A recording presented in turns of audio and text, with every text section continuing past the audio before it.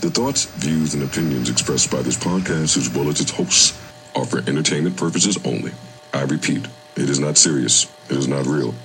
No one is exposing, revealing, indicting, or telling you anything about themselves. Also, we do not encourage you to try this at home. We are trained professionals who do not have your best interests at heart, or our own.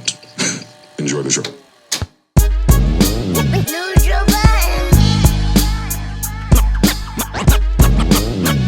Microphone check, 1, 2, what is this? The JBB back to business. I guess right now we should start the show. Yes, sir. Yo. Phones up. Last looks. All right, Mark brushed his hair. Yeah. So you gonna get? Nah, for real. When I first seen Mark, his hair wasn't brushed. I was like, all right, I'm gonna see if he brushed it before we go on. I brushed it, put on a hoodie. You know. You looking good. Yeah, you got good. to change clothes. Yeah, I had to do something. Right? Got your school clothes on? Well, you know what it is? I couldn't go to the barber this week. I had to cancel my barber appointment, and I had to, I've been tied up, so I didn't get to do my normal routine. That shit is annoying, insane. Because I hit my barber like, yo, I'm trying to slide through. He said, I'm in Jamaica. You was just in Cancun 2 weeks ago. Yeah, they Now ain't no so. Get back to work. got responsibilities, right? Yeah, they living their life around the pod. They should. Well, that's the problem. Well, you know what? That's part of the problem right there. Exactly. Stupid barber. Yeah, you're a barber. You need to be in there. I need to get right. No. You don't got a plan B? No, I do. cool. Gotcha. Yo, update your lifestyle, yo. Cool. Gotta have a plan. Update your lifestyle. Got it. Plan I B. told you about going to the barbershop years ago. You still want to go in there and shoot the shits. Have them come on over, put the kids up to bed, get the little chair. I ordered one from Instagram. They robbed me. It still ain't here. You ordered a barber chair It for been the a crib? year. Yeah. Nice. I ain't even gonna say the name of the chair, but I ordered it. Trash? They told me it would You don't be, got the lean back? They told Got the me it lean would back be. and all that? It has everything. They that's told, fire. but I don't have it. It's not fire. They told me it would come. It's just like, I fell for one of them Instagram. Why did you buy it on Instagram? Oh my God. Well, no, it was one of them Instagram ads, but my barber gassed it. My barber that comes to my house, he gassed it. So I bought it instead of we using the restoration hardware chair. Yeah. So I ordered the chair. They told me it would come in 6 months. In 8 months, it never came. Yeah, So I emailed them. Where the f was that coming from? You getting it made? What you think? Over there. Your man, Big T. What you talking about? On a boat somewhere right now. Right now on the shit coming across the Pacific right now. If you're ordering furniture, Yeah. Be prepared to wait. be prepared Yeah, to, true. Yeah, to 6 to 8 wait. months is normal. Yeah. Yeah, if you're ordering furniture, that's very normal. So The I pit, you didn't could take bat it home same day. Yeah, you should work the but I Bobs. keep telling you, the pit days are over. Thank God. I keep Thank God, right? I keep trying to find different ways to let you know, but nothing is effective. They told me 6 months, 8 months. I emailed them. Where my shit at? They emailed me back. We've been trying to get in touch with you. No, you wasn't. No, you wasn't. But we're having trouble where we get our materials from because of the tariffs. We're done. Luckily, we found a new spot to get our materials from. We're gonna ship this out In 6 more months. in 16 weeks. 4 more months. 4 more months. Yo, you know what? Hey, yo, some even if you rob me, I'm cool with it. Sometimes. You got it. Like, You got to communicate. Yo, Right. you got it, big dog. So they got me. It is what it is, but There you go. What's the most normal thing you do then? If you don't go to the barber shop, right? And I go to the barber shop, but I make a private appointment, so I ain't got to do some of the shenanigans. So I can still feel normal. Like, what's the normal thing you do? Oh, these niggas got too much Like, money. like your I hear them. what? no, we invest our money properly Oh, okay. Oh. Don't start. versus y'all. You don't start.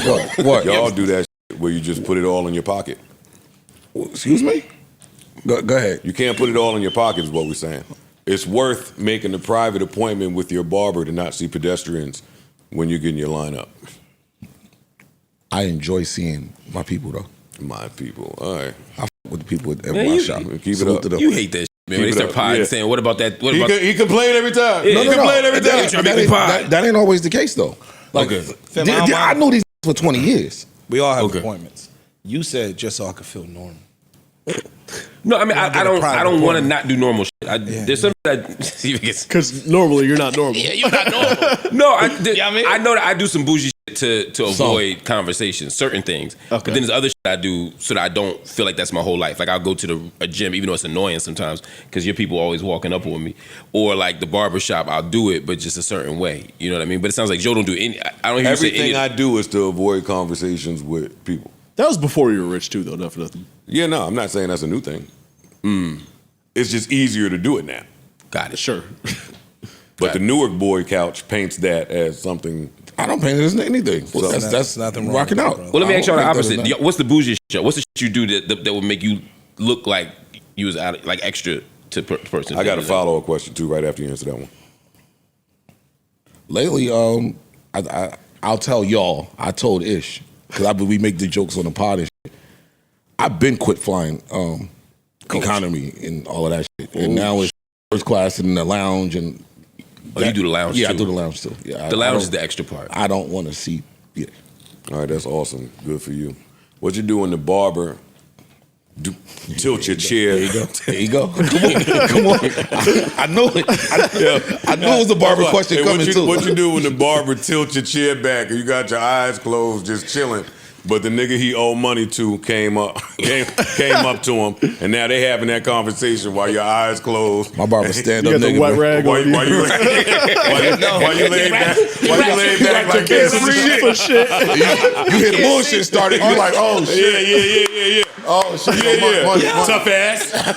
Mister, I like my people. What you do then? Nigga go from giving you the eucalyptus. Word is born, my nigga. I'm telling you. When I was going Y'all to my don't fuck with me. Fuck that you got somebody in the chair, my nigga. Where my bread at? No, when I was being regular, see, trying to be regular, trying to be regular, get you robbed. Yes. Beat up, all type of shit. I was going to my little Patterson barbershop. I was lean back. I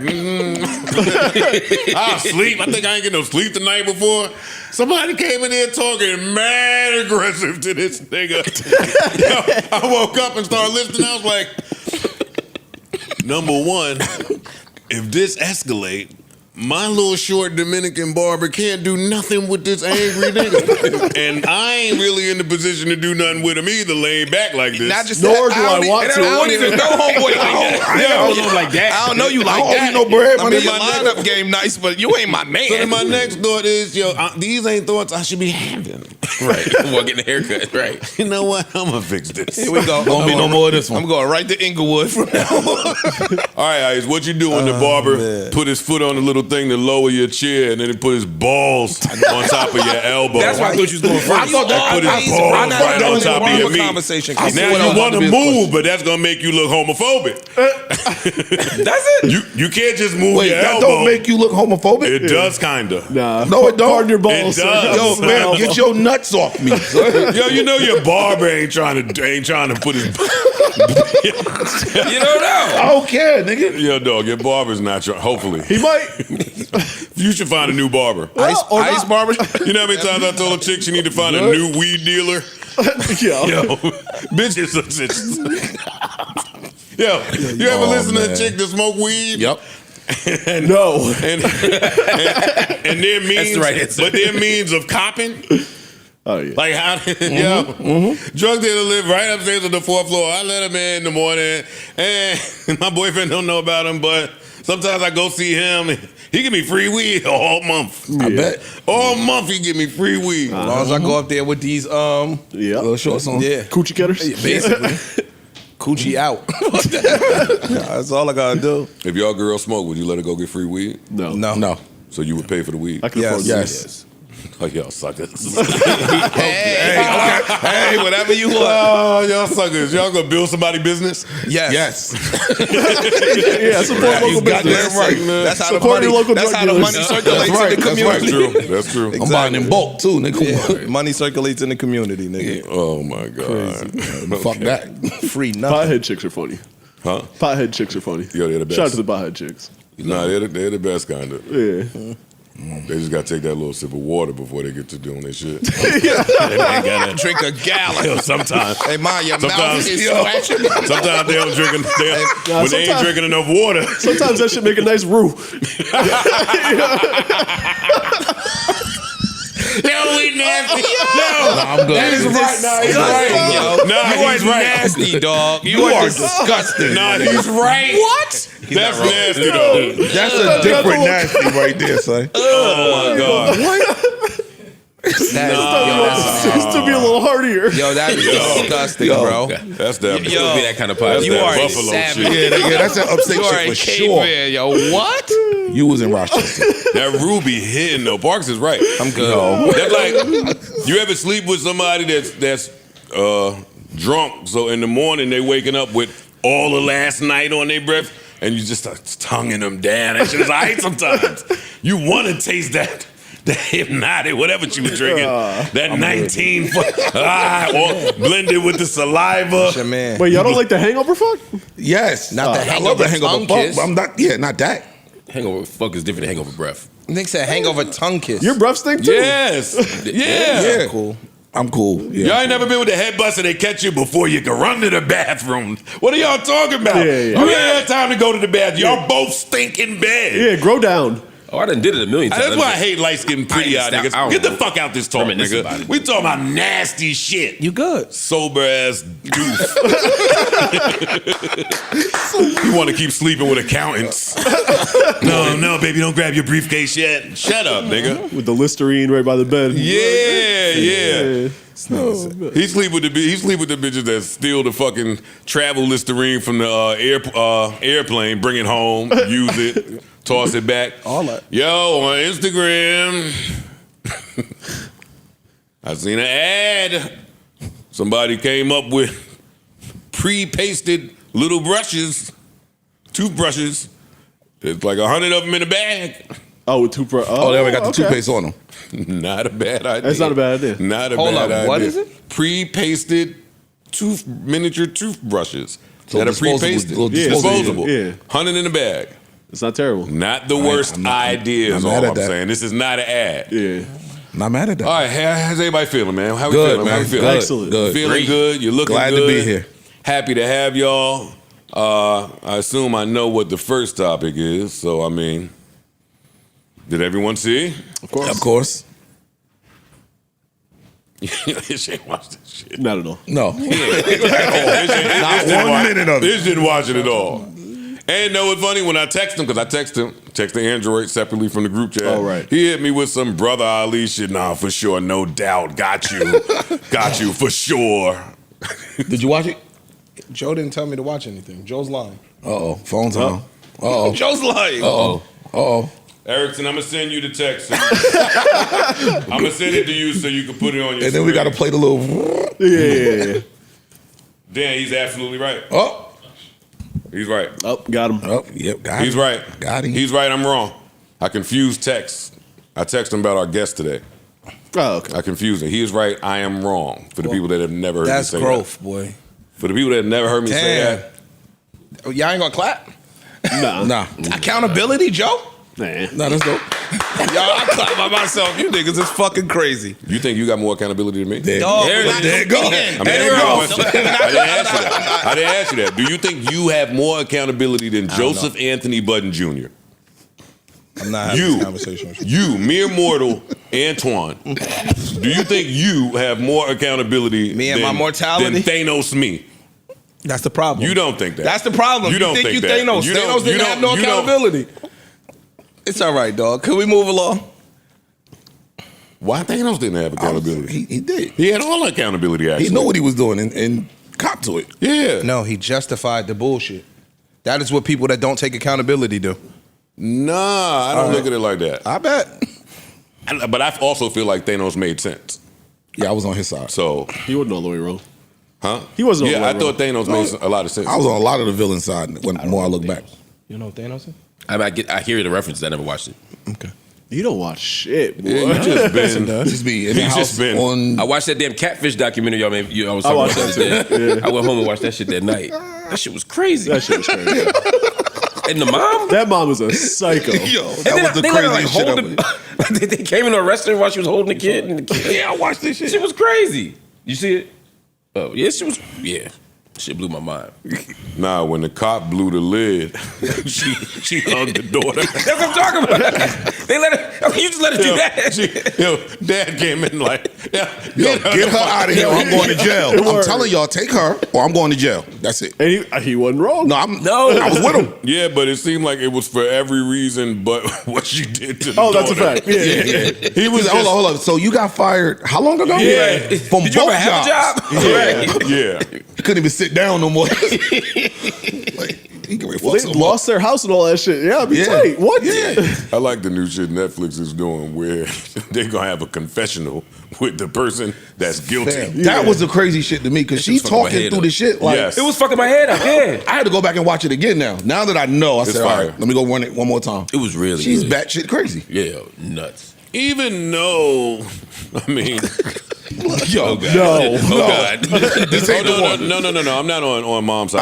All right. I'm not doing the play, listen to both sides thing. Yeah. I'm saying, even though all that was going on and neither parent bothered to change her phone number. That was a So that really was the tall tale here.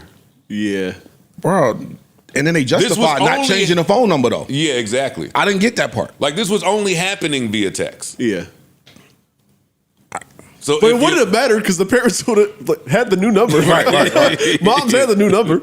Moms was wilding. Moms done went hit the new girl. Yo, the new girl moms. You hit the new girlfriend. I mean, the new girlfriend's mom. Yeah. You got him looking smutty in the street. Yeah.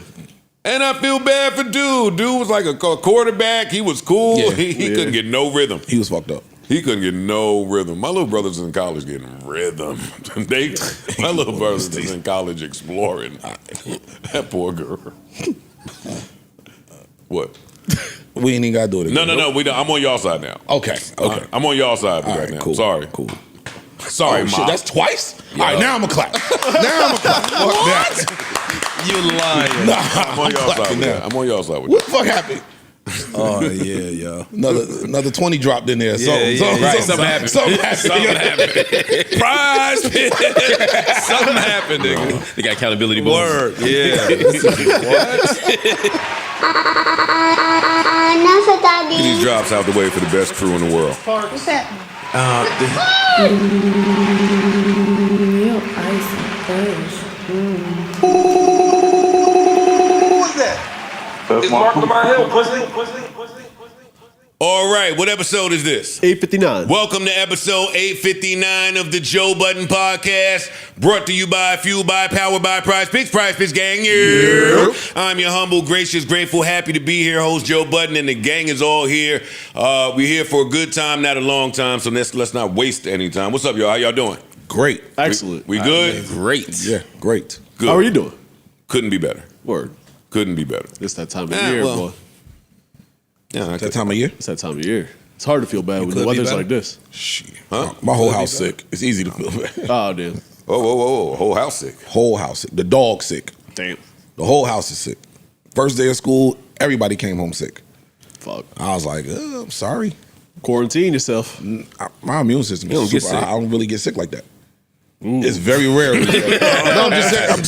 Super flex. It's dope because now Super flex. somebody could be okay. Flex Like my on girl's the sick, freeze. the kids sick, everybody sick. Yeah, but what about your immune system? Tell him. My shit is all right. Stop man. playing with Freeze, yo. Y'all thought he had a All right. regular immune system. Nah, he nah. he don't, Freeze. huh? Clock I ain't get the back. X-ray vision, but it helped my immune system. Well, wait, that's Straight where that list ends of things you didn't get? No, I was trying to get. Remember the lights thing?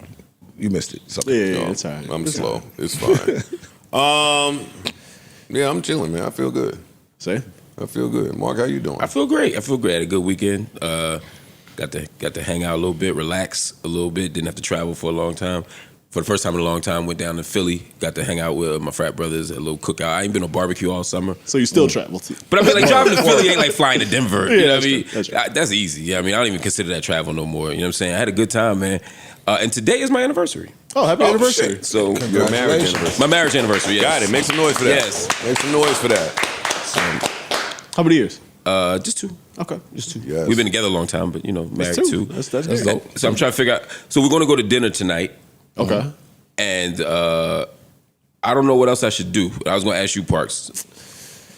Because you don't you do gifts. You don't do gifts. Nah, they do that. They have that thing where you're supposed to like do a wood thing and a paper thing. I don't do that. We don't do that shit. Okay. I can see through this. A nice dinner date. He talking about I think that's his marriage, so I can't even say my jokes. No, go ahead.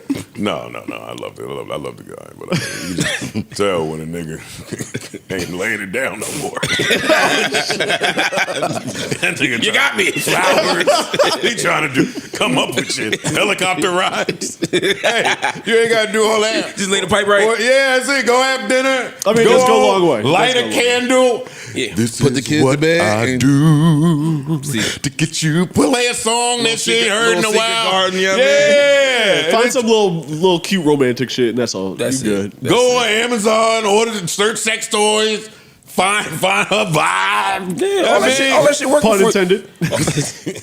All that shit work before you get married. Okay. You know? Speak to it. Nigga, lay the ring down. I'm out of my world. Speak to it. I'm out of my world. Out of my world. Yeah, just find some cute romantic shit. I think that'll go That's a good long way. enough. That's what I think. I don't think. I think we're on the same wavelength on shit like that. But I just wanted to make sure there wasn't no major marriage anniversary shit I was missing. Yeah, I was never a fan of that whole gift, paper, wood, silver thing. That's weird to me. Yeah, I'm good on that. Okay. You're supposed to. It's like a different material for every year Every that year. you're married. Every Old single traditional year? shit. I I thought thought it's 5, 10 like that. Nah. No, it's every Nah, year. it's every Every year. year. Really? Every Yeah. year. Oh damn. That falls under like the every day is a holiday internet thing to me, where it's like, is this a real thing or is this something the internet made up to make us do some extra shit? Construct. Yeah, Caught my that nigga part. Corey. Bullshit. Corey think everything a construct. Does. He's like, modern medicine is a construct. I mean, He over there nodding now. Yeah, exactly. I'm good. Second anniversary gift is supposed to be cotton. That's the traditional. Cotton. Whoa. Whoa. Yo, you cool? I'm telling you what this shit Yo, say, you bro. cool? I pulled up the list. You on Massa.com? Oh yeah. I forgot. Yo, your algorithms are different than ours. Oh, speaking of algorithms, I watched all the cult docs this weekend, and my algorithms are fucked up now. Oh, My good for you. YouTube is insane right now. What's your favorite cult? One thing you saw? you building the pyramid? He ain't get there yet. go right there. What was the best one? The best one I think was the HBO one. I think it was People. People did it. Yeah, that was the best one. Oh, that's a good one. Is that the Yeah. name of it? People did it? It was a People cult. People, the magazine did a whole. It's a whole series Oh, about that- cults, that- but oh, they yeah, I did a watched- specific one about Mark's experience. Oh, say less. Say less. Because I still ain't read about Miz. I sent y'all the links. residuals? I thought I saw you in the background of one of the pictures, but I wasn't sure. I still It didn't could read have about been. Miz. It could have been. Residuals. I will be watching this tonight. Yeah. Get royalties off the dock. Only residual got his hepatitis, man. That shit sounded insane. Though. Don't say that ever again. But I'm glad you're all right. That shit sounded crazy. Yeah, they did some. They did some awful things. Like I said, nothing awful happened to me, so I didn't leave with anything that I ain't come with. But, Were you there to the end? You're still a survivor. Not the exact end. I left like maybe like 8 months before, 9 months before. something. Like I got the call from Philly, like, yo, they locked him up. They got him. Oh, okay. Yeah, I got the call. I was in Philly with some. You were Philly cool kids. with the alien part? Yeah. Gotcha. Yeah. Gotcha. Yeah. I mean, Especially the Atlanta chapters, right? I'm not trying to be funny. because like AT aliens? No, but that shit was big in Atlanta. Yeah, it was big. It was big everywhere. I mean, you know what it was? It was like I believed it was possible. I think stuff is possible. Sure. There's no reason to believe aliens aren't possible. There's no science to refute it. Now, if there was science to refute it or thousands of years of evidence to refute it, I would feel differently. But if it's the idea that there's something in the world that I don't know, sure. Got it. Yeah, I was with it, you know. I think you guys should watch the docs. That's why I said, No, I told How many you. did Now you I'm watch? good.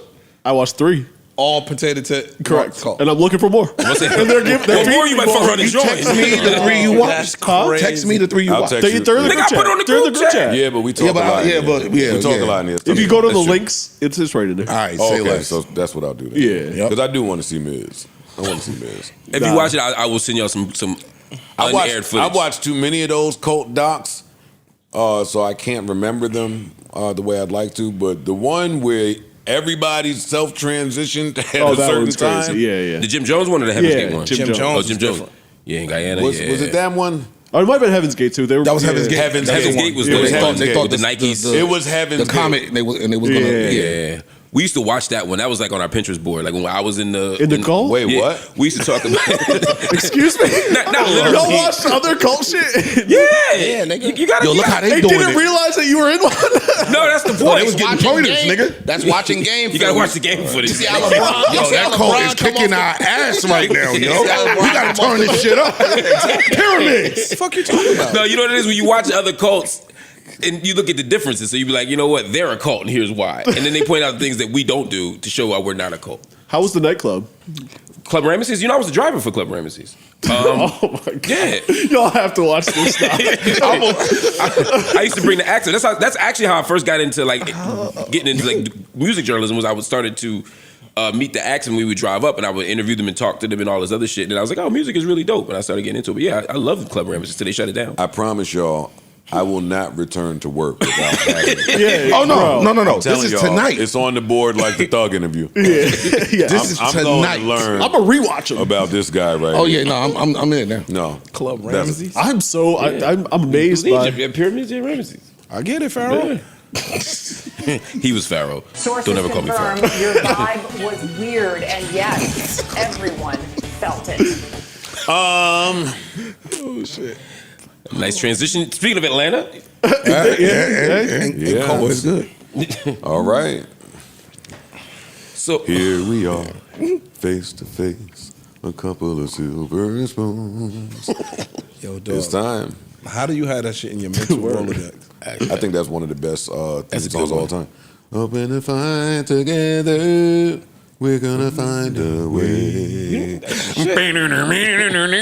And homeboy that wrote that, I think, wrote like 17 of our favorite theme song. Most of the jingles were written by a handful of people. yeah, including Alan Thicke. He had slaps. Yeah, facts. Yeah, he had slaps. Carole King wrote a lot Carole too. King, I think. yeah. I'm a Johnny fan. Mathis. I'm a fan Yeah. of that type of stuff. Yo, that whole all of them, Family Ties, all of them. Those shit was all slaps. They were slaps, yo. Yeah, I actually fuck And with all that's Carole King money. bodied the Gilmore Girls theme song. That's Carole King is like one of the greatest songwriters of the Yeah, she's century. fine. Yeah. Dog, the facts of life. Yeah, it's a good one. Like these are slaps. Yeah.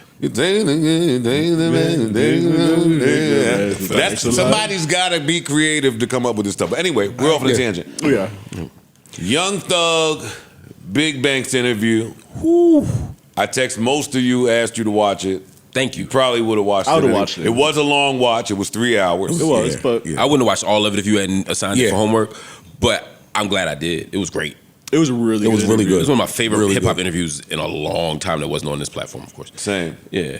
Same. Also, And yo, when all right, so the first 30 seconds, I was like, what the fuck Joe got me watching, right? Because I was like, I wanted to hear Thug, but I was like, who is this interviewer? Because I was like, this don't seem like a traditional interview. He was amazing. He was amazing. so what I saw was a lot of my people that I know from Atlanta, even before this was announced, saying, "Yo, Bank got to be the one to interview Thug."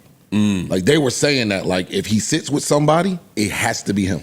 Got you. So I didn't know why. 'Cause I'm not familiar either, but I understood once I watched it. Well, He bodied it. without knowing any of that, right? Just seeing him, like I'm familiar with him from Big Facts. Okay. But him by himself with all this knowledge, this wealth of knowledge of all this Atlanta shit.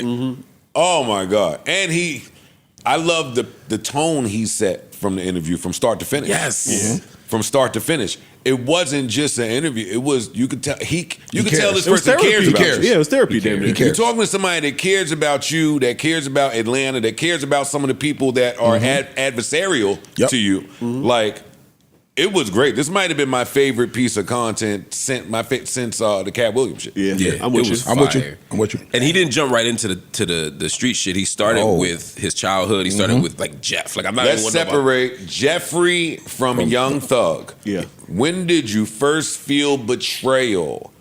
What was your upbringing like? He asked him his first memory. his first Like, memory. I was like, that's a good motherfucker. Like, Yeah, I that's was when I from was there. just like, yeah, I'm locked in. Immediately, I'm like, okay, not only has Bank been to therapy, but he's conducting a class. He's conducting a class in front of us. He did. Yeah. We're not even starting this like an interview. We want to get to the start. Most therapists will start at the tippy top, and let's see where you became you at. And when he told that story of his brother getting killed in front of him. Yeah, that's crazy. And how he made sense of it. Because the story went in a direction I didn't expect in terms of how his brother died. Right. And it was tragic and it was awful. But to hear him talk about what he saw and what he had to witness and how that set him on his course, this explains so much to me. And it also explains the kind of healing we got to do. But that shit was fire. Yeah, what he took from that, Right. I don't even. It's so many places. It's so much I took from this sit down. I don't even know where I want to start. But what he took from that, even with the story about his sister, him wearing his sister's clothes. Yeah. And then she had to damn near drop out of school. It's like he's painting a very vivid picture up top. Yeah. And what he took from that, like when he watched his brother die, like he took that as the holy grail. Yeah. Of this is how we rocking now. Yeah. I want to start with one. I feel him. Mm-hmm. Like now that he's spoken for himself. Me too. He said a lot. All of the interviews I saw. He went over a lot. And even if I disagree with some of the things that he said and some of his trains of thought, you can see how he got there. I feel him. I understand. You can see how he got there. And understand how he got there. It's not foreign to me. Also, I want to say he's brilliant. Yeah. And solid. Yo, Yes. I'm not gonna lie. He is brilliant. The shit that I saw, like you saying, I was feeling it. Like I'm rocking with the nigga. Like, Yeah. he just seemed like I would befriend him. Yeah. Like if I grew up around him, like you know what I mean, that would have been my man. Like yo, we'd have been, you know what I'm saying? Cool. I would have stayed far the fuck away from him. However, You'd respected him. he's brilliant. Like,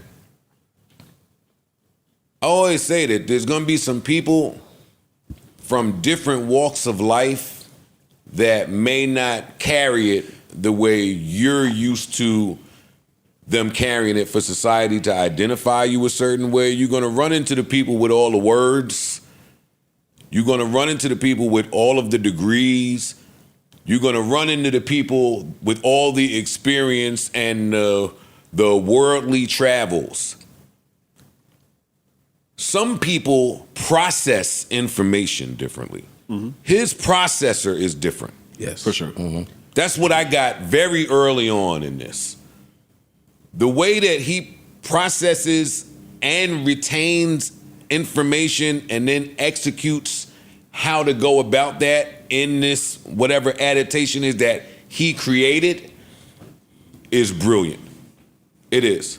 From all of that street shit to carrying it to all of the record label shit To the business, to identifying talent to helping the talent to helping. That's the other thing that stood out for me about him. And he said it. You can tell that he gets off helping others. Yes. Yep. Yeah. Yep. And it makes sense of a lot of the phone calls that we've seen in regards to looking at people funny for not putting people on. You know, hearing it, people were alarmed and how dare you talk about so and so like this, but he's really about that. Yeah. That's who he is. And this whole interview, my main thing is like how absolutely necessary it was. Like we've been sitting here tearing them apart for all these phone conversations and tweets and all that shit, but it's easy to do that if you don't know the whole picture. Or if you don't have everything in its entirety. Ain't you nobody just heard get a his little- side. Yeah. Yeah, Right. we gotta hear his Pieces. side. Yeah. Or his story, really. Yeah. Yeah. I Like agree. fuck the sides in whatever beefs he's going through. Like, what's your story? Right. He got that out the way quick for me. I wasn't even there for that. Like, listen, he said, well, I'm not quoting him, but he basically said, there were days in there that I was hopeless and I didn't have optimism. Yeah. And I lost track of who I was, my character, and I was just talking. Yeah. I appreciated that. Yeah. Honesty. Accountability. Accountability. Accountability, bro. Vulnerability. Yeah. Vulnerability. I totally understood that. Go ahead. No, go ahead. One of the takeaways for me, because prior to the interview, he was getting killed online for saying, on one hand, it was, I didn't tell my brother to take the plea. On the conversation with 21 Savage, no, I didn't tell him to take that plea. And then he says he told him. So they like, oh, he's lying. Here's proof right here. His credibility is shot. The way he addressed that, a person who ain't never been in that won't even understand it. Right. Like he broke it down. Yo, dog, if I'm on the phone with this nigga and I say, yes, I told him to take the plea, that's another charge. Right. Yeah. So I got it. He don't even know the question he asking me. I gotta say no. Right. Like I just like how he put a lot of shit to bed. Yeah. Like and some people might not believe him. That could be I believed him, but I can see. I believed him. Yeah. I believed him. But I'm just saying, at the very least, that was the best answer I could have imagined. I didn't know what he was going to say to address I believed him 100% in that. Me too. If I know what's happening and I say this, I'm already looking at this right here. Right. I've been talking to my lawyer. My lawyer is him. Yeah. Yeah, I know not to say that. Yeah. You know what I'm saying? My worry was if he could, because he was saying now the trial's over, he can say that. And I was like, can you? I was more worried about him getting into more trouble afterward. That's the only thing I was worried about with him having that conversation. But I believed him. And like I said, I didn't expect that good of an answer for anything. Me neither. And it sounds like he's very aware of whether it's from his lawyer or not. Like he's aware of what's legal and not legal. At stake. It sounds like he's got great guidance and a great head on his shoulders in general. Like, so I wouldn't worry about that so much. I said, now I'm super tight. I ain't watched that shit. But all the clips that I saw, they kind of resonated with me. And he sound like sometimes when somebody gets to a certain level of success and you hear them speak, you be like, I can see detached a little bit. Yeah, I could see how he could get to a certain level of success. I see how he could also be a leader of people. Yeah. Like some people that could really, really speak, bro, like, not trying to be funny, all that cult shit, a lot of times when you see politicians, pimps, preachers, they can speak really, really well to where they'll pull you in, and I can see how he could have a following. Yeah, if you were taking the time to understand everything he was trying to say, there were some points where he was just talking in our language.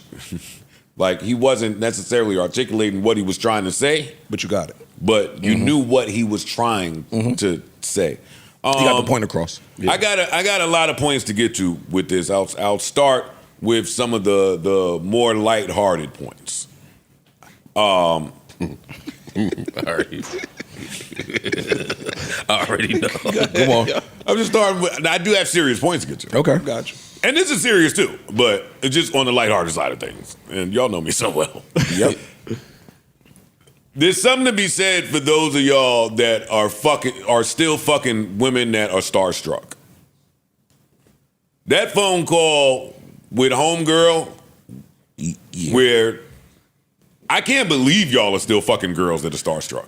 I will say though, I'm with you. In that particular phone call though, he's locked up.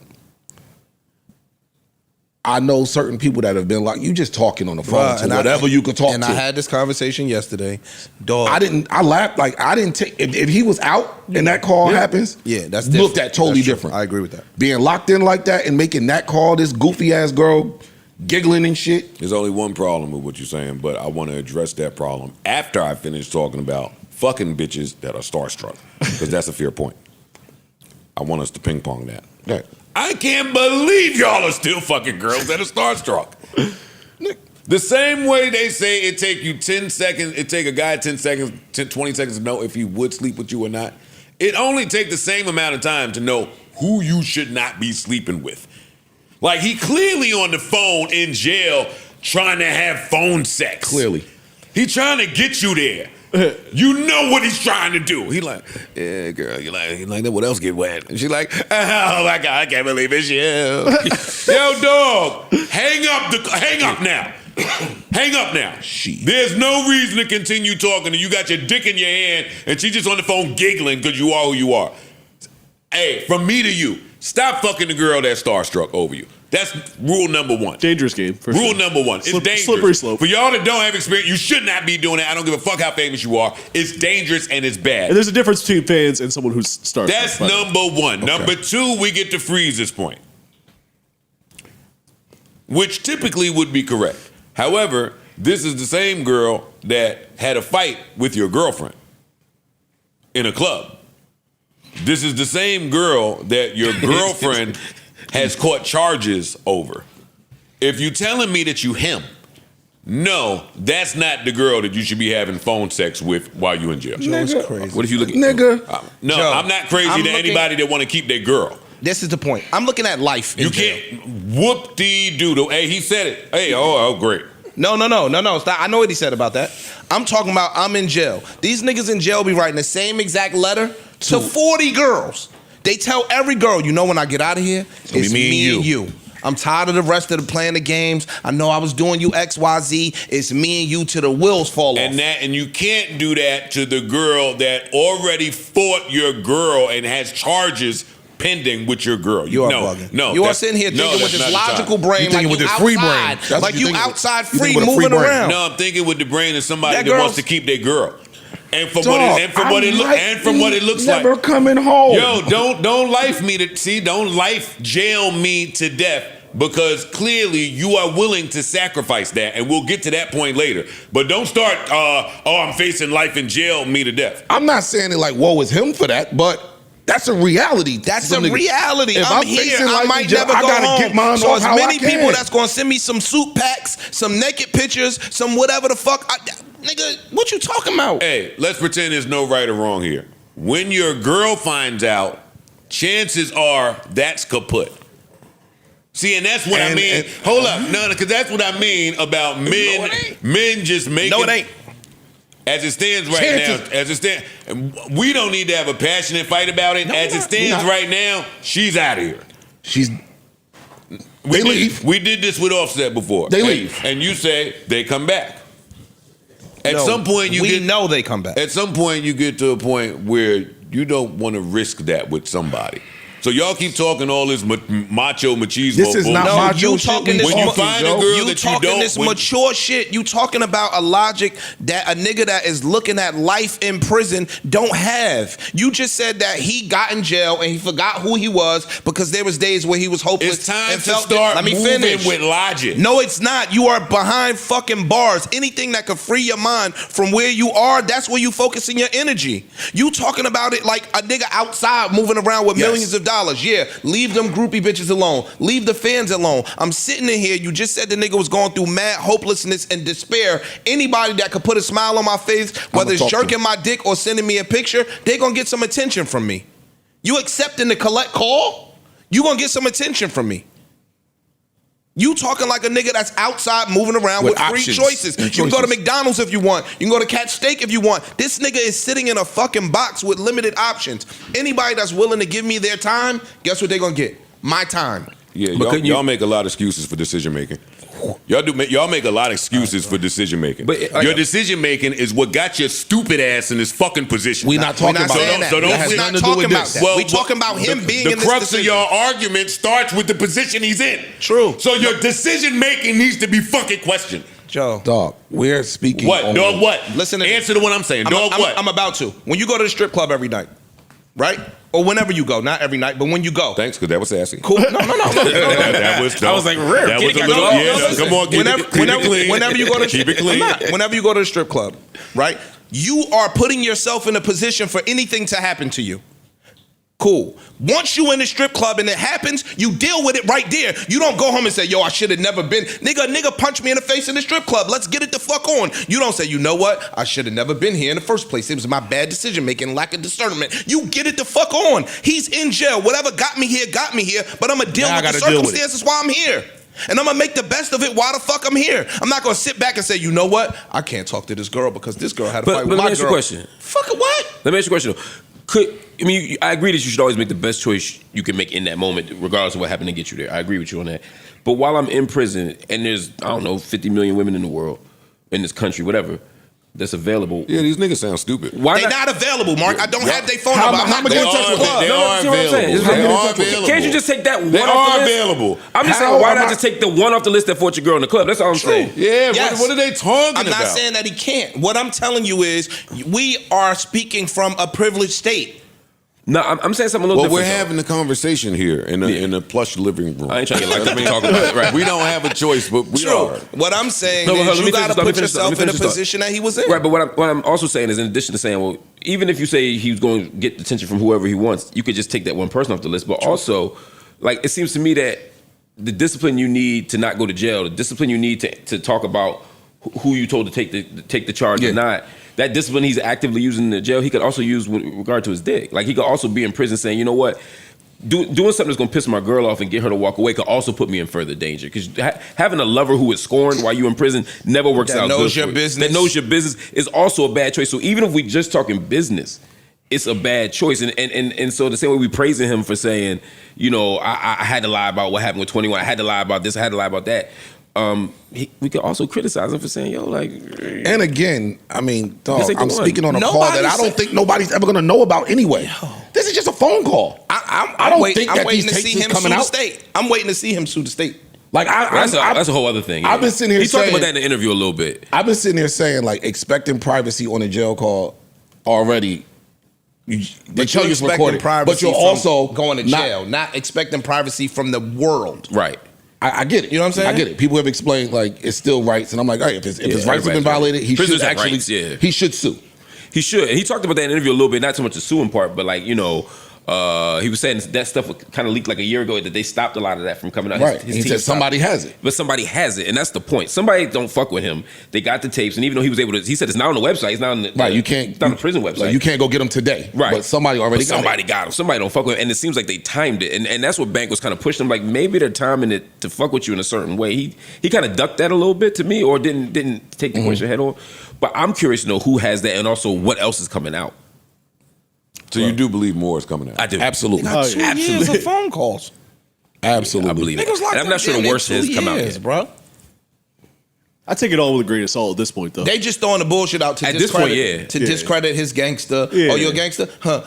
This not gangster shit, bro. We never know what the fuck he was talking about on them phone calls and to whom. Well, that's the other thing that I'm a huge fan of in listening to him, and just men across the country that put some type of stock, or I'm saying that wrong, that put all of the stock in just being a man. I admire that. Now, how that comes through for each individual is different. Sure. So then it starts becoming about what is your perception of being a man. Yeah. Mm-hmm. We're not a monolith. We're not a monolith. But it starts at being able to put tons of stock in being a man. For sure. Mm-hmm. Like there's some people that is old school now. All you have is your balls and your word. That's an old school thing, but it means something. You can tell listening to him that if you take everything off the table, being a man has a lot of value. Right. Yeah. Sure. And for him, what I took from him was that starts at taking care of your family. Yeah. He reiterated that a lot. Yeah. It starts there. He mentioned it when he was talking about his back and forth with Lucci. Mm-hmm. He said, yo, I told him I would do something to him if not for how he took care of his family. I wasn't trolling. I meant that. He is important, how he provides, how he takes his kids to school. He said the same thing with P, who he said Oppie shit about, but he said, I like that about P. He's taking care of his kid, his family. I love that about Thug. For my civilian ass, it contradicts street code. Because I would think that you need to be there. Step one is being there for your family. I would love to ask him how he honors that so much, but is willing to sacrifice it for so little. That's one of the conundrums I've always had with street niggas. It's a great area. It's a great area. Like, let's just say hypothetically your kids were starving. Like you lost your job and you had to put food on the table for your kids. You're willing to risk it. You would go do a crime that could potentially take you away from your kids to feed your kids. You get what I'm saying? So it's a real gray area that's not so black and white. But we got to start telling the truth with a lot of the crimes are not for that. No, right. Bro, that's a and there's other options. And these kids are not starving. No, I'm and talking you're about still it's a doing hypothetical that I just put out. Like, I get what you're saying. You get what I'm saying? I understand what you're saying. I'm following you. Yeah. But there is other options to doing a crime. It's rarely the only some option. people you know what it is? The other options might take a little bit longer. They're gonna take longer. Yeah. And my kids are gotta hungry eat right now. today. Or their pride hits. My kid got to eat today. Or My their kid pride has hits. to A lot of eat people today. aren't willing to go get the 9 to 5 or Yeah. get the public assistance or do some of the things that you might That's have to exactly do. That right. My kid hungry it's today. a pride hit. Yeah. My kid is hungry today. Right. And again, it The- could be the a eviction notice- It the could be a 3-day 9 notice to is on the 5 door person. now. It could be a 9 to 5 person do. that had a We job. go to prison, nigga. Chin up. Fuck that, nigga. If we go to prison for the rest of our life, whoop de do. We go to prison, nigga. See, that don't exist. This statement. Oh shit, sorry. Chin up. Fuck that, nigga. If we go to prison for the rest of our life, whoop de do. We go to prison, nigga. That statement don't exist in the universe I'm talking about. I understand what you're saying. Again, I'm not disagreeing with what you're saying. I'm saying for a lot How of people. cavalier that statement is even made. Whoop-de-doo. It's Where like, I come from, Go ahead, I understand that we come from two different places. Saying, but go ahead. Like I'm having this conversation from where I come from. Mm-hmm. There is no such thing as, and I think that our black leaders should start spreading a different message than if I throw my whole life away, whoop-de-doo. And what are the virtues that I'm willing to do that over? Sure. That we need a redo in that. Sure. We do need a redo in that. I agree. But he's speaking not to us. He's saying to those that choose to play this game, you know what you're signing up for. You can't get in the game and now try to back now that shit got hot. You want to go against the rules. If this is the risk. You know the risk when you sign up for this game. You play it. If that happens, it happens. That's the way he's explaining that, and I get that. I get that part. And that's why I don't agree with it because I'm not a street nigga. And that's but why those who play that game, like, yo, this is what you sign up for. If you sign up for it, you there got is to do a it. chance Sign up for it, you bro. could go. And you got to stand on it. That's why you got to phrases- stand Hey, yo, on my it. nigga, if you play football all your life, guess what's a possibility? You can get CTE. Injury, concussions. Yeah. You can get CTE. You could get paralyzed. That's just a more bullshit message that we spread. I'm to not the black disagreeing. community. I agree with that. I'm It's not. bullshit, though. We are in agreement with what the message should be and should not be. I'm not disagreeing with you, but If you play football, you can also wake up one day and be Calvin Johnson. true. The only option is not. If you in the streets, you can wake up one day and be Hove. But that's what I'm. But that would contradict that. That would contradict that. I'm lost. I'm sick Yeah, of I'm hearing, lost. the niggas that's in the street. That's the game you chose. That's the life you picked.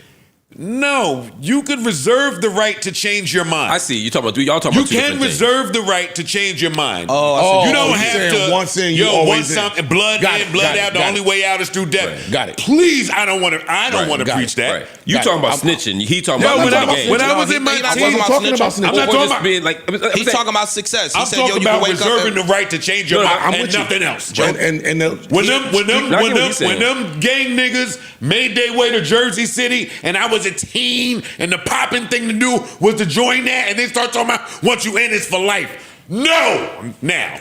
But you was now. talking about something different. You talked about the Calvin Johnson point, like, yo, if you take a risk and play football, yeah, CTE is on one hand, but you could wake up and be Patrick Mahomes on the other hand. Ice is saying, yo, when you into the street life, yeah, jail or death is on one hand, but there's also possibility for success on the other hand, and Or that's you can what, walk away from and it. that's what I think niggas the is Calvin doing. Johnson reference was walking away before Yeah, you get to the point of Yeah, CTE. that's And so that's to the Ice's whole point, he point. brought in Jay-Z. I walked Right. away. Hove ain't go to jail. Right. Hove ain't caught no RICO charges or nothing. I see what you're saying. He went legit. But I think the message should be The and I law know of it's the disagreeable, game. just don't go in the game at all then.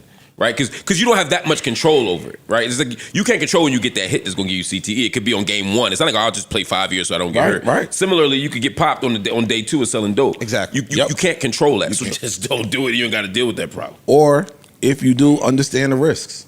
Yeah. Like that's what I took from it. Like, yo, understand it is possible that this could happen. Now that it happens, don't try to shy away from it.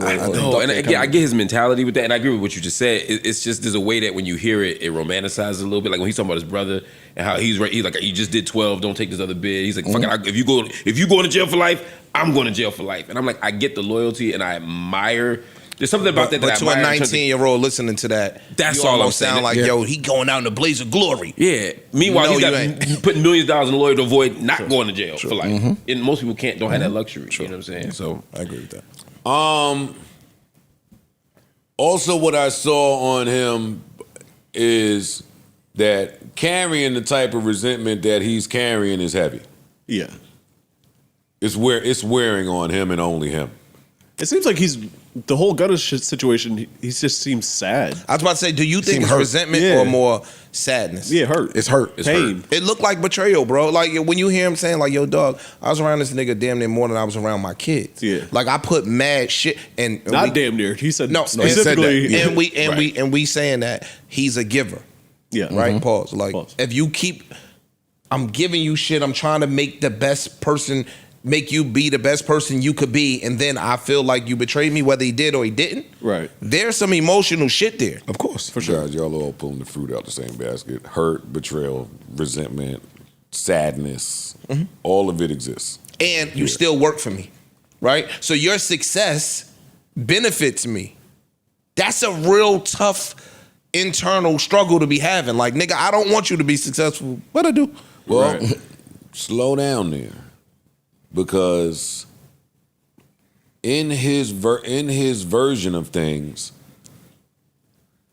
it's a lot more love and a lot less business. So he's saying multiple times how he's never made a dime off of Gunna's business. He said all he's done is spent money. Yeah. Actually, let me start here. I understand his beef with Gunna now that he has explained it. Yeah. I do not agree with it. I understand it. I don't agree with it. Gotcha. But I understand it. And if I'm in his shoes, I might have that same beef. In his mind, whatever was said on that Alfred plea could have been used in court, and it could have hurt me. And had this gone to trial, that Alfred plea would have come up. That's how he's carrying it. Yeah. 1. 2, the hurt and the resentment. He said he paid for half Gunna's mother's house that he bought, the car for the brother, the chain. I took care of all your people for you. Everything. Yeah. And let you present it however you wanted to present it. Yeah. I invested all my money in you. I made you a millionaire. You did the Alfred plea. You didn't communicate with me about it. Like, you don't think you owe me an explanation. That's what he kept saying. Yeah. You don't think for as tight, hold on, let me just finish. Yeah. For as tight as we were, for you to do that, 1, you don't think you owe me an explanation. 2, if we don't talk, you got out and didn't go by my mom's house. Right. Yeah. You got out and didn't go drop some money off to my family. That was big. So I identified with him in that. Or I can identify with that. Hey, anybody in the world can say whatever they want. I'm talking about him to Gunna. You should be the last person. Now, let me just offer a little bit of pushback. 1, how? What? Look, go ahead. 1, he did say, I don't, because Bank asked him, are you open to a conversation? He said no. He said no. So how do I explain this to you if you won't have a conversation with me? 1. 2, the part about my mom house and all of that, right? Gunna immediately got out and everybody was on his head. So maybe me popping up at your mom house around your people might not be a good idea. It's ways to get the money. You can get the money to my family without you personally. They got electronics. Nigga, you could get the money. You can have a somebody else drop it woman. off You for can you. have a courier take a check to my mother's Okay. house. bank wire. That's true. That's true. That's true. No, Do it right you from your phone. You need the information for a bank wire. Listen, go I take tap this on that. cash. I tap on that one. he said it sounded like his dad put him on a group chat. He could get the information. Like I said, I tap. Y'all use correct. I my stand bill- there. some Nigga, They'll take it. I They'll find a helped way. buy your mother's house. Yeah. My nigga, you know I'm spending millions of dollars because it was a bunch of them And they niggas seized a lot of his shit. It was a bunch of them niggas on trial, that part too. But it was a bunch of them niggas on trial. Yeah. So it wasn't like I'm just paying for myself. He potentially, seeing who he is as a provider, Yeah. is paying for mad niggas 28 trial. defendants on this shit. Yeah. Nigga, go. And Gunna said, I want to highlight that. Yo, my dad put us both on a group thread against my wishes, but now you got my new number. You know how to reach me. Yeah. You know how to move with some of this stuff, and it's just not being done. And your album went crazy when you first got out. You went on tour. You successful. Niggas, go drop $1 million. Go drop 100,000, 200,000, whatever the fuck you gonna drop off. Drop it off to my mother. I'm with you. It could be a courier. You don't have to speak to my mother. My mother might not want nothing to say to you, have anything to say to you. You could drop some money off. You could drop some assistance off. If I've He's been right about that all for that. you. He's He's right, bro. He's right about that. He's right, bro. Like I said, I stand down. Y'all are correct in that one. I feel him on that. I'm not saying he's right. I feel him. I understand him. And in his position, maybe I say the same thing. In my position, I can't say that. Tell me why. Why? Ooh, wait. Go ahead. I got For the some same reason that I condemned Shotty and them for what they went through with 6ix9ine. Y'all inherited someone that was not from where y'all are from, was not street, didn't know these codes, lived by these codes. Y'all painted him to be a certain way. And when it came time for shit to get thick, he revealed who he is, which was a little Mexican kid from the outskirts of Brooklyn or whatever. Not this. So now, Different scenario. That's different. And I'd love to Let him finish, please. I'd Let him love finish. to finish. Let him finish. We just talking. Yeah. Thug goes on to say, everything I did for you was because your dad was my OG. That's why I'm looking out for you this way. Before he died, he told me, yo, take care of my son. Wherever you go, take him with you. I'm following the orders given to me. The fuck? In that, if you was that tight with his father, because that is how you painted it, and y'all had that talk about this kid, then this kid is not next to you because he's so street. Actually, it's quite the opposite. This kid is with you because dad said, hey, you know what time it is. Look out for this one. He actually went on to say, see, this is where he contradicted himself a few times. He went on to say, I'm judging you like a street nigga.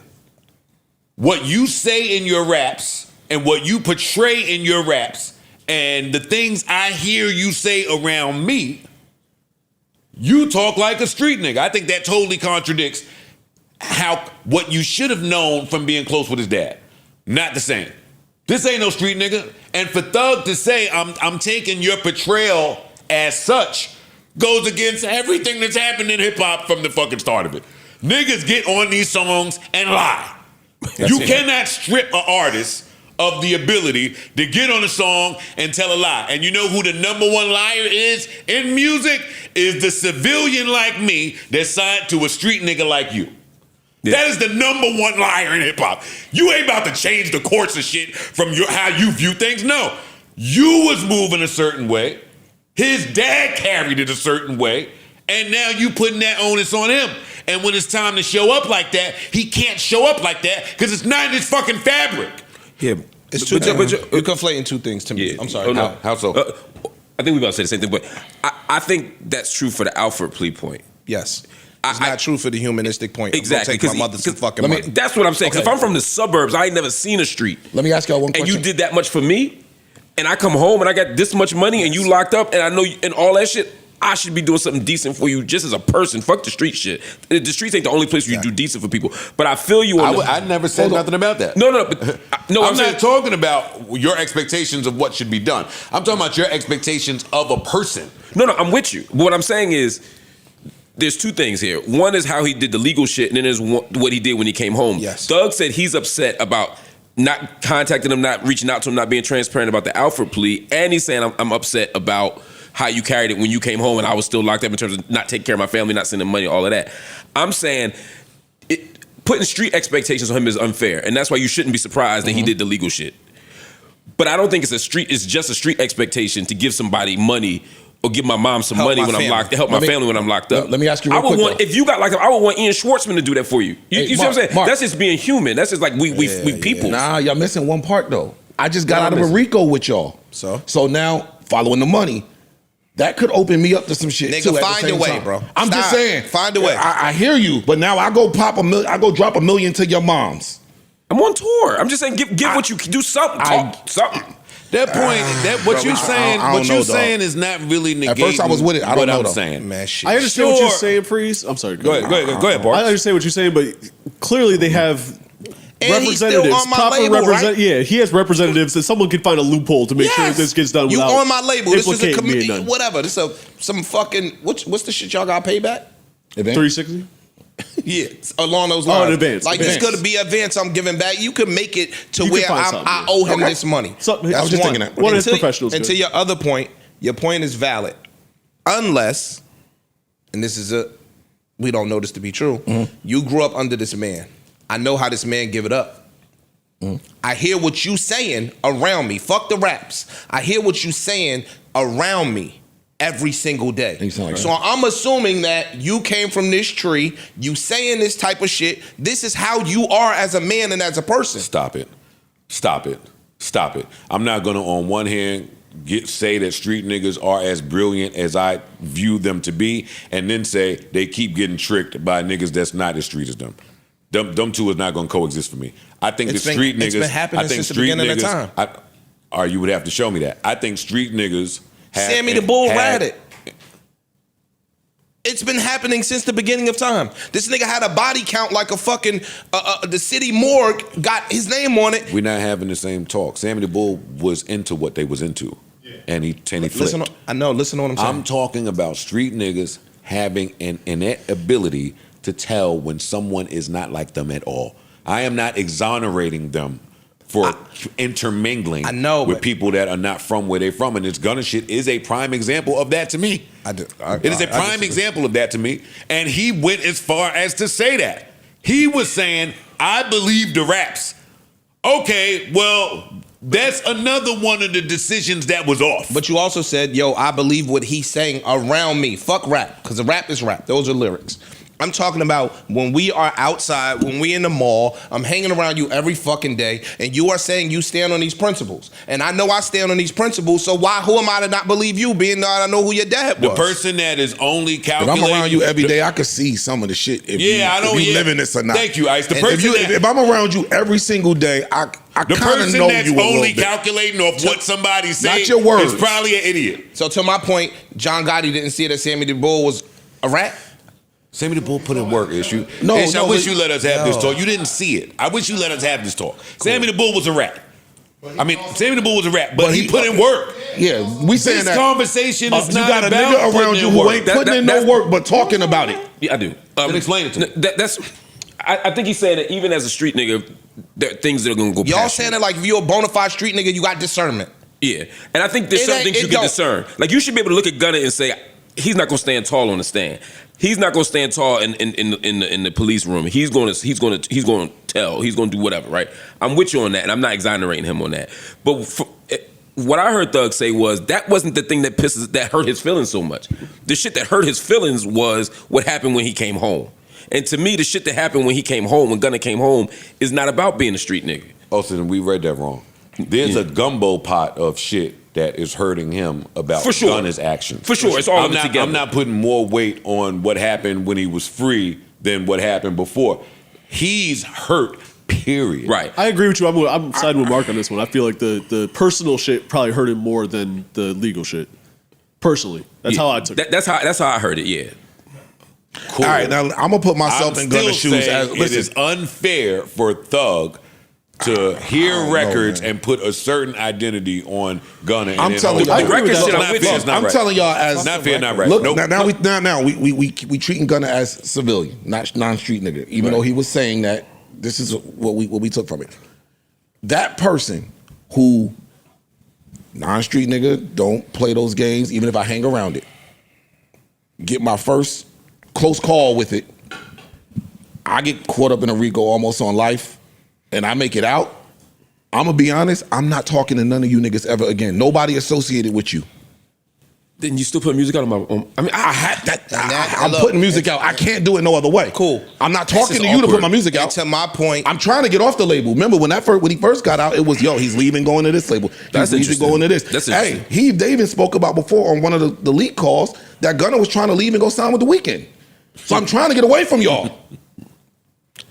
Because y'all into some shit that I might not want to get down with. and that don't have nothing to do with acknowledging a nigga that has helped you and your fucking family for the better part of a decade.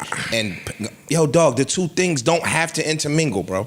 I'm telling you, they That kind kind of of do. leads to my next point. That's a great segue. That kind of leads seamlessly into my next point, which is if you're doing business, then you should do business. There's this fake lore in street nigga world that says because you love somebody, you just gotta bend over backwards for them for your whole life or go outside of the paperwork. If you're doing business, do the business. Thug is saying, yo, I never took a dime from him. Because I'm agreeing with what you just said. But Thug himself is saying, I never took a dime. I never took a dime. I never took a dime. All I did was pour in. All I did was pour in, invest. All I did was spend my own money. Not what P did with Baby, where Baby popped off immediately. Gunna took time to pop off. I'm spending my own money to get him popping. And I never took a dime, but I paid for this, and I paid for his mom, and I paid for his brother, and I paid for this, and I paid for this. Dog, you creating your own fucking world of misery. Gunna is a popping artist. He signed to you. I don't give a fuck that you knew his dad. Do the business that the paper says. So you're not just carrying around certain shit because you love him. Take the money that is owed to you. Now, I feel him on, my old manager did the Gunna contract. So the contract says I get 50% of everything. I wouldn't have done things like that because I love him. Well, guess what? Amend it then. Amend it. You cannot say that you're doing business with somebody and keep bypassing. This has to be addressed. It's got to be addressed at some point. When does the money get right? Tell me how the money gets right doing it the way the Thug said. I will also say that unfortunately too, when you do a lot of nice things for people, it might not come back. It ever. You know what I mean? Does. You got to be It almost okay with never that. does. Like you got to be kind of okay with that. Yeah, you do. But what's nice things? But what's nice things in the music business? That still don't mean that you don't feel a type of way when they don't do the nice things for you. Especially when they have an opportunity to, and you when they actually have an need it. opportunity. Absolutely. Bro, let me tell you something. God forbid, anybody in this room, if something happened to y'all and I had some money to help y'all family, my nigga, it's a no-brainer to me. Facts. If your kids needed to go to college and I can afford to, it's a no fucking brainer for me. And ain't none of y'all help me in the manner in which he's saying he helped Gunna. Like some shit is just humanistic shit, bro. I don't care about street shit. I don't care about suburban shit. Some shit is just decent human being shit. And we keep conflating the two. Like if you're a street person, you can't be a decent human being, bro. Some of this shit is just no-brainer grown man shit. You're right. And I don't see a gray line there for me. So, The gray line is if I almost lost. Again, I'm on an island. You with almost lost your life, but I also gave you a life. I understand that. So nigga, help my family because I helped your fucking family. I agree with Ice that you shouldn't be compelled to do something that can put you back in the box. But supporting somebody, giving somebody some money, giving their mama some money isn't illegal. You know what I mean? And if it were fuzzy looking, funny looking, then you should find a way around. There's a way around. Yeah, there's a way around. That's all I would say. But I agree. You don't owe him shit in terms of getting back into legal trouble. But supporting somebody, that's just what it is. I mean, another contradiction I don't quite understand. I know we got to get to Prize Picks, but I'm gonna finish these points and then have some fun after the ad. Let's get it. From my POV, he should be buying Woody a bottle of champagne every day. Indeed. Yeah. I agree with that. Yes. See, Street Nigga Rules is saying something else. Yes. Street Nigga Rules is saying that Woody's a rat. Yeah. Woody's a rat. Woody's a rat. Woody's a rat. And guess what? Woody may be a rat. However, from what I took from Thug's own words was Woody was an unindicted co-conspirator, which means he got to say one thing in the interrogation room, which made them think they had you lined up like a duck. And when he hit the stand, he spun them. Yep, he did. And if he didn't spin them, you will be gone. He sound like the lone person that could have put you up for life. That is true. I agree with that. He didn't do that. Hey, I'm not a street nigga. I had Wi-Fi that day. And I seen Woody up there saying, no. That day. No. That He day, was on trial. they got Like, whole a few days. compilation Bro, clips he was of on Woody for just like a fucking week. with Yep. you. Yo. I don't know. I don't want to talk about this. No. That's wrong. Making I jokes. forgot. Making jokes. I forgot is my favorite. Don't remember. Yo, I'm hungry. I ain't gonna lie. I'm hungry. I need something to eat. What time's lunch? Yo, what's she wearing? Oh, she stinks. So, Don't come over here with that. Yo, he was all antics. He was all antics, So bro. for me, for you to come home and still be on the fuck Woody brigade as a civilian from where I sit, I don't understand that. I don't understand that. That street nigga shit is complicated. It's algebra. It's street algebra. So I won't get it. That's nuts to me. And I get it. you yourself acknowledge the spin. See, that's where I had it wrong at. You was in the room saying you was flirting with the cop and saying, I was trying to spin the cops. Yeah. I watched enough TV to learn how to Here's do the this. thing about you being a spinner. If you acknowledge you're a spinner, then you're acknowledging that the game is to spin and you could possibly be spun. So now if we're not looking at you like a rat for saying, hey, anything you need, call my phone, don't tell nobody. If we taking him at his word, which is, I was spinning him, then why wouldn't the same apply for Woody? Because it was backwards. No, it wasn't. He got in the interrogation and said one thing, and then he hit the stand. So that spin, you're in the spin game is what I'm saying. This is my opinion. Tell me. If you get in an interrogation room and you start giving out real information of things that took place, right? And you giving them, After immunity. That's important. Yes. I know somebody. I have immunity. I personally know somebody that did this. I'm telling you shit while I have immunity. Go ahead. Right? Boom. You start giving information that furthers this investigation. You helped them put the body with the gun, or you helped them put the shooter with the body. You giving them information, right? And then 6-8 months later, you now get on the stand and say, damn, I don't even remember saying that. Yo, I'm hungry. Yo, you got some cheeseburger? Yo, what kind of shoes are them? You still gave them that information that furthered that investigation. Now I think Woody is the star witness in Doug going free, to be honest with you, because he was making such a fucking mockery of the courtroom and of that prosecutor. Like, it was almost like y'all are incompetent If doing Woody your don't job. go up there and do that, Doug is in jail for the rest of his life. I would agree with you. So, dog, it's time for you to come out and buy him a ribeye. Like, Woody got arrested, like, in contempt. Yeah, he was in contempt. Yeah, he was making a mockery of the court, bro, for the better part of a week and a half. We got to call it even. I mean, I get your point that you only in the box to do that because you already fucked up earlier. But if you got me to the point where I don't got to go to prison no more, I don't know about a ribeye, but at least we even. Yeah. At least jumbo shrimp. At least a cocktail. Some type of... Not the jumbo? Yeah, come on. Something. The look, you know what I mean? The latte espresso shit, the chocolate, the chocolate. He's a little too mad at Woody for me, but okay. He's like Frank Pentangeli in The Godfather. It's like you read it. Yeah, you read it, and then you read it and saved my life. Thank you. You Yeah, read but you it might not have had to save my life if you didn't read. And that's what I'm saying. We even. That's the point. No shrimp for that. We just even. There's no time for that. If we playing the spin game, I don't have time for that. But you were non-indicted. You didn't even have to go in there and say nothing. But if we playing the spin game, Joe, I can't do that. Joe, listen. Everybody can be spun, which leads to my next point. Hold up. That leads to my next point. Once you acknowledge you playing the spin game to me, shit, all bets are on. Which means for Gunner to even do that Alfred plea, know what exists? He may have been spun.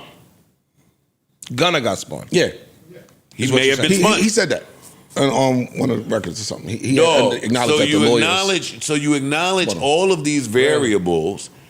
You sitting there about to cry because you don't speak to this man. You, by your own admittance, are not releasing the quality of music that you normally do because the person that you hang out with every day is gone. The person that you speak to every day is gone. The person that you had the most fun with every day is gone.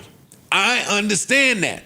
Just not the way he's doing it. I've been through that before. Hey, nigga, I put clothes on you. I put car keys in your pocket. I bought you an iPhone. I bought you food. I went to work so you could have a place on earth. You bum-ass nigga.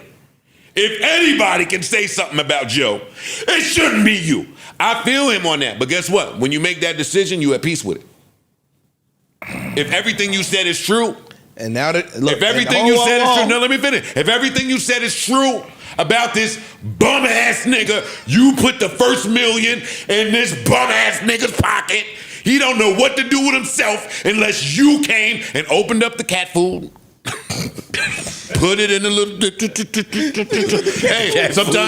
Sometimes you mix it up with the dry food. If the cat was good, you take the can, chop it up, nigga. You niggas have been dead if niggas didn't do that for you. However, so I understand that part. And when you separate from niggas like that, you should be at peace. How long it take you to get to peace? It ain't quick. It wasn't quick, nigga. I know you. I want to hear the answer. I wasn't talking about me. I know. You said you've been in that position. Sure. Before. But I wasn't. Words. Nah, not you.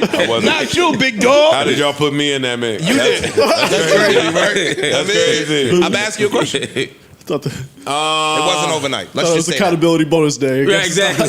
It wasn't overnight. Cool. It wasn't overnight. There you go. He's been out of jail less than a year. That don't really respond to what I'm saying. He sounds like I want to speak to Gunna. He said he wouldn't speak to him. I know. But he sounds like he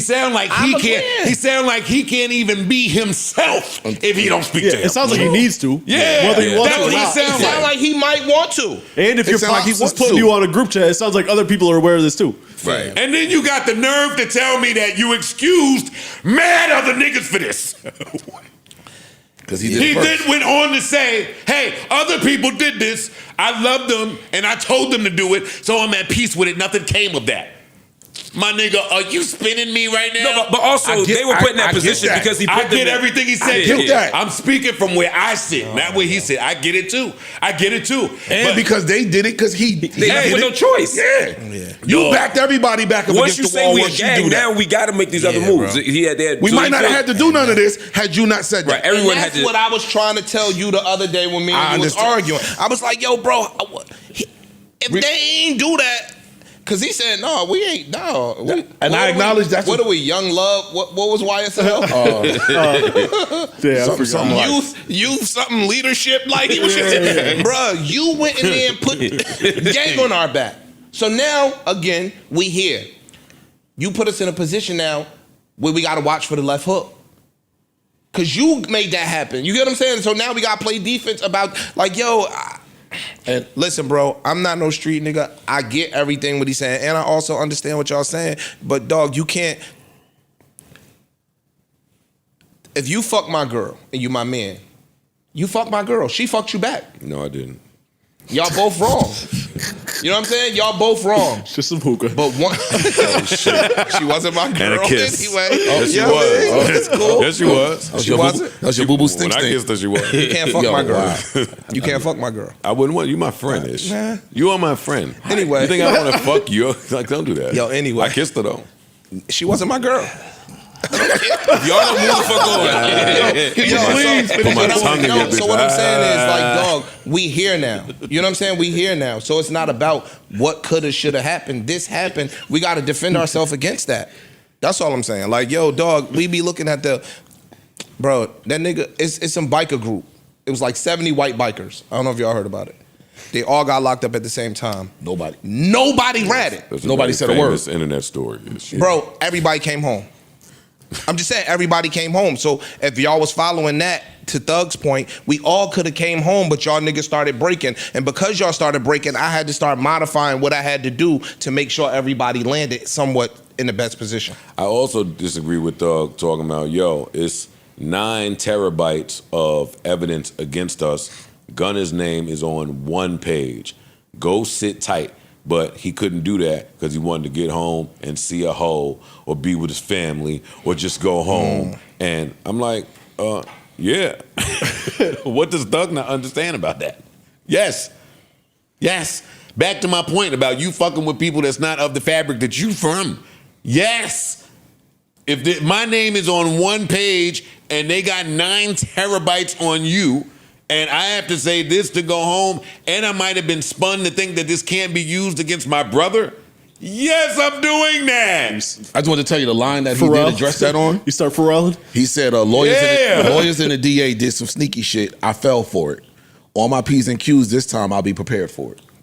So He got spun too. Know how he'll be prepared for it? Won't get by in that- never putting himself in that position again. Exactly. And that's the difference. That's one of the main differences I see between Gunna and Thug.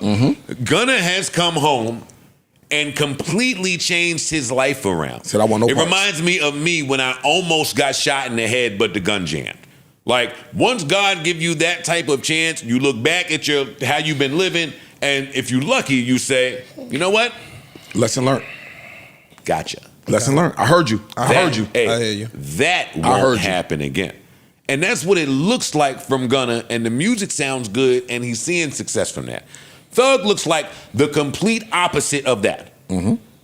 Somebody who's not producing to the best of his ability, who's not having the best of sleep at night, whose girl done lost him now, who some of the street niggas is looking at him funny because, hey, what was you doing in there? Oh, you was telling jokes. Some of them don't understand you was telling jokes in that room, or you was trying to, like, it's a lot going on with him, but if you'd have just came home and decided to just live a different way, I think you avoid some of this stuff. Thug looks like he came home and not saying actively, but is still focused on street shit. Yes, that's what. That's what it looks like. And that's a big. That's it. What That's Banks all said it to is. him. And that's where his stresses are coming. That's it. I'm Banks still did say that to concerned him. about And he said some of this the energy's street coming shit. back to you because you're carrying it this way. I thought We that was gotta a great give point. Banks all the credit in the bodied world. He pushed back. He held Absolutely him smoked accountable this entire time. No, and no, he said hold to on him, now. Hold on now, Slime. I got to hold on now. I got to tell you. hold on, that slime. Yes. Yo, he said to him, yo, we're all millionaires.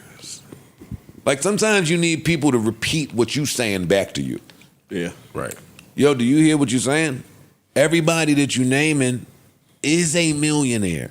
At what point, what more do you need to see? You did it. You escaped. I know you operating from trauma, but you escaped. What more does God need to show you for you to choose a different path? You know the crazy part? On one of the leaked tapes, he called Gucci soft. You say he been soft. And look at how Gucci. And look at how Gucci. Look what. That should be your example. The nigga that was there through all of that, went to jail, made it back home, turned my life around. I can walk away from this shit.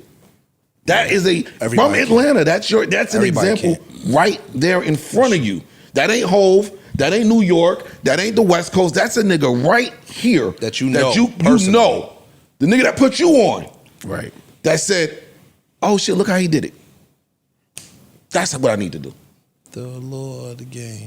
There's a few more That's why I things said that earlier, the law of the game. that I disagreed with from Thugger, but I think for the most part we got it all out. Yeah. Just one more tiny thing. He works with gay people. Did you know that? Here come Mark. Run the clip. Nigga, you gotta want the clip. I got the clip to say that y'all was gay. I wasn't getting it to highlight. I know how it's gonna be that's used. why you said that? That's why I got the There's not gonna be no more pause. He's gonna hit that clip. I don't have no problem with gay people. Gay people work for me right now. I'm damn near around gay people every day because they work for me. I don't got no problem with them. But you know what the rest of the clips say, and I know you want to address it, so ISO on you. I don't care that much. We should be the ones playing that I was clip, setting though. you up for the clip. Well, y'all don't have a laptop. Plug it up on the phone. You only brought your iPad to work for 2 weeks, then you stopped. Yeah, I did. So you can't. You used to I have it. do You off used the to be phone. able to do the No, drop. I can still do it. You haven't. I could still do Been it. 5 years. You haven't. still do it. You haven't though. I can. Go ahead, bro. Mark letting us fight. That's what he wanted. You trying to get me to fight with my brother? yes. That's exactly what I want. I know you want to speak to him. I mean, it was important, but I don't think it was the most important part of the interview. I actually thought you wanted to speak to it because I saw you, because I heard the clip earlier. Again. Oh no, that clip was only to call y'all gay. In future episodes, I had nothing to say. All right, well, I know then- what he was attempting to say. Do I agree with that? No, but I know what he was trying to say. Like, this wasn't an interview for me to get caught up in the semantics or to try to get offended. It was for me to try to understand. And I think we do that too much. Yeah. Like, especially now in society, where we'll look to do one thing before we do for the other. And I wasn't going to do that with Thug. I really wanted to hear from somebody in his position, which only he could speak from. And I left with a greater understanding of that. And that's why, that's why more artists should do that. More artists should sit down and speak, because I'd have never come away with this if he didn't do that. Human being. Look at the power of hip hop. No, what type of human being it was? True. Like, what I'm type just saying, of human being? Some of these interviews will humanize you to a point where it's like, oh shit, I got it now. And this is what I was saying about artists who I won't name because we can get the whole episode without naming them. When I said I wanted them to go to a hip hop media outlet, I said it can be a home game. It could be somebody you fuck with, but it has to be somebody you fuck with that'll still hold you accountable and still make you answer tough questions. And that's what we saw today. He answered tough questions from somebody who loves and respects him and who is loved and respected. Everybody hasn't gotten to a first step. Yeah, I think he has no choice to. Yeah, everybody hasn't gotten to. I'm looking for accountability from myself. I'm holding the mirror up. Everybody's not there, especially in artist land. Yeah. In artist land, we get to build whatever persona we want to have that's not ourselves. That's real. That's a fact. And we get to boost them up. We get to make them confident. We get to make them strong. Little Sims characters. Yeah, pretty much. I mean, that's what it is. I just think and sometimes the bigger you are, the more powerful your character is. And the more you can hide your real shit. But that's what frustrates me because sometimes it's like I'm an artist and I have this thing about me. I have a flaw, I have a crisis, I have a scandal, whatever the thing is. And you have a team around you to figure out how to hide it, to patch it, to make it look better, to deodorize it. And sometimes the wildest thing you could do, the thing they never consider, Talk about it. Yeah, just talk about it and tell the truth about it. Right. Like him saying, yo, I was in this cell, I didn't know what was going to happen to me. I was fucked up, I was on the phone, and I did some shit I ain't never did before. Niggas like, oh, yeah, okay, cool. Like, I get it. Right. I don't love it, but I get it. Artists don't do that enough. They're always trying to fix or hide it instead of just owning it. To me. I think it's human beings in general, but for sure. We've said everything that we've needed to say on this. I just want to close with, you should not tell your side chick that has already fought your queen that you want to have babies with her when you come home. I think that's solid advice for everybody. That's good advice. I want to salute Bank again. That was amazing. Absolutely. That was amazing. Now let's hit the round of applause for Bank. Yo. Let's hit the round of applause for Bank and regional interviews and how important they are. Regional interviews. Nobody else, I are don't think, just could have as did that. important as regional music. Word. Bank, thank you so much. Word. Salute. You really helped me to understand. And thank you for caring about that, brother. Yes. Thank you for caring about the scene in Atlanta, right? And I'm off of this, but Bank kept getting him back to how do we fix this as Atlanta? Word. He kept veering off. Nah, they got He something. brought him right back. They got something down. Yo. Yeah. How do we fix this? They got a even when we talked to Ray at your birthday party. Yeah. Like when they talk Atlanta, like they talk Atlanta. Like They care. have bro. They really care. give a This fuck. ain't I business. gonna lie. This ain't just I'm trying to be popular or whatever. This I give a fuck. Like how you talk about hip hop, passionate because you really love this shit and care. That's how they speak about Atlanta. Yeah, they do. Atlanta special. They do. All right, I guess it's time for my favorite part of the show, Prize Picks. All right, this episode is brought to you by Prize Picks. You and I make decisions every day, but on Prize Picks, being right can get you paid. Don't miss out on the excitement this season on Prize Picks, where it's good to be right. Prize Picks is really easy and simple to play. All you have to do is pick more or less on at least 2 to 6 players, stat projections, and if you get your picks right, you could cash in. Prize Picks is also the best way to get action on sports in more than 40 plus states, including California, Texas, and Georgia. Also, while I'm at it, telling you all the great things about Prize Picks, I also wanted to share an additional max discount with you, lucky you guys, confirming that we currently have live on the board a max discount for, you guessed it, Travis Kelce, where Travis just needs to catch for 1 receiving yard. That's right. 1 receiving yard for that square to cash. This max discount will happen during the Kansas City Chiefs versus Philadelphia Eagles game on 9/14. And with that said, here are the Joe and Ish picks of the week. We're going with Jordan Love for more than 4.5 rushing yards. Jordan Love looks amazing. The Packers look amazing. Look good. Go Packers. I know week 1 syndrome where we overreact to things. Let's go with Jacoby Myers for more than 56 yards. Let's go with Kareem Hunt for more than 22 rushing yards. That's a big ask, Ish. 22 yards? Yeah. Pacheco was still in there. And C.D. Lamb in a makeup game for more than 80 receiving yards. Don't forget, if you download the app right this second and use promo code JBP, you get $50 instantly when you play your first $5 lineup. So good luck to all participants out there and run your game. Zaire is calling to talk shit during our series. Oh, no, he know he calling for. Yeah, I know he's calling for. Yeah, hello? Grand Rising's king. Grand Rising. Grand Rising. Peace and love. Peace and love. Salam alaikum, my brother. Love and tranquility to the cast, to everybody. Hope everybody doing good. We doing good. We doing good, man. We doing good. We was just in the middle of a very intense Young Thug talk. Oh shit. Yeah, no, Keep but me it's out of cool. that. It's cool. You are a guy, though. All the 520 guys. All of y'all are guys.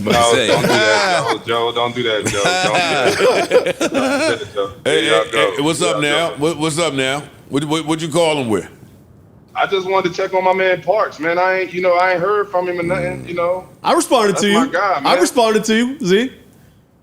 Yeah, I seen you. You gonna shoot this straight at ice? Nah, it was no stray. stray. I was just thanking you. Parks don't love his squad. How you gonna start Tyreek and Waddle and the Colts defense? You was good either way. It's called hedging your bets, my friend. Feeling real good out there after Danny Dimes went on. Danny Dimes out there looking like motherfucking Joe Montana, ain't he? Yeah. Told niggas. Hey, look, don't see, you started trouble. Don't do that, Joe. Look, that's my guy. Look, 1 week, but I will tell you though, it's a little different vibes in here than last time. It's different side of week 1. We used to lose it. Yeah. No, I thought Congrats about on you. the win. Congrats on the win. I thought about you because I know how crazy I came to opening game out there last season, and the vibe was a little different. So I thought about you after a good win, good quarterback play. I'm happy for y'all out there. I appreciate it, man. Giants. How did I ain't watch? I ain't watch. Did y'all play this week? Or? Y'all played. Y'all had a bye. Crazy. Y'all had a bye week 1. Yeah, man. Hey, we waiting on Jackson Dart. we waiting okay. We waiting on Jackson Dart. That's all. Y'all waiting on somebody. Yeah, that makes sense. Yeah. Shout out to my guy Bobby Odo. Shout out Yo, to the are you guy. just gonna call and troll us That's it. all No, football season? Bro, I miss y'all, man. I'm just trying to say hello. You feel me? I see the birthday No, you're party. not. Costumes, Hello, you ain't Lionel big Richie, chains, nigga. All that. Come on, bro. Oh man. Who y'all got this week? We got Denver. Oh, that'll humble them. They're gonna beat Denver. I mean, look, somebody Who got gonna beat to, I Denver? guess. Indiana. Where's the game at? Probably in Denver. Where's the game at, Z? It's at home. 4 o'clock. Yeah, they got that. That'll humble them. Yo, make sure you call in next week at this time. hey, do me a favor. Don't get missing. Don't get missing next week around the time. You heard? And Call look, it the Grand Rising, if I call Kings. you, I know you're going to call me, so. Oh, no, for sure. Yeah, you got that right. An answer. I'm about to say. For sure. Listen, enjoy your week. Enjoy your week out there, man. Congrats on the big win. Likewise, my brother. Congrats. Congrats, man. Hey, Congrats. yo, you can come to New York sometime, man. That's true. I'm trying to, Damn, bro. niggas don't pod no more. He don't even come. Is he allowed? Is he like Yo, permitted? next time I'm pulling right up on y'all. I'm gonna do an 8-hour day, bro. You know what I'm saying? Nah, I know where to pull up on you at. You heard? Hey, I love my wife. Don't do that. See, everybody This nigga is different, yo. Z, we love you, man. I'll talk to you soon. All right, holla at y'all. Later. That was funny. Good sports weekend, y'all. Ooh, was Yeah, it? yes, it was. I know we talked about NFL a little bit. I saw y'all. Where did Caitlin Clark take a piss? Come on, Mark. Tell us. Well, I'm glad you asked. I wasn't going to mention Caitlin Clark, but since we're mentioning WNBA players or women's basketball players, the Basketball Hall of Fame had its newest Yes, inductees this it did. weekend. Some of the headliners, of course, there were some people who didn't get a lot of credit. I want to shout them out. Danny Crawford, one of the greatest referees of all time, was inducted. Coach Billy Donovan was inducted. Sue Bird and Maya Moore, two of the greatest women's athletes of all time, or just athletes of all time, were inducted. And of course, the headliners, in terms of players, were Carmelo Anthony and Dwight Howard, who were inducted for their individual basketball careers. Dwight Howard, of course, it was extra special to him because he was left off the NBA 75th anniversary team. So I thought you were about to say, because they threw a green dildo on stage. well, it's funny you say that because he said to go in the Hall of Fame twice in the same year, man, it's like God said, I'm going to double pound you with a blessing. Dwight. Hey, big dog. There were other ways to get your point across. Hey, I've been to a lot of churches. My grandma was into all that. One thing I've never heard Double was pound. God pounding. Blessings. No, the double pound. I never heard him pounding He or ain't pound double the pounding. Yeah, but that said, his allusion to the double pounding was referring to the fact that he went in as an individual player and part of the 2008 Redeem team, which included many other players. I don't even like him redeeming. Like, that's everything is fucking creepy now. But we can't redeem. Also part of the Redeem team were Chris Paul and LeBron James, which is a big deal because they are the first two players in the history of basketball, NBA players, to be inducted to the Hall of Fame while they're active players. That's a big deal. It also speaks to their longevity that they were able to play long enough to do that. So shout out to them, and of course Carmelo Anthony. Nick Legend. And Denver Legend, even though Denver refuses to acknowledge it. And Carmelo won't acknowledge it either because of how George Karl was carrying it and his time in Denver. But not only is he a Nick Legend, he is a Nugget Legend. He's a Denver Legend. Absolutely. I don't know what they're going to do with that number 7 situation. What number 7 situation? What's it? Isn't it? 15. 15. I mean 15. With Joker. Number 15. No, situation. we know what they're going to do. What they going to do? Hang up the Joker. Hang up the Joker. Is there a way to do both? No.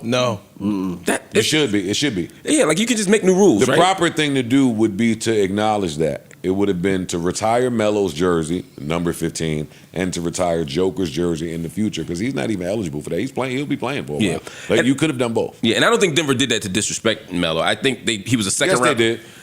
Yes, they did. Jokic was a second round pick. I'm not talking about him. It could have been retired before. I'm not talking about Joker. I'm with you there. He's just amazing. They did it to be a dick, though. They're being dicks with him. 100%. No, now they are, but I'm just saying when they gave him the number, they probably assumed Jokic wouldn't be a guy who wouldn't be a competition. They didn't give him the number. The number. They are and have been 1,000% true. Dicks to Carmelo Anthony. I agree 1,000%. Yeah, no, they've treated him like he wasn't a legend.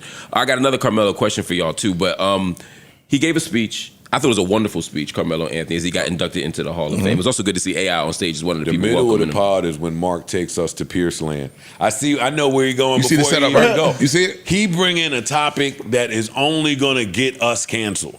You don't even know what I'm about to say. I think I know exactly. Tell me then. I'll tell you if I'm right. During his speech, he shouted out Puerto Rico. Yes. I'm glad you're listening during the morning briefings. Go ahead. No, he shouted out Puerto Rico. He said, as a tribute to his father, who was Puerto Rican, he shouted out the island of Puerto Rico. He did all this stuff, and a lot of people were upset about it. I wasn't particularly upset about it, but a lot of people were upset about him shouting out Puerto Rico. They're like, Puerto Rico didn't do nothing for you. You didn't grow up there. Why the fuck are you so keep mentioning Puerto Rico? Because if it wasn't for Puerto Rico, I wouldn't exist. So yeah, let me shout him out. Well, I don't see the problem. What's the problem? I think maybe black people felt left out. It's a problem. It is a problem. Tell me why, Joe. Please tell me. Here's where he gets canceled, Joe. I'm trying not to fall for the bait. It's too late. Come on in, FBA. This is the same thing. I'm not saying I have a problem with it. I'm saying I acknowledge what they're saying the problem is, which is the same thing that they got that actress girl for. The young actress girl that's amazing. That looks black. That has taken mad black Zoe roles. Saldana. Yeah, she's taken all of these black roles, looks black, was broken by blacks. That's how black people feel. Okay, I'm with you. And then when she won the award, she get up there and talk about, Dominicana. Yes, she start talking Spanish. My great-grandmother was Puerto Rican. Yeah, girl, shut the fuck up. We don't want to hear that shit right now. So it's the same thing with Carmelo. Nigga, nobody in Syracuse, 34th Street, nobody nowhere you've ever been looked at you and said a Puerto Rican word. Nobody. That don't change your roots. However, don't get pushed to the fucking top of the mountaintops and then get up there talk about a Puerto Rico, a Puerto Rico. Save that for Fat Joe and them niggas. You're angering Imani right now.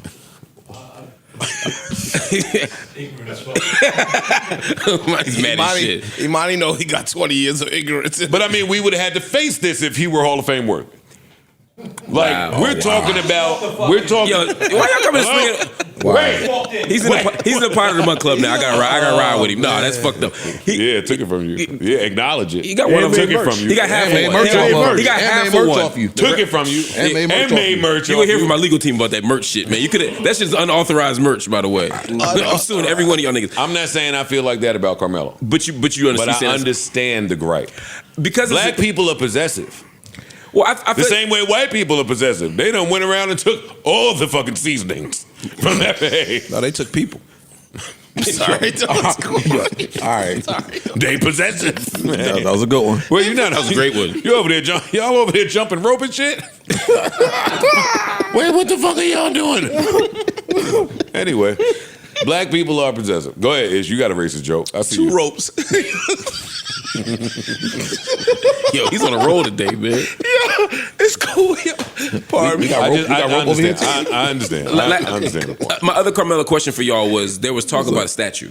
And Carmelo says that he believes he should have a statue in front of the garden. I agree with Carmelo. I think he should have a statue. I think there should be multiple statues. Yo, what garden? Botanical. Come on, man. The disrespect y'all have. I'm not disrespecting. I just want to tell y'all that this is the clip of this pod that he'll hear. No, I understand that. Yo, my nigga Carmelo. Y'all don't be understanding that sometimes. No, Carmelo Anthony is great. He's listening to y'all. He's a great. Antoine. Y'all don't think he deserves a statue? What's your name? No. What's your real name again? Ice. What's your real name? Fuck no. Yo, bro. So if Carmelo Anthony deserves a statue in front of Madison Square Garden, then what are you saying to Patrick Ewing? That he also deserves a statue in front of So him. what, we gonna give him 77 statues? It's a bunch of motherfuckers that put on that Nick. I think there's about 5 people who deserve All Nick right, then. statues. Yeah, and I'm all good with all. I'm good with Clyde Frazier having one. I'm good with Patrick Ewing having one. What we gonna say to Clyde? Maybe Bernard King, definitely. Oh, your 5 is wrong. I could tell when you don't watch the sport.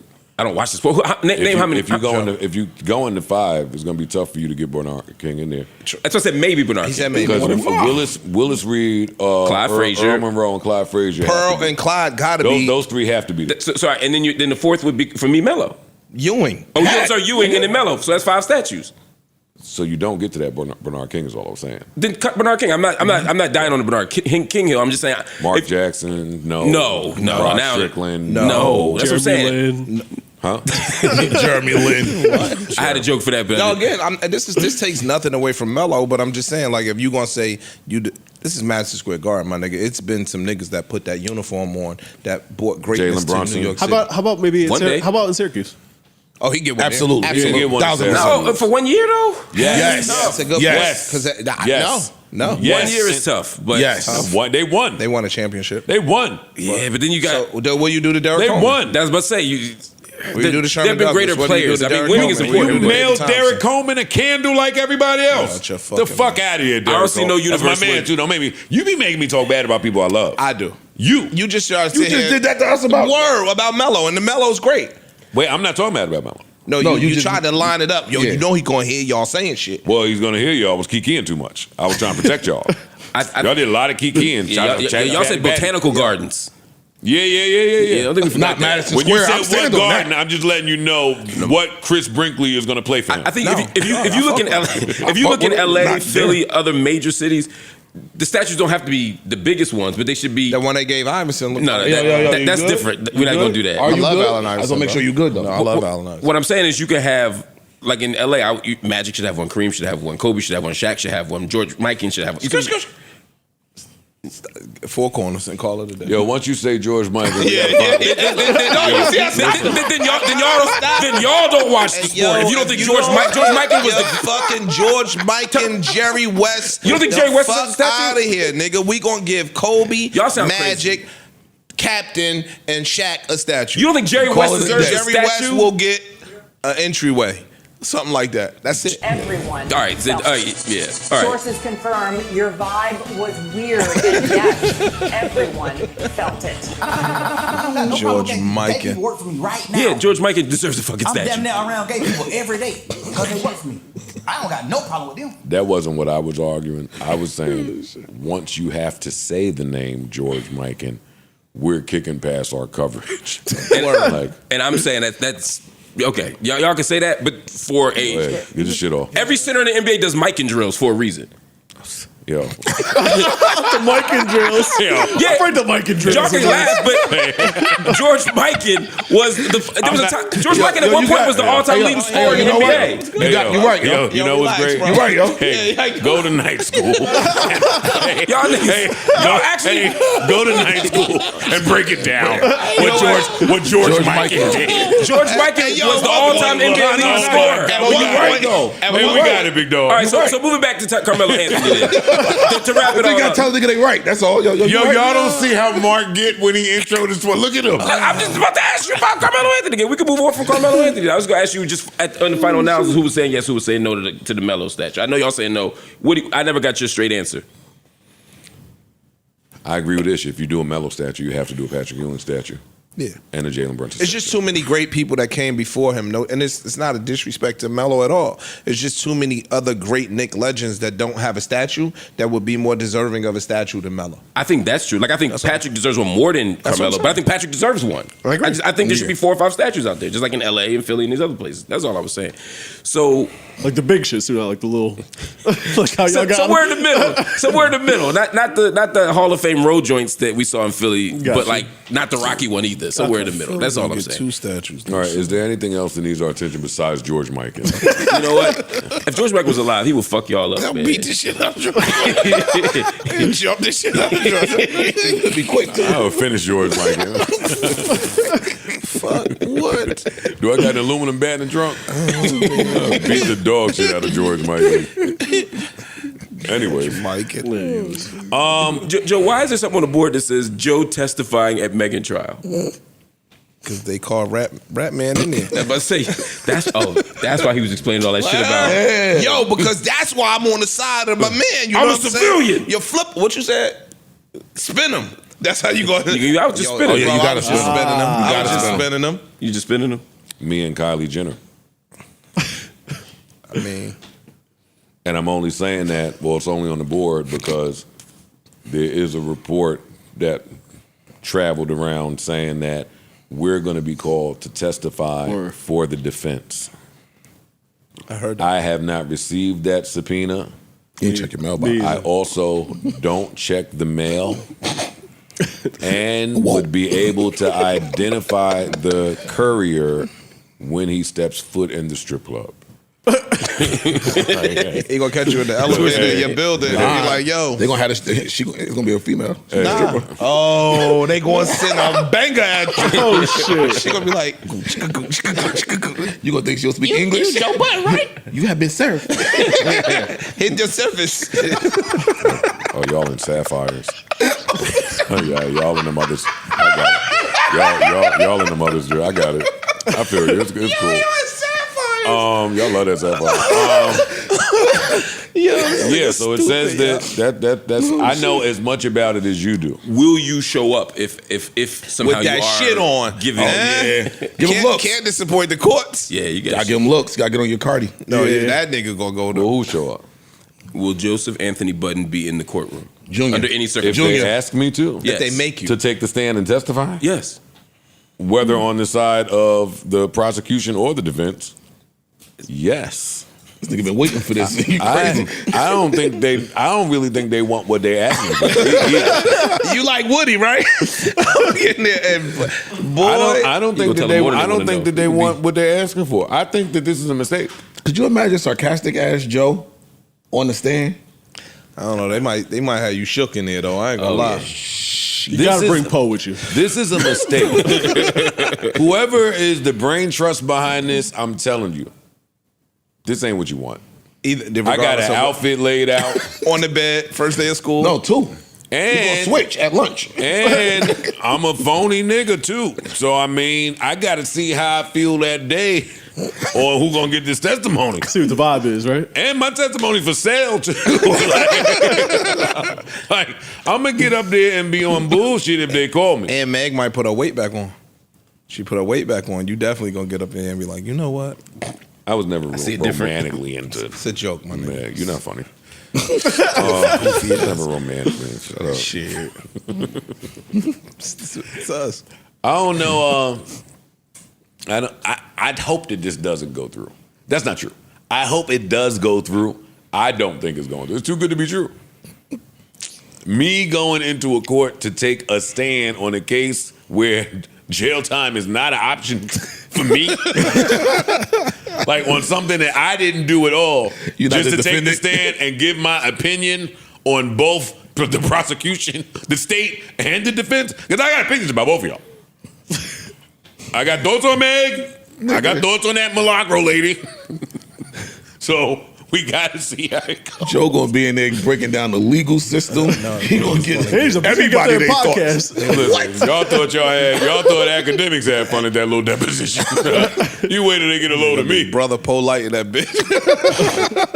Yeah, I'm promoting the pod. We lit. Prize picks, all that. Yeah, everything, goddamn it. So shout out to them. I look forward to seeing if that's true or not. But I'm here. I ain't going nowhere. I'm not fleeing. I'm not gonna flee. Okay. You just want to go in there and look fresh. What the fuck you think you talking to? I want to go in there and be nosy. Come back and tell the tea. Whatever happened in there that ain't supposed to get out, I'm coming out to tell it or sell it. Paywall. One or the other. One or the other. Hey, have it your way or have it mine. We'll see. We'll see how it goes. What else is important or unimportant? I was irritated by this Ryan Clark Peter Shrager thing. Were y'all following this? I was. A little bit. Yeah. What did you make of it? Well, so for the audience, obviously Ryan Clark and Peter Shrager were having a debate on air on ESPN about football. And at some point in their disagreement, Ryan Clark said to him, "The thing is, though, and we shouldn't do this on TV, so I apologize if people think this is rude, but that is the non-player in you." That was his response to the disagreement they had over a play calling decision. I'm on Ryan Clark's side in this one. I'm 100%. Let me tell you what Schrager said back. And then Schrager said back, "I'm not looking at fantasy football, Ryan. Don't belittle me like that. I can come in as three ex-players are saying one thing and give an I could come in as three ex-players are saying one thing and give an alternative that maybe CeeDee Lamb did play well." So I see both sides of it. I just think. Go ahead, Clark. I think that first of all, I like when there's players or musicians or whatever the media is that we're talking about that did it to talk about it, because they were talking about I believe AJ Brown and saying he had a bad game because maybe the numbers he put up weren't great, but he was probably out there blocking, he was being a decoy. Like sometimes there's things in the game that don't show up on a stat sheet that a player will be able to tell you about more than a pundit or an analyst just kind of looking at numbers. Yeah, I mean, it was sort of the opposite. I mean, I feel what you're saying, because his point was that Lamb had 3 big drops, including 1 late drop, though he also had 7 catches for more than 100 yards. And Schrager was saying that he still played well. Clark was saying it doesn't matter because they lost. Okay. Right. And you can have that debate, right? I think the musician, the player, the person who ran a campaign, whatever your expert thing is, their voice should matter and they should always be in the room. For sure. I just think sometimes that's a lazy response, because a lot of time the position that the non-expert is, or the non-player is saying, has also been said by other players, which was his point. It's like 3 players said the same thing, so you can't just dismiss it because I didn't play. Like, actually engage the argument. That's all I'm saying. My thing is engage the argument. If we neck and neck, then tie goes to the player. But like, I just hate when people do that, because sometimes it's demeaning. And it's bad TV at some point. Mark, you're the king of demeaning people. Yeah, but I also like making good content. If anyone understands demeaning someone with their area of expertise, that's you. That's your middle name. Now you got a problem with it. Again, let me tell you why. Because I think that luxury goes to, you make a fair point, so I'm listening to you. Yeah. But that luxury does go to the player. The player is able to pull that out of his pocket whenever he wants. Now, if that's the right time or not, valid. Yeah. But the player, that is a player privilege. It's also a logical fallacy. That's all I'm saying. Like, the appeal to authority. I'm saying, like, there are times where I know more about this thing because I did it. But the way to win the argument is by pulling out the information that you got from knowing more, not just to say I'm right because I know the thing. I agree with that. That's all I'm saying. And it's Ryan bad TV. has brought smoke to people's doors on ESPN. This is not his first at all. But what do you say rodeo. then when if the person that did not play has, well, this person played, this person was all pro. He was better than you. Mm-hmm. He agrees with me. Now, what do you say to that? You get what I'm saying? That's my point. So I watched the segment and didn't hear him say that. Yeah. I didn't hear that. That's what Schrager said. I watched it and don't recall that. I read a quote. The clips were all very short, and that they cut off a lot of things because Ryan Clark had more to say that they cut off in every clip that I could find on the internet. They were just focused on that one thing. And honestly, my biggest... Go ahead. I was just going to say that he maybe shouldn't have preempted it in that way. Nah, fuck that. If a player said that, then you've stripped me of my ability to say that. And now I'll engage what you're saying. We come from the same place. Gotcha. If this guy who's never played a down says that, sorry if instinctually my first thought is, okay, part of your thinking is because you've never done this. See, I can't say that when I'm talking to a player. But that, you're coming up with this from somewhere else, so let me try to figure that out and reply to that. But if you didn't play, respectfully, it's kind of like up here sometimes where we be having music talks, and me and Parks be like, okay, I understand y'all saying what you're saying. But it now makes your point not be valid because you're saying I only think that way because I didn't play. But now it has 3 people or 4 people or 8 people who remember says, no, I agree with that. So now what do you say? My point is not valid because I didn't play the sport. Yeah, but I think that's a crock of shit that people think everybody is treated equally. Word. I'm not treating the guy who just blurts his opinions and never suited up, never been in a locker room, never played it down, never touched grass, never got injured. There's a lot of things that you never did. Especially respectfully. I'm not treating you the same way as a player with your same exact thought. I think that's a mistake that people make a lot. Especially on ESPN, no disrespect, but there's a lot of like bad takes, especially from people that didn't play the sport and clearly don't really watch a lot of like footage. See, I think that's the greater point that we get into. Imagine being a player and you sharing the airspace with people that think that the Michael Penix jersey or the Shedeur Sanders jersey is a Barry Sanders jersey. Like, I'm sharing the airwaves. They're hiring people. They're hiring personalities. Yeah. They're not necessarily hiring people who are so experienced in sports and diving in and delving into shit. Right. These people just up there talking. So if I gotta listen to it, yeah, that's gonna come out sometime. And I'm sorry. not necessarily, I don't want to say it necessarily about Peter Shrager because I do think that he is actually pretty good. He knows the shit, yeah. But if you're always around people that maybe aren't, or you're frequently around people that maybe aren't, you're gonna be defensive a little bit. I get that about your expertise. I just feel like the way to defeat that is by, again, beating them with the argument. Yeah, true. Don't Yeah. just say, Yeah. I'm right because I played. Yeah. Say, here, I'll give you a perfect example. JJ Redick used to do that on basketball. He wouldn't say, well, I played, I'm one of the greatest college players of all time, one of the greatest shooters of all time, so I'm right. He would break down, get in the weeds, and show them up and say, look, here's all the reasons why what you're saying doesn't make any fucking sense. And the fact that he knew more than them became obvious because of how he made the argument. Now, if you want to say that Ryan needs to do a better job in explaining, then fine. But JJ Redick, that's why I say it's a lazy argument. But JJ Redick, before he got into his breakdowns, because he's a psychopath with that, started with no disrespect, no offense. I can't even listen to the bullshit that you're saying as an expert. That's JJ Redick always started with some smug, yo, I know what you're saying makes sense to you. Let me give you all of the million reasons why it don't. And that's all I'm saying. Give me the million reasons. It's lazy to just say. The million reasons are way more valid than you ain't than I'm me. That's all I'm saying. Yeah. And the last piece of this for me is again, it's bad TV. Because as a fan, I don't know. No. We're talking about it. That's good TV. Yes. And you brought it up. It's not bad. It's not. Ryan has fought with some of these niggas. One of my favorite pastimes is watching ESPN and figuring out who hates each other. Well, a report came out today saying that a lot of people don't like working with Ryan Clark. There's been little things. I'm one of Ryan Clark's biggest fans. Me too. I love Ryan Clark. I absolutely love him. Nobody can say a wrong thing about Ryan Clark in front of me. Yeah, it's been a lot of smoke with different people around him. Yeah. Also, but I think that's because he's y'all riding with RG3, you bitch ass niggas. Fuck y'all. Right. I love That's Ryan Bob. Clark. Coon ass niggas. That's Bob. They riding with Bob the Third. Bob. Fuck him. Shout out to Ryan Clark. I love Ryan Clark. That's why I want him to win, and I want him to show how much more he knows than these people, rather than just I just think if he didn't preempt it with that explanation, it would have been perfectly fine. All Mark need to do is just watch football. This nigga come in here with every football topic in the world and don't watch football. That's all I got. That's not all you got, goddamn. I'm not. Look, if y'all can give me a reason to watch football again, I will. It's great. It's amazing. Ravens versus Bills. That fucking shit. I'm so excited. That's it right there. Ravens versus Bills. I'm so I heard that was excited. an amazing game. It was, bro. That was like the a best classic. game I've seen. Every year it is though. I'm fine. But this one was the same as last year. Yo, last last watch the night's game. footage.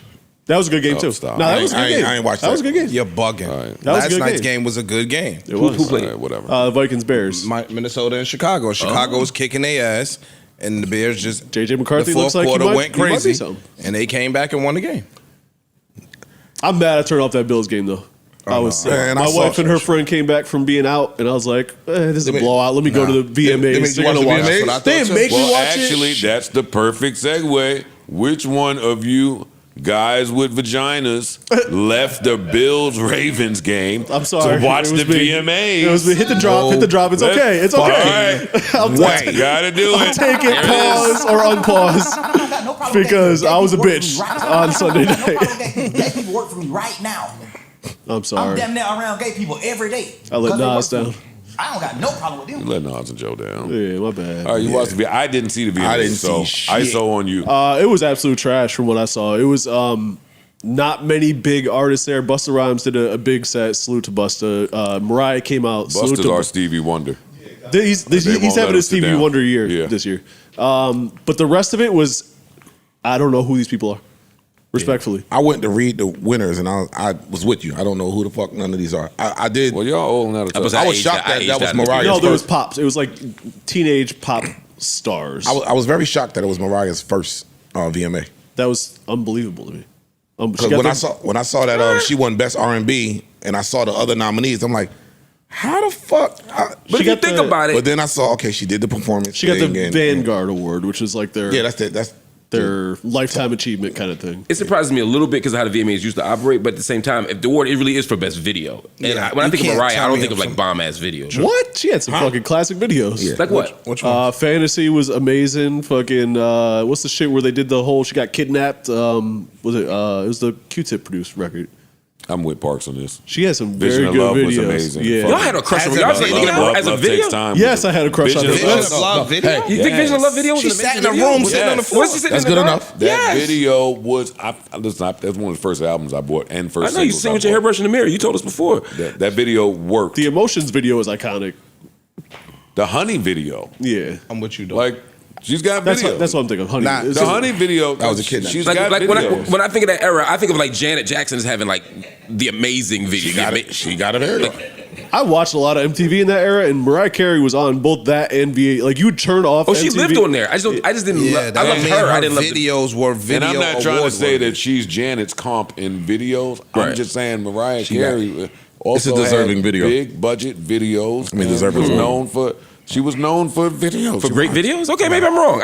I never think of Mariah Carey as having like great videos. Also, as big of a behemoth as she was in the industry, you know how these award shows go. Well, that's what I started Like with. at some Exactly. point, they should have probably gave her a fucking video. that's what I started with. I said I'm a little. They could have surprised given it to because her of who with the she Boys to Men shit where they're just in the studio. Like it wasn't nothing complex. They but- gave it to her because she gave them the performance. We know how this go. Yeah, for sure. We know how this go. Even that video at the time. See, it's tough to judge shit from 2025, but the One Sweet Day video, seeing Boys to Men and Mariah in the studio, BTS streaming before streaming, it was a Yeah. thing. Yeah, It yeah. was a thing. I just don't know if it's an award-winning video. I mean, I guess you agree to disagree.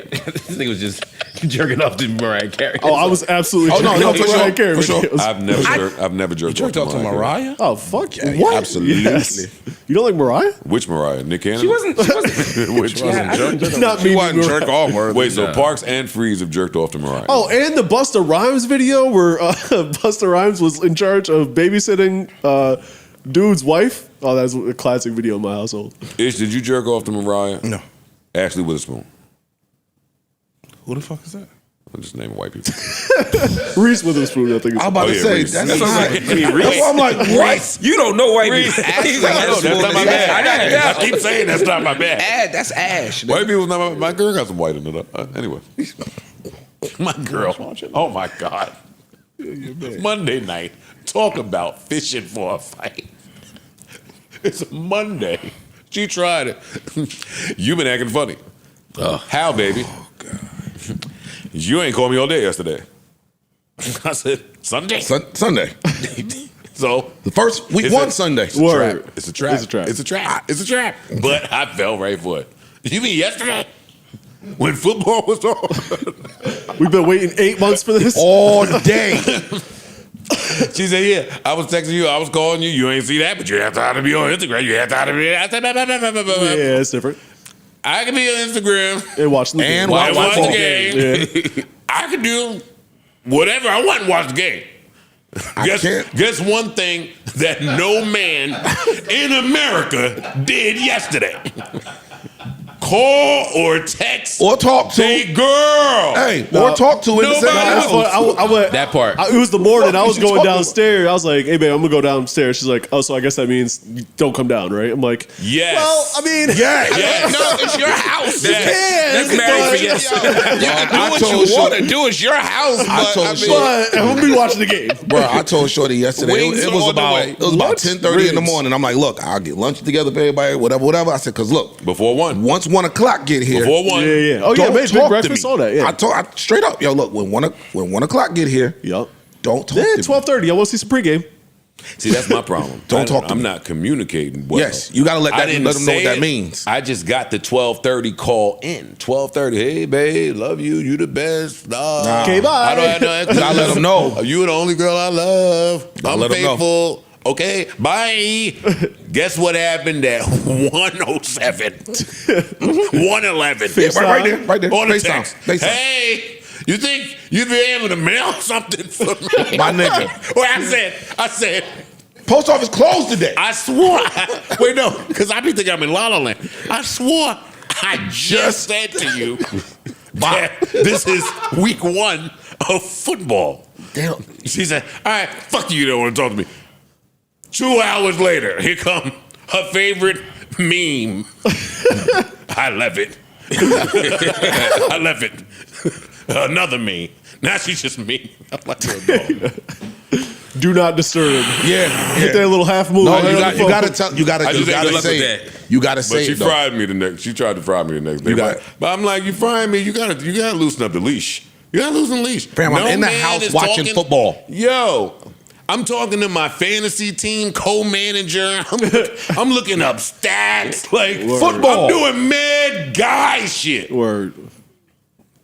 Anyway, she listens to this shit, so I'm moving on. I'm sorry you went through that. Yeah, no, that's fine. That's my baby. Just communicate it though. That's the. Listen, we cool. It ain't Sunday or Thursday, so ain't no beef now. We chilling now.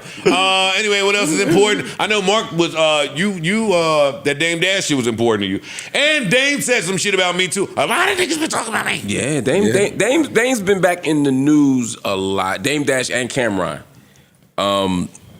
And it's been interesting. It always makes me sad when I see Dame Dash and Cameron or Dame Dash and anybody who he had a relationship with have beef publicly. I'm not blaming Dame for it. I'm just saying I hate to see that kind of thing. Mm-hmm. But it started off as kind of lighthearted, it seemed like, Cam and Dame. And then it seems like the jokes turned serious a little bit as they started having a little back and forth about their past, about their relationship, about who supported who. At some point, Dame was saying that Cam didn't support his movie. What's it called? Men of Honor? It's called Honor Up. Honor Up, I'm sorry. And I'm on record for saying that is one of the 3 worst movies I've ever seen in my life. Cam did a favor not supporting that movie. Is it worse than Snakes on the Plane? It's worse than every movie you could possibly name. Outside of Nick Cannon's Chirac and maybe Belly 2. What about that other plane? Sharknado? No, Sharknado's fire. That's a classic. Yeah, we're not doing that. We're not doing that. Oh yeah, and all the Fridays. Yeah. I let it go the first time. I'm not doing it again. I let it go. I ignored it when you tried it. And all of the Fridays. Friday the 13th you talking about? No, he's talking about. I know. Yeah, get him out of here. No, go ahead. But yeah, like when I saw that, I'm like, dog, that movie was horrible. So, what about the Idris Elba movie when he was on the plane? That was a show. Yeah, that was a show. That was Hijack. Hijack. It was a show. It was kind of a good show, That was a too. show? Yes. Yeah. I'm getting old. You know, my memory, that blood pressure medicine, they say it as a symptom. Hey, your vision gonna get blurred and memory. You're going to just keep taking it out. Yeah. Figure that's better than Sometimes not stroke. Sometimes. Figure that's better than, heart attack. Yeah, the other alternative. Blindness. Oh, God. Have you checked how much, what's that shit? That Cholesterol? The shit that surrounds the heart that you got to check how much that clogs the shit. I forgot the word. Think your arteries are The clogged? C word. I'm good. You good because Mandy said you good. No, because all my levels at the doctor said I was good. Because Mandy, your doctor. You're a man, dick. Yo, get the fuck out of here, yo. So you seen Mandy's dick. Wow. What were we talking about? Dame Dash. Yeah, Mark, go ahead. What do you say about you? So What did he say about me? Yeah. Dame said that all of the hot podcasters are Rockefeller podcasters. Right. Oh, okay. But he was lamenting that. He was basically saying that, like, we had this hot thing going on, and instead of having these artists who are pushing the culture and advancing the culture and laughing at the journalists and laughing at the media, now y'all have become the media. Y'all become the people talking about Cam, Mace, him, Nori. He said, I thought all of y'all were rock stars, not chatty little bitches. Basically, he didn't say that, but that's what he was trying to say. We're still waiting for the. You could be a rock star, chatty little bitch. So I want to let Dame know when I try not to support America New. You got to start with that. Support Dame shit. America New. Go check it out. Now that that's out the way, Dame has to stop. Hey, leave me out of all that. Whatever you're doing. My name should have nothing to do with that. I was Rockefeller for 79 seconds. And I keep it a secret. It's not something that I run around promoting or I'm proud of. I ain't released an album on Rockefeller. I ain't put a song out on Rockefeller. You didn't get a rock chain? I didn't get a Rockefeller chain. I didn't get a Rockefeller cup of coffee. You got some Spanky? No, I didn't. I didn't get a Rockefeller penny. So when you having these Rockefeller conversations and shit, Hove don't even recognize me in the Rockefeller. It's always Dame talking. Keep me out of that. I'm not a Rockefeller rapper, artist, podcaster. I don't have nothing to do with none of that shit. Carlene barely buzzed the gate when I was at the motherfucker. Who's that? Yeah, Carlene ain't one of Joe guy's here again. Hey, when Over Carlene was back there. Yeah, so I love Dame. Like I said, I'll never have a negative word to say about him. He's loaned me money out of his pocket. I won't say nothing bad about him. But please, I'm not Rockefeller nothing. I don't claim it. I'm not repping it. Shit, you shouldn't be repping it. No. But that's not my business. That's not my business. A Rockefeller podcast. Are you crazy, Dame? Well, I think his bigger point was just he thought y'all were cool, and the space y'all operate in is gossip. We not cool enough for you to dictate nothing about my actions. Hey, anybody out there that think we cool enough for y'all to dictate how I move, that's triggering for me. That's been a problem with me since pre-K. I'm rebellious. I just told my girl this shit. On Sunday. Some people. No, for real. I'm whatever the grain is in my blood and DNA to be against it. We just made up that way. Sorry. The fuck out of here. But that's my man, so I don't have nothing. I don't have nothing negative to say about him. And don't make it seem like I came and started this shit when it was in season, when it was trendy and fashionable. That was what I didn't like about it. You telling the Joe Budden story wrong. Don't tell my story. You not qualified to tell it. Shut the fuck up or deal with them. Deal with the niggas you have that type of history with. My stint was for a minute and a half. And honestly, that shit fucking ticked me off when he said that shit. Niggas just be dropping my name and shit that has nothing to do with me. Please. Don't compare me to Bleak. Don't compare me to nobody that's ever been on Rockefeller that has a podcast. It's not the same. Jesus, Mary and Joseph. It is interesting how many former Rockefeller artists have podcasts, though. I mean, damn near all of them. Everybody with Beans and Free, damn near. See, that's the norm. That's what somebody in hip-hop would say. Where I'm sitting at, I say, it's interesting that so many people have podcasts. Don't bunch me in with this hip-hop shit. It was 3 of y'all when I started. Right. Which to me is a Dame Dash. To me, it's in his spirit. I would think he would want you to do that. And I'm not saying he doesn't, but Dame Dash is always about own your own shit, build your own shit, create your own lane, make another vertical. That's what you've done here. So I would think he would be shouting that out. I'm not walking around looking for congratulations from anybody. But I also don't have to be a part of whatever story and reshaping of things you're trying to. I don't want nothing to do with that. I don't want nothing to do with that, Dame. I love you. I wish you nothing but the best. I'm sure you wish the same for me. But I don't want nothing to do with that. Well, 50 Cent just bought the rights. Was it Paid in Full? Yeah. And of course, Cameron is part of that. So Dame mentioned that last night. That became part of it. He's kind of clowning Cam, saying he worked for 50 now. Yeah, now you work for 50. I don't know the business arrangements. I doubt that he works for 50, but I don't know the business arrangements. But it's just the next level of their back and forth. Although this one seemed a little more lighthearted. Also, it's just a wild. It's just a wild mentality. Like some people just have this thing where and Dame is one. He's on record saying like he can't work for nobody. He has to be the boss. And okay, cool, but there's nothing wrong with partnering up as well.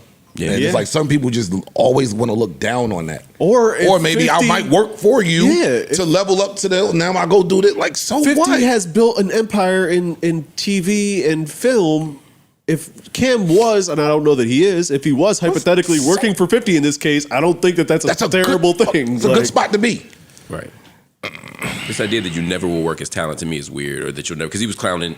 Yeah, they were clowning each other for working as talent for VH1 or for MTV or these other different shows. I mean, again, I don't care about, because they're friends, they're gonna be friends again, they love each other, it's gonna be peace. But like, I think about the audience watching that and this idea that now everybody who gets a 9 to 5, everybody who's in the business of entertainment who takes a talent, I mean, you can't even take a talent contract now. Let's address that. Do y'all feel like that word is or has become a diss?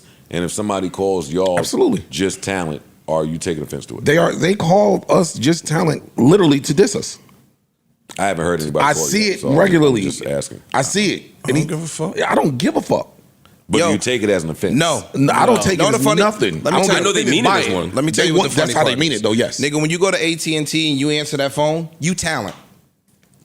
When you go to your accounting firm, when you go to Goldman Sachs, Nigga, when you go drop to them fries, blah, blah, blah, you're and talent. partners, and you're an attorney for this company, nigga, you are their When talent. you drop back in the huddle, Yes, you are talent. You are So unless you own your own shit and it has your name on it or your brand on it, ding, ding, ding, nigga, you talent.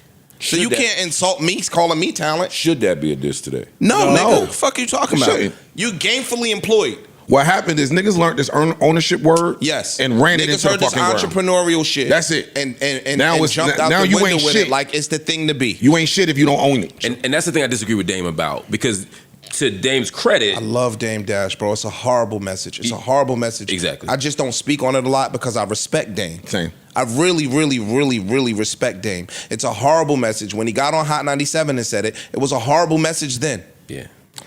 My nigga, you not being a owner of something does not make you less of a man. One, it could be a goal of yours to own some shit so that you have the ability to leave it to your family, leave it to your children, and just be the outright owner of it. That is fly. Most people don't ever reach that. And so if you discredit a man and his hard work ethic because he don't work for himself, I think that shit is a horrible message to send people. And how do you run a business? To me, it'd be hard to hire people if I would want to work for you. Looking at you, If I looking know at you me think- like you think I'm less of a man. You think I'm your daddy? Like, you know, because that's what he said. Like, you know, if somebody's my boss, it's like calling him daddy. So then what does that mean when I'm trying to hire people? Like, I agree with everything you guys are saying. I'm going to start there. And I want to also say to the people listening, if you understand how talent can be received as a diss, then you're ahead of the game and you're doing what you need to do in terms of financial literacy. We preach that all the time up here, but that for me is part of it. Like, for you to have the understanding to take talent as a diss or to know what someone means by it, it means you have more information than the person starting at go. I think that's all fair. I have to say. Part of financial literacy Really? also is just making good business decisions for yourself, which yourself. may include being an employee. What are you Hold talking on, about? go ahead. Ish, what you mean, really? You said that if somebody looks at talent, the word talent, as a quote unquote diss, Not looks at it, if they understand what you The mean by intention talent. behind it. Yeah. Like somebody calling you that's it. talent is trying to diss you. then they are ahead of the person starting at go. you're at least in that world. I get what he's saying. Yeah. Go doesn't teach you that talent is a diss. Go teaches you to be talent. Right. Go teaches you that talent is the way to be, to the way to fame, the way to be, to make or break you. Talent. Talent is the thing to be. That's in Hollywood. That's in music. That's in Everywhere. If you go a little further in the book and see what the back end is or what people that are not talent are making, and that's all around the back, and you get to talk to them about how they view talent, like where the real money is made, then you start to take offense because you understand where that's coming from, and then you fight to not be looked at as solely talent. Word. Then you fight to participate. I just Yeah, I think It's okay. I think that's personal preference. I think that some yeah, people are yes. okay with being talent. I think that some people are okay with. That's not what I'm talking about. I know, but I'm I'm just. only talking about understanding. I know, but I'm saying like as a diss. everybody don't want to be the CEO. I'm only talking about understanding how it could be a diss. Then you're ahead Gotcha. of. I'm agree with what you're saying. I'm not saying that you're lesser than if you're talented. I'm not saying none of that. But to know what other people mean, to know more languages than just your own. Oh, for sure. You're ahead of the person that is ignorant and has no knowledge at all. Is all I'm saying. Good luck to Dame and anything that he's battling. For sure. Dame, I love you. We'll talk. We always talk. And I was trying but about keep some me out of CEO them shit, fucking man. Rockefeller conversations, please, please, please. I beg of you. I beg of you. I shouldn't be a Rockefeller example in nothing, in nothing at all. There's another story. I don't know if this is too white for you. Charlie Sheen. Mark, can I look at some nigga topics? let me look. Let me check my nigga board It's not first. about Charlie Sheen, really. It's Speaking of nigga, go ahead. See, that's more juicy to me. He's talking about Charlie Sheen. Well, it's just that he was on Good Morning America talking about when he started smoking crack, he started having sex with dudes. Did you? No one else saw this? I saw it. I saw it. Oh, well, that doesn't help my. Doesn't help my argument. Tell me more. I was waiting until the doc dropped to really talk about it. I saw something like this, but I'm not researched on it. He's got a book out. He's got a book out called The Book of Sheen. He's got a documentary coming out. He went on GMA and because he's talking about he being relieved when he found out he had HIV, although he was depressed about it because of years of just wilding and just having a whole different life. And part of that was having sex with men. And for him, he said he didn't start having sex with men until he started smoking crack. And so crack turned them out. Well, that's sort of where I wanted to ask you. It was less about Charlie Sheen and more about the glass dick to the real dick. See, for me, wait, what is that? He went from sucking on the glass dick to the real dick. What? I'm sorry. I don't got no problem with gay people. Gay people work for me right now. Oh my God.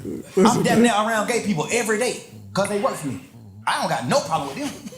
What Charlie Sheen is attempting to say, I find in the same vein of what Young Thug was. Don't say vein in this conversation. We're not gonna be mature at all. It was in the same vein. It's crazy. Hit the button, nigga. Hit the button. Word. Just hit that shit over here. No problem with gay people. Gay people work for me right now. I'm damn near around gay people every day because they work for me. I don't got no problem with them. It's in the same world as what Young Thug had to say about that community to me. Like, Charlie Sheen sound like he's saying, I wouldn't have fucked a dude if it wasn't for crack.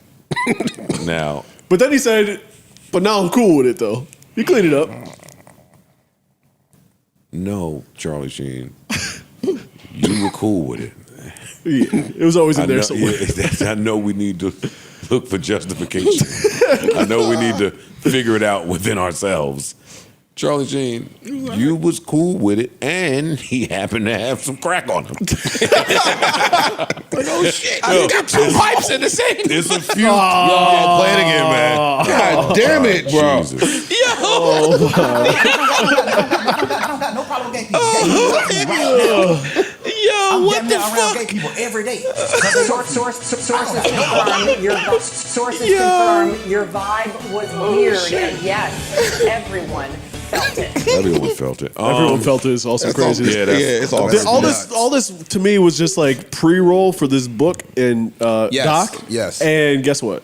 It worked. It worked. I worked. Oh, it I will absolutely definitely worked. watch I'm this watching doc. this I'm doc. Fascinated by Charlie Sheen. Charlie Sheen don't even know how much equity the name Charlie Sheen got. Charlie Sheen, all you had to do was say, I'm putting a book up. I'm putting a doc. book out. That's it. Crack. And it's going to be the truth. I'm telling you. A tell-all book. And we were going to get that book. You ain't have to tell me about no crack. I just assumed that. That was in my default Charlie Sheen thought. Oh, he was on crack. I knew that before you said it. Yeah, word. I heard the story. Nigga. I was like, oh yeah. He did that shit. He did that shit. Go ahead, Charlie Sheen. You the man. What'd you think, Mark? I thought that this would lead to some really immature jokes, and that's what I was hoping for. But I think that what you think is that drugs open you up not to. Yo. Oh my God. Hit the button. Fine. Listen, I've earned it. y'all I've on a earned it. roll. I've earned it. Y'all on a- I don't like this either. Or hit the button. I don't Give like it to me. Fold that up right now. No problem with gay people. Gay people work for me right now. I'm damn near around gay people every day because they work for me. I don't got no problem with them. But that was just my thought. I'm not shocked that he said it. I just think, to your point, that just allowed you to give yourself an excuse to do what you already wanted to do. If we didn't have a guest coming on all the other stuff, I was going to ask y'all sort of when inhibited, what's the wildest shit y'all did? Not that level of wild. What's wrong with this nigga? Yo. I always do. But, Even while. All right, I'm gonna stand down. Baby. I'm done here. I'm done here. I'm done here. All right. I'm just thinking about when you have something come through and she got the drug on you that you're not familiar with. And she try to get you to die. I done had chicks come over with some special K. Same. With some acid shit. Some CBD, some crazy shit I never heard of. Yeah, some shit that you needed to. That was a girl that brought huffing through. Oh yeah.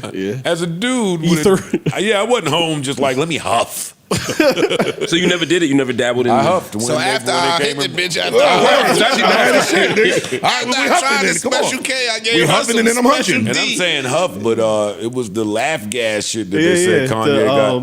Nitrous, yeah. Like girls are you come got the through. nitrous? I mean, in Charlie Sheen's case, dudes are come through, but whoever you fucking he had that shit on him. Yeah.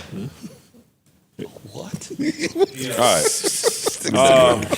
This nigga's insane. Yeah, I'm good. Let me see what else is important or unimportant. Let me hit my list. Let's see. Shit niggas are due for some Meek Mill, because I did want you guys' opinion on this. Meek Mill tweeted, which is one of my favorite things to do. He tweeted, pull it up for you. Meek Mill said he's looking for $5 million for his next book, album, and short film. And he's not understanding why labels are lowballing him. All right, I got the tweet. Let's do it. I need $5 million in funding for book, album, and short film. These label deals not looking fair at all. They ruined the game, basically. But I can reboot the whole thing. Why can't I get the same attention as a tech investment in rap? What the hell? Distinguished panel. I agree with him. There's a slight difference. Distinguished panel. I agree with him. Let's fight. The numbers don't. It's the numbers that surprise me. I don't know enough about music business numbers at this point to know what he should deserve. I know the book industry. If I was giving out a book deal to Meek Mill, I'd probably give him somewhere between $500,000 and $1 million. Okay. So I'm like, that's one of the five. That's one. And then so now I'm thinking about a short film. I don't think it's worth that much. Like if I. And I don't. And y'all can answer the music question. And so for me, the question was more like, why would he need a capital investment? No, I think the dollar amount that we focusing on is one thing. I think what he's trying to say is that when these tech startups happen or when any other companies happen, they go get seed capital. So why couldn't hip hop artists go get seed capital and pay your investors back and circumvent the label? They do. I think that's genius. Yeah, I don't do that. Again, I don't know. TLC did it. Yeah. Did they? So did I think De La Soul maybe? Someone else did. But a couple people have done it was that. De La, yeah. I'm talking about crowdfunding. So what he's exactly. What I'm saying, he's the idea. Maybe the $5 million might be off. Maybe 2, 3, whatever the case may be. I still think that we complain about the label so much. What he's saying makes sense to me. But I'm not in the music business. But what if they offering them 2, 3? But they might be offering 5. But they might be offering 2 for their control of your shit. Whereas if you just busting down the investors back on a percentage basis from an investment perspective, then you own your shit. What if they don't think it's a sound investment? I was just getting ready to. That's what it sounds like. Because again, this is the same Meek who brags about being friends with Robert Kraft, Hove, what's my man from Philly, Michael Rubin, who got that. Speak to that. That's a good point. In abundance. That's a great point. So maybe they follow him on Twitter. If these are your people and they don't believe in it enough to give you that, then maybe it's, and they're professionals at this. This is what they do. So maybe it's not as a sound investment as you think it is. So well, the difference in tech is that the return on a movie or album or book is nowhere near is likely to be as high as a tech if it works. If the tech hit. If it works. I was about to If say, it works. because it's mad album tech got a hit shit. too. Yo, it's mad tech shit that don't hit. Album got a hit. But the upside is huge in tech. Upside is crazy. There's more hope in the tech that failed than whatever Meek is talking about. And I want Meek to win. I love Meek. I sincerely Meek fan. I think an album from him would be great. I think a book from him would be great. A film would be great. But it's not the same as a tech investment. A tech investment, you invest $1 million hoping to become a billionaire. Right. You know, right. You don't invest in a book or a film or album to get 1,000 times return on your investment. I've never seen it unless it's unless you invest in low. I'm not going to shit on what he had to say. I think he's on the right route, even if I disagree with the tweet. Sometimes you need to be forced into your independence. True. So let's say this, right? From an investment perspective. My bad. Go ahead. Pardon. You could also find investors and be independent. But when the entire field, and I'm only taking this from his tweet, when the entire field is saying you way off in the numbers, you got to go yourself and prove them wrong and find your own metric. Just listening, a book, a short film, I've never seen a rapper's short film benefit anybody but the rapper. Yeah. Like, that's just the truth of it. Like, as artists, we have to start finding different ways to either prove our worth or show our worth, but it's not in short film. That's ancient verbiage if you're trying to get a deal in 2025. A book, I'm with Mark. It's not. We're gonna give you $1 million. That's generous. If that. And in music today, where you on your independent journey, it ain't worth. It's not worth that if you're asking for it. I'm not saying it's not worth it, but if you're asking for it, there's nobody that's of sound mind that's giving Meek Mill, unless it's your own boy, unless it's your friend. And in that case, you should do it yourself so you can not be the talent. See, that's why we be having multiple conversations. It's some niggas that want to spend their life being the talent, and they're fine with that. True. Right. But don't get to talking like you want to sit in other seats and you're not really ready to strap that belt to do that. And I think that's where put up your own money. I think that's where Meek is right now. Exactly. I think that's where I said that about Ye back when he was beefing with them, and I'm like, yo, get the money, build your own factories, get your own. If you want to go to war, then go to war. The same with Meek. Nobody's giving Meek $5 million for none of this shit he talking about, and I'm dying for a new Meek project. Can't wait for it. I'm a huge Meek fan. That's not happening. Like, now we just tweeting shit now. That's it. And I'm with Mark. You kind of got to wonder why you don't invest your own. I know there's the age-old saying, spend somebody their else's money. money. Yeah. I just think you need to know when that's applicable. I think there's times where that's correct. I think there's times where that's incorrect. not knowing nothing. He might not have $5 million to put into that like that. Or if I can't get their money, then I'll spend mine. Call Hove. Call the names you mentioned, Michael Rubin. Call all of your multi-millionaire... Billion. Those are bees. Multi-million and billionaire buddies. I remember when I was broke and I needed a car and I didn't have no good sense.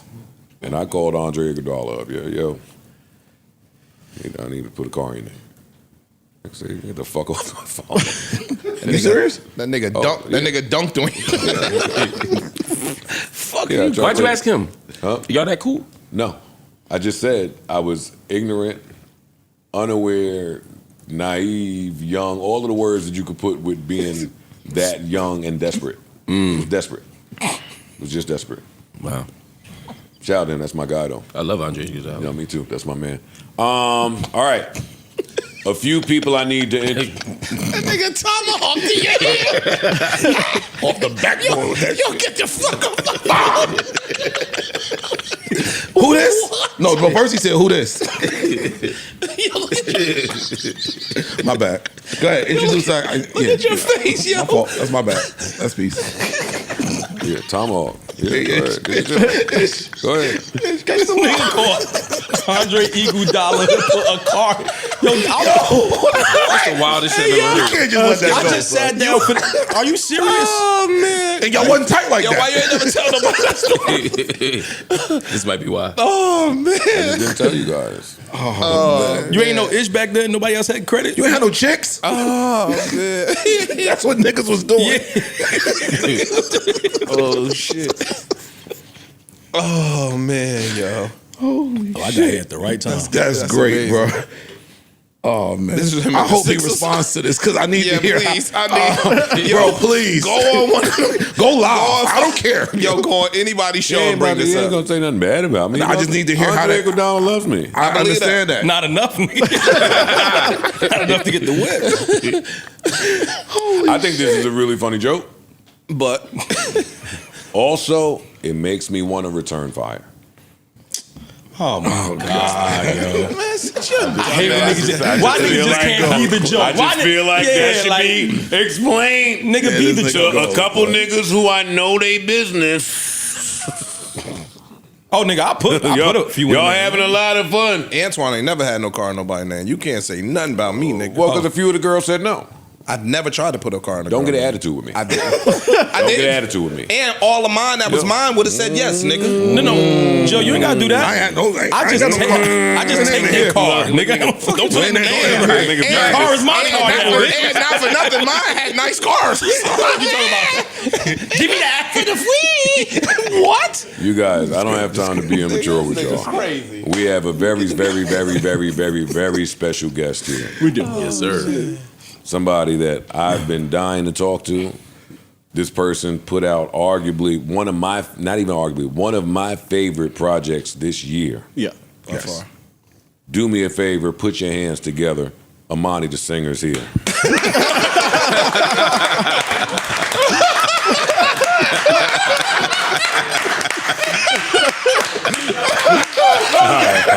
All right. Now that we got that intro out the way. Also here, one of my favorite artists today. Also one of my favorite projects this year. Put your hands together. Chance the Rapper. Yes, sir. Oh, that shit was funny, sir. Big Chance the Rapper in the Hilarious. building. All right, let's let my man get set up. Oh shit. We got Amani the singer and Chance the Rapper. That's not my name. Yeah. No, that's your name now. Now it's your name. That's your name, B. Oh, focus on shit. Chance. I'm changing it in my phone. You might go get Right some now. t-shirts. That's it. Yeah, some T's coming out now. Money Chance, the singer. You look fucking terrific, man. Thanks, you keep saying that. I'm skinny right now. But that's part of beauty norms in society today is being lean and trim. You like The Rock, like The new rock, right? New Rock. for real. You look like you on some type of salad diet. How did you get this slim? No, I just Because our lost brother here, You mean your Both- mirror? both- Your mirror here. Us here. how'd you do it? I just lost a lot of weight finishing the album. Like I guess not eating and sleeping enough. That doesn't sound healthy. Sorry, that was dark. I wasn't trying to be dark. I'm just being stress- honest. is stress loss? Well, I'm gaining some of the weight back, but like the week that it dropped, I was like the smallest I ever been. Like my face looked like skinny and shit. Damn, he was really stressed out over this album. It was just yeah. I mean, I stress out every time I make an album. Like I'll be like, It's a lot of pressure. A lot of pressure to deliver. it's this time not around. even. It's just I believe in art like as an idea of like trying to make something the best you can. So it's like I think anytime once you get to a point where you're like, all right, I got to put this shit out. It's like all the ideas or things that I've seen wrong with it, I'm like stressing over. You know, I feel like that's how everybody is when finishing a project. It's like, but yeah. Well, listen, Definitely it got came out skinny as great. hell. So Thanks, man. Yeah, we It was worth loved it it? up here. Yeah. No, I appreciate y'all. Yeah. I'm not glazing you yet. Let's fuck what they talk. I know that we happy to see you. Your album was cool. I'm not glazing It's you. cool, I'm yeah. not, It's no, cool. his album was great, but I'm better than not. cool. We're not at the glaze portion of this for me. Yeah. Now, This Am I- chord, little as hell. All right, there we go. yo, I've been telling I'm him. like, thanks, Mark. Now, are we getting like political pundit chants in this sit down, or Chance ain't Can a we- political pundit. no chance? I disagree with that. You saying like, are we gonna Or can talk we about talk deep stuff? like, or are we gonna talk no, about? I don't care about beefs. No, I don't care about I beefs. said deep. Like you Oh saying, yes, like, are can we we gonna talk get political? like or are we niggas, getting, like humans, like Yeah, like we are guy to guy? Chance, you go like this. That sound You like- do it just like this, like this. Like this? Yeah. is There this you the go. way? Yeah, that's the way. Yeah, you good. Because I have so many questions for you, and I guess at the start of that is I heard the album. How and where is your mental health? It's good. I mean, I don't know. I don't want to say it's bad. Well, your weight loss could be married to a dark mental state too. So I want to make sure we good. I heard the album. Nigga. Yeah. I listen to lyrics. Yeah, I think it's like this. You said when I'm alone, I think I could just die. No, I don't want to confuse that line. I'm so glad you said that because that's on That pretty. line scared the shit out of me. Yeah, it's not like sometimes when I'm alone, I want to die. It's like this feeling of, because in that moment, the line before it is, sometimes I think she was the love of my life. So when I'm alone, sometimes I think that I'm dead. It's like my life for a long time was running, intersected with somebody, and now it's running parallel. And so when I think a lot of people told me that they resonate with that line, people that have been through divorce, people that have been through loss, period. If this person is my life, and now I'm starting to, it's like now that life is over. Like a part of you died. You know what I'm saying? You're starting a whole brand new life. Yeah. So it's like there are a lot of reflective moments in the album where I'm like vulnerable about my mental state. But this is also over the course of 6 years. You know what I'm saying? So it's like these songs didn't all get made in the last couple of months. These are songs that just got reworked and reworked and reworked. And so it's like my mental state today is great. I was excited to see you niggas. Like, I don't know. They even made this shit dark. Like, how you gonna start off on bullshit coming off the Tomahawk? I gotta make sure he's okay, lost weight. What are you talking about? I gotta make sure he's good. That's it. And now we got fun. Yeah. Well, actually, what did you do for 6 years? Men in black ass couch. Like, how do y'all? Thank you. Thank you, bro. They hate these couches. Crazy. They hate these couches. Trying to like get the right posture. You gotta plant your feet. It's not one. You gotta plant your feet. Because you're going to keep sliding. You're gonna slide the whole It's time. making my pants fall. Mel too, normally like, puts a pillow behind the bed. You want a pillow? I'm straight. All right. I figured. Did you hear everyone's criticism over the last project, and what were your thoughts? I didn't hear any criticism. There was criticism over. No, I'm joking. Yeah, I mean that shit was wild. What I've been, trying to explain to people is like, I took it very personally, right? In the beginning of it, I think anybody would. Though. You know what I'm saying? And I think what I didn't realize until I started to go back outside was that there was a stark contrast between what I was experiencing in the real world and what I was seeing promoted on the internet. And even to the extent of like what my sales were and what the original like critiques from reviewers were versus, again, what I'm seeing repeated over and over again on the internet. Right. And that shit's in the past, so it's like, you know what I'm saying, it is what it is, but I definitely felt like a concerted effort to like, you know what I'm saying, like devalue my name or my value overall in the industry as a voice. And so I was pressed, but I also persevered. You know what I'm saying? And would you do anything different with that album now? No, I was explaining that also recently. That's a great question. Like, these are documentations of my life. Like, I didn't make it being like, I hope this shit suck. You know what I'm saying? I liked it, and I still like it. And there's still people that like, you know what I'm saying, come to me and tell me what it meant for them in that moment. And it's like, so you didn't feel like you were overboard on that particular content, because that's what the word was. The word was. I think there are a lot of different arguments made for why there was this widespread negative, internet. That's not reaction to it. But that's not true. But I seen that it was because of that. I seen because, you know what I'm saying, it was too pop. I've seen because it was too many tracks. I've seen a bunch of people explain it a million different ways. But like, I know that there's people that love it, there's people that didn't like it, and there's people that never heard it, but That's heard art. a lot of negative things about it. So it's like, at the end of the day, the only thing that matters is that it is what it is. I created and documented a part of my life that's going to exist, and it might help some people. Some people are just like, I hate it. That's the worst thing that ever happened. But it's like, at the end of the day, I create. Like, that's what my job is. How long did it take you to bounce back from that, like emotionally? It didn't really take you 6 years, or were you over it and just been chilling? I'm still getting mad sometimes. You don't sound over it. This nigga Joe, It's just one album, bro. Let it go. No, it's like, but that's what I'll be saying is like, I dropped arguably to me one of the most important projects of this decade. Like what I'm talking about on my album is different. And so to me it's like On the new the album, conversation of what this album is, when people try and tie it to that, I'm like, why? You know what I'm saying? Like what is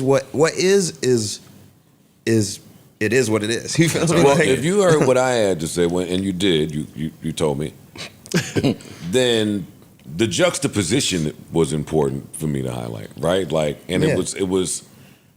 I didn't know how to feel about it. This album that you just released, I think, is some of your best work, comic book aside. But I mean, as an artist, I have to notice how you sound and the road that kind of was the precursor to before.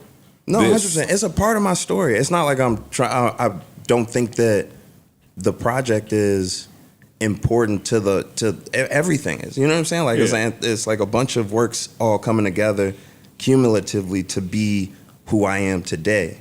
But it's also like, I think my project that I just dropped is so crucial that even I think like attacking it from the perspective of like a comeback or a bounce back is like, it's disrespectful to what it is. It is what it is. You know what I'm saying? And I think like there are, I'm going through my shit. You know what I'm saying? I got this case.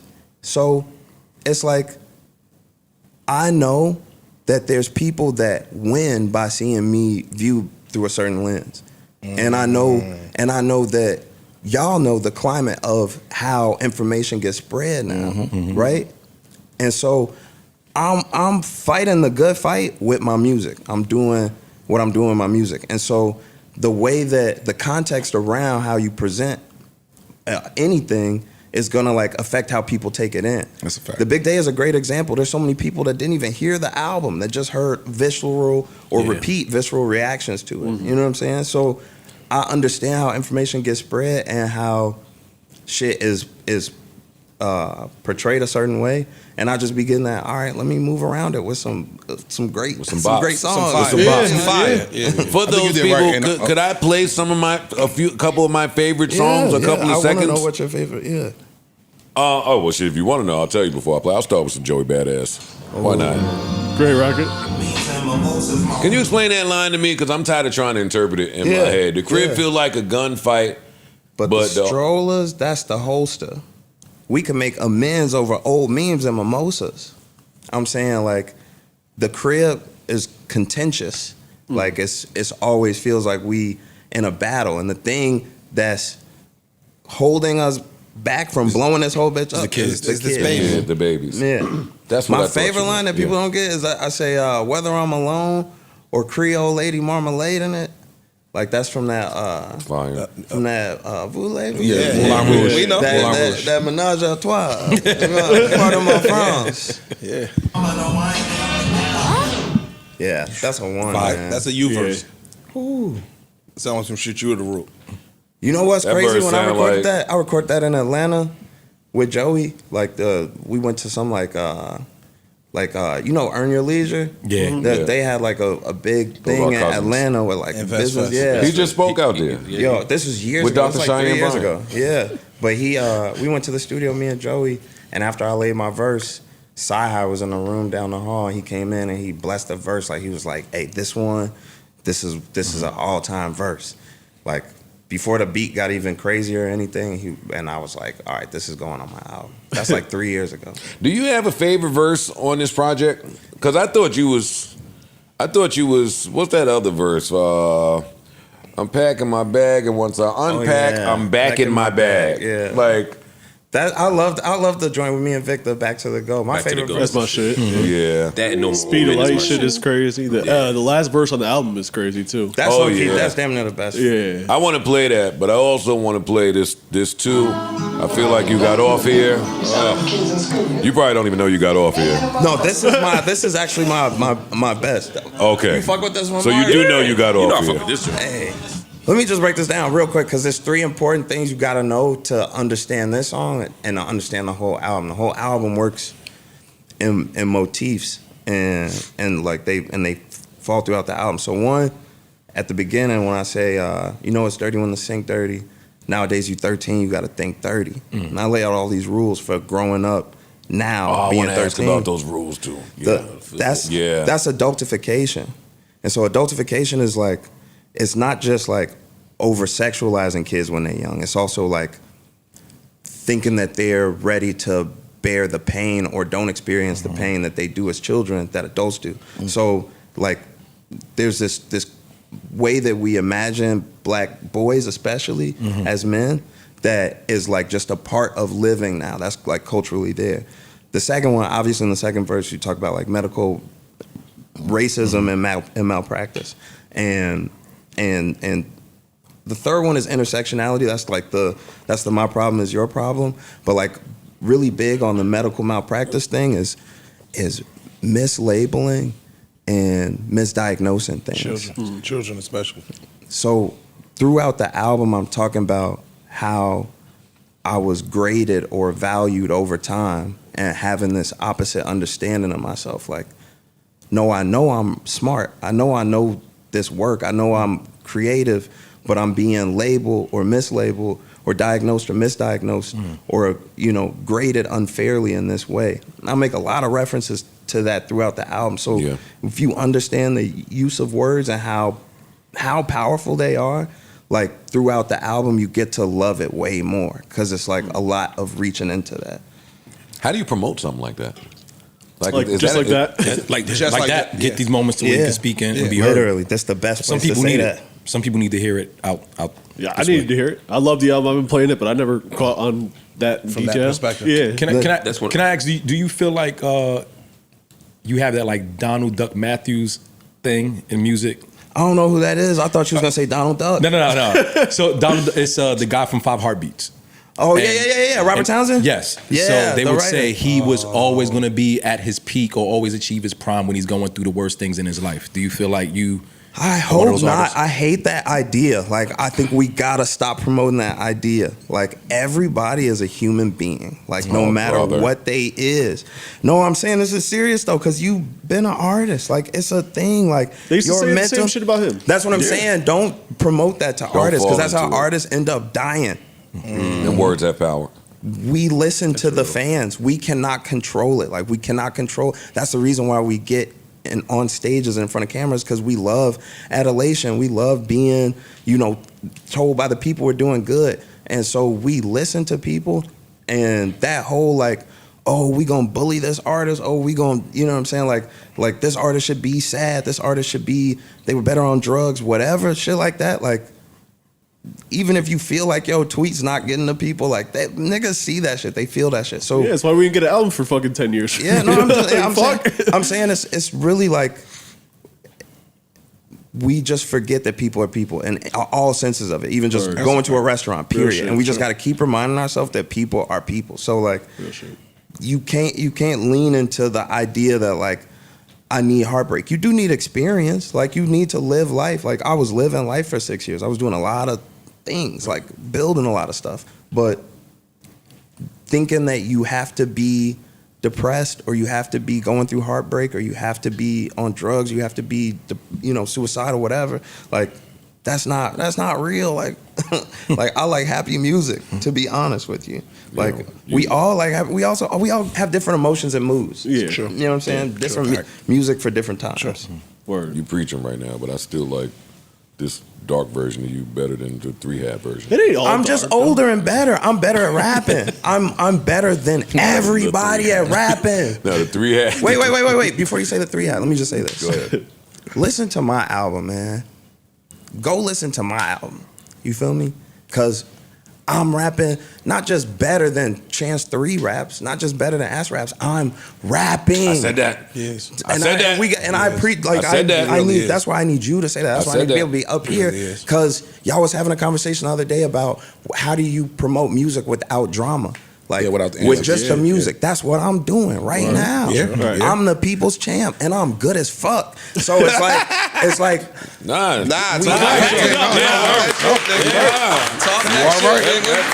real shit. So if I'm rapping the way that I'm rapping, like, that's it. It got to be carried on the shoulders of people that want to say, "I'm standing on this one. This is what I fuck with." I agree with that. Yeah. There's definitely a train effect happening after.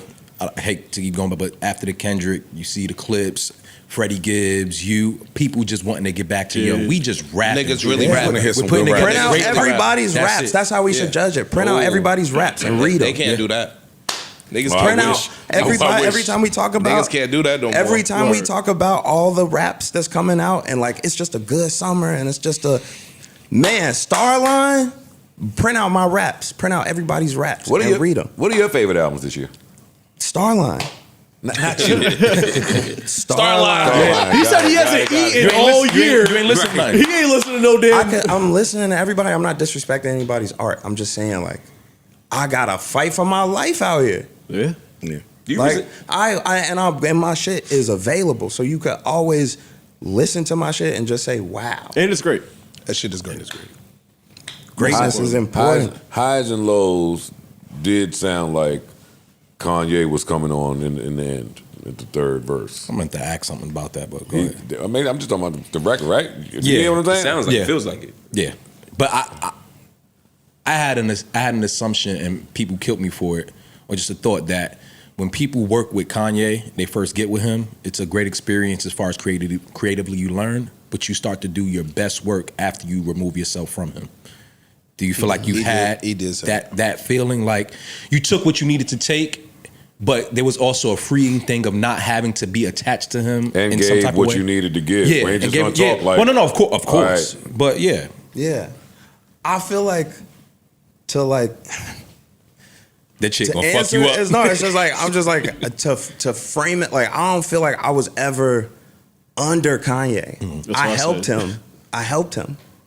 Body And- that verse. And I was in the studio with him. And you know what I'm saying? When I did my first album, he was on. I mean, not my first album. When I did the coloring book joint, he was on the intro of that. Like, he's helped me, and I've helped him. I've never been one of his artists. You know what I'm saying?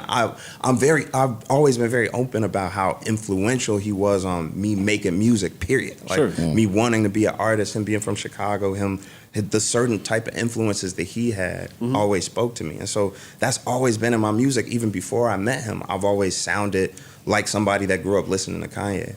But it's not like there's this like mass separation or like, you know, cataclysmic event that happens that it's like, now I'm on this era of post Kanye. Like, Y'all just did a couple records together. Yeah. Got it. you know what I'm saying? Like, and I'm not trying to like, you know, diminish the value of it either. It's just like, Of course.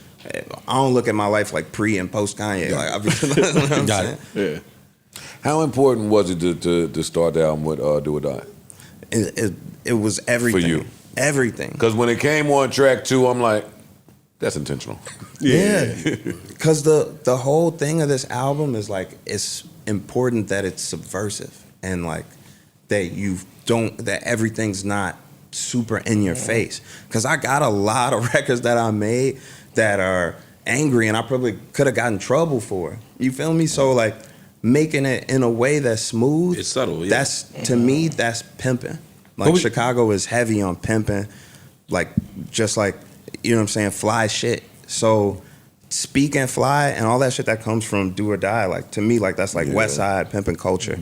And so I wanted to like lay out, when we're about to embark on the album and go for this ride, like you want like that Cadillac feel that just like, you know what I'm saying, to smooth you into it. But it's like some of my most like, I'm on that kind of rhymes. What was You your know first record you recorded for this album? The oldest one on there is Speed of Light. Speed of Light. Really? That's 20. That's like 2021 maybe. This is when I started. Like the beat, like it took a long time to make it, but yeah, it's like a lot of the records. There's only a few of them that are like very very recent. The Pretty with the DeBarge sample, that was like very like right before that album came out. I love that sample. The Drapetomania with Baby Chief, that was last minute That's too. my shit. Right? Was there a lot of like going back and re-recording stuff, or was it more production that you were taking time building around? It was more so, I think, the re-records of verses. Like I have like so many verses for every song, but what I was explaining recently is like I be thinking of like a concept or a title first, and then I'll just make a bunch of songs that I name that shit. like over different beats and different verses and stuff until I get to where I'm trying to get to. What's the most amount of roughs you had for one song in time? For verses, Great question. probably Space and Time. Or no, for verses, either Space and Time or The Speed of Love. And for like production, it's either the intro, because there was like 120 versions of that. And then all of the songs were like somewhere around like edit 70 and up when I put it out. Yeah. Damn. Who's doing with that? You said who was that? That's us, like You're trying a to psycho. perfect. Is that your normal process, or is that Perfectionist. more for this Yeah. album? Yeah, no, I think since like 2014, like after Ass Rap, once I did like Surf, Coloring Book, and all that stuff, like I started working more with like bringing in additional producers as the beat grows, like, you know, re-recording my vocals, bringing in background vocalists, bringing in features, getting people to flip the beat. So each time like the beat changes, it's just You re-recording? Yeah, Yeah. Who produced Gun in Your Purse?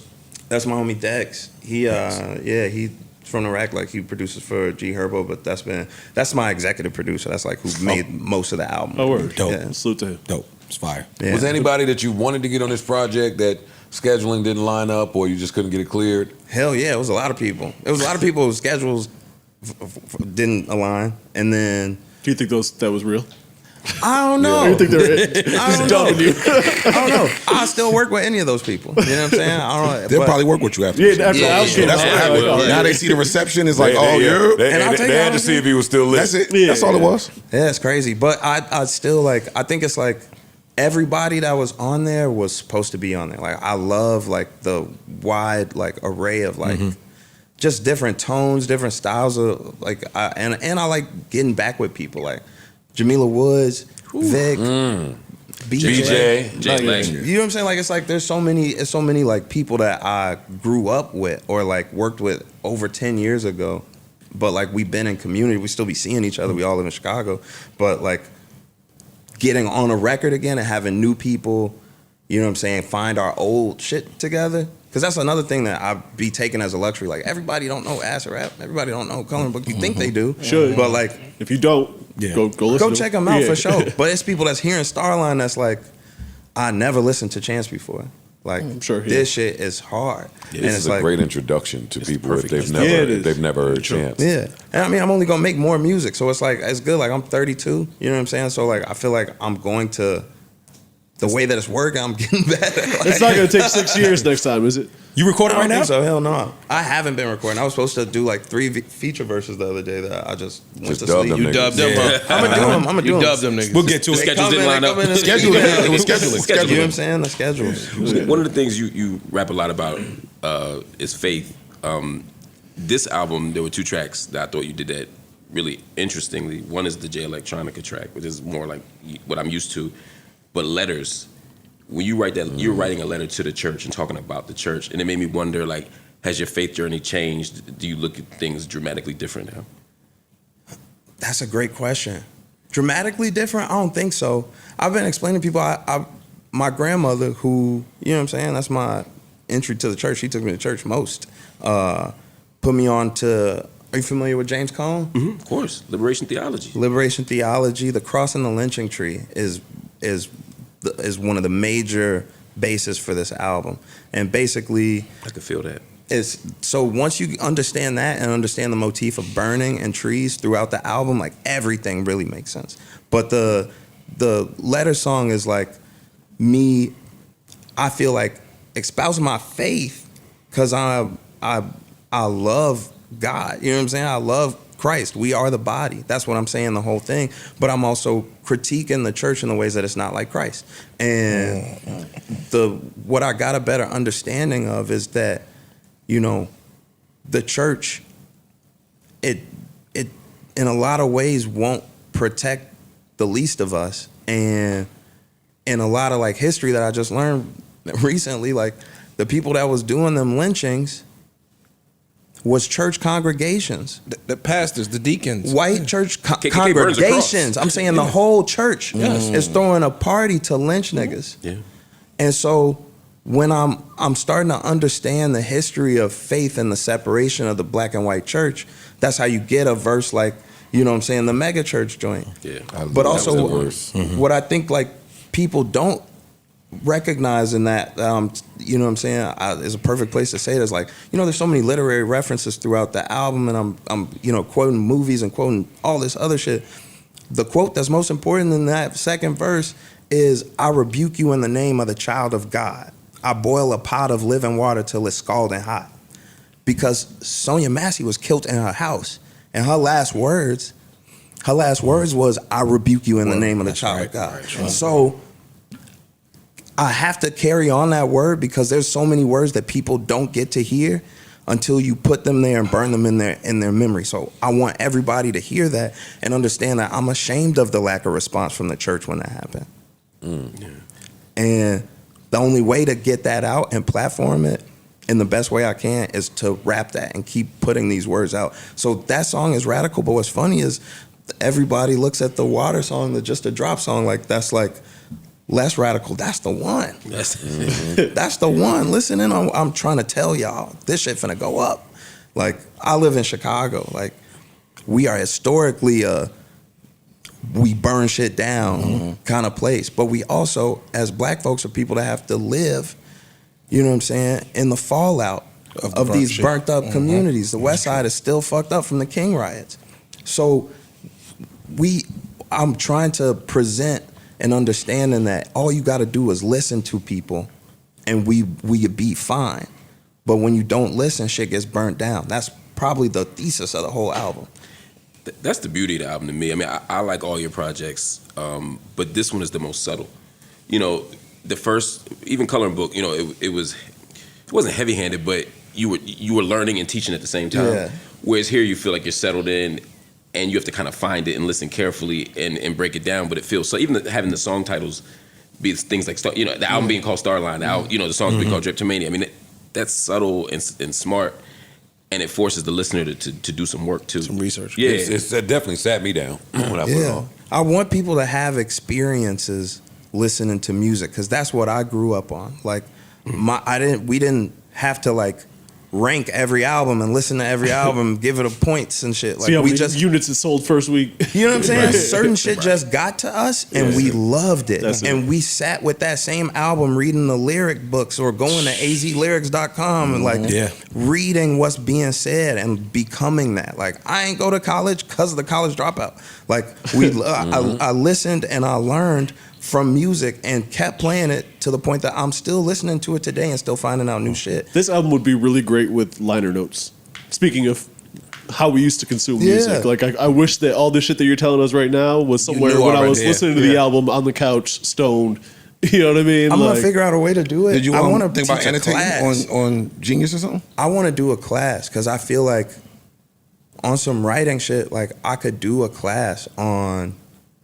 And that's just me talking about rapper shit. I'm speaking a little bit. No, like, you're correct. You know what I'm saying? You're right. But like, I could do a lecture, you know what I'm saying, on this album from a literary standpoint, from you know what I'm saying, like what the thesis is, and just like what we were talking about earlier, how we in the streets, like we pushing this music, and thanks to community, actual legwork and relationships, like I'm still in this conversation. This shit not finna get stepped on. I'm gonna be loud about the album, and I'm gonna be everywhere that everybody else be. I don't want to say it should have been a part of a rollout, because nothing about this feels like a rollout. It feels like it's genuine. I think everything you're saying right now, literally, you could just pick up a camera and get, like you saying, I want to do a class. Like, just do the class. Like, me hearing this, I'm having a better, full, in-depth understanding of the album. Because when I first went to listen, I gotta talk to Mark about it. I'm talking about a class. I'm talking about like Lupe got a class. You know what I'm saying? What you said? I'm talking about like a class. Let's do it. Like a lecture. Yeah, let's talk about it. As you were talking, I was thinking of 3 places you could do it. Right at the top. The chance. Hold on. They. What you saying? No, I was just saying it's not an F in depth. Is that me? Oh, I'm sorry. That's you. It's not an F. It's a PT. Forget it. But I just do. I let those pass off. It's like a thug interview. I knew what he was trying to say. Chance is doing the class, not Amani. We're good. Yeah. I like. Okay. All right. Everybody, slow the fuck down. I like Amani's point. I like what you're saying. Also, I would like to see these historical campuses continue to have us loop the lupes and Ninth Wonder's Ninth doing Wonder, kinds of yeah. like, oh my God, Guru, Guru. like have some of those minds come and chances on that list for me. Well, I'm only saying that because y'all was speaking earlier to the Meek and saying, well, if you can't find the people who are looking to do it, or you just do it yourself. So I would love to be able to turn on the computer or the TV or whatever at some day and just see Chance and Lupe decide to do it on their own. I feel and that not too. wait on Houseway. No, I'm just kidding. No, I need a university. Like I'm trying to go to a place and be like, this is this semester.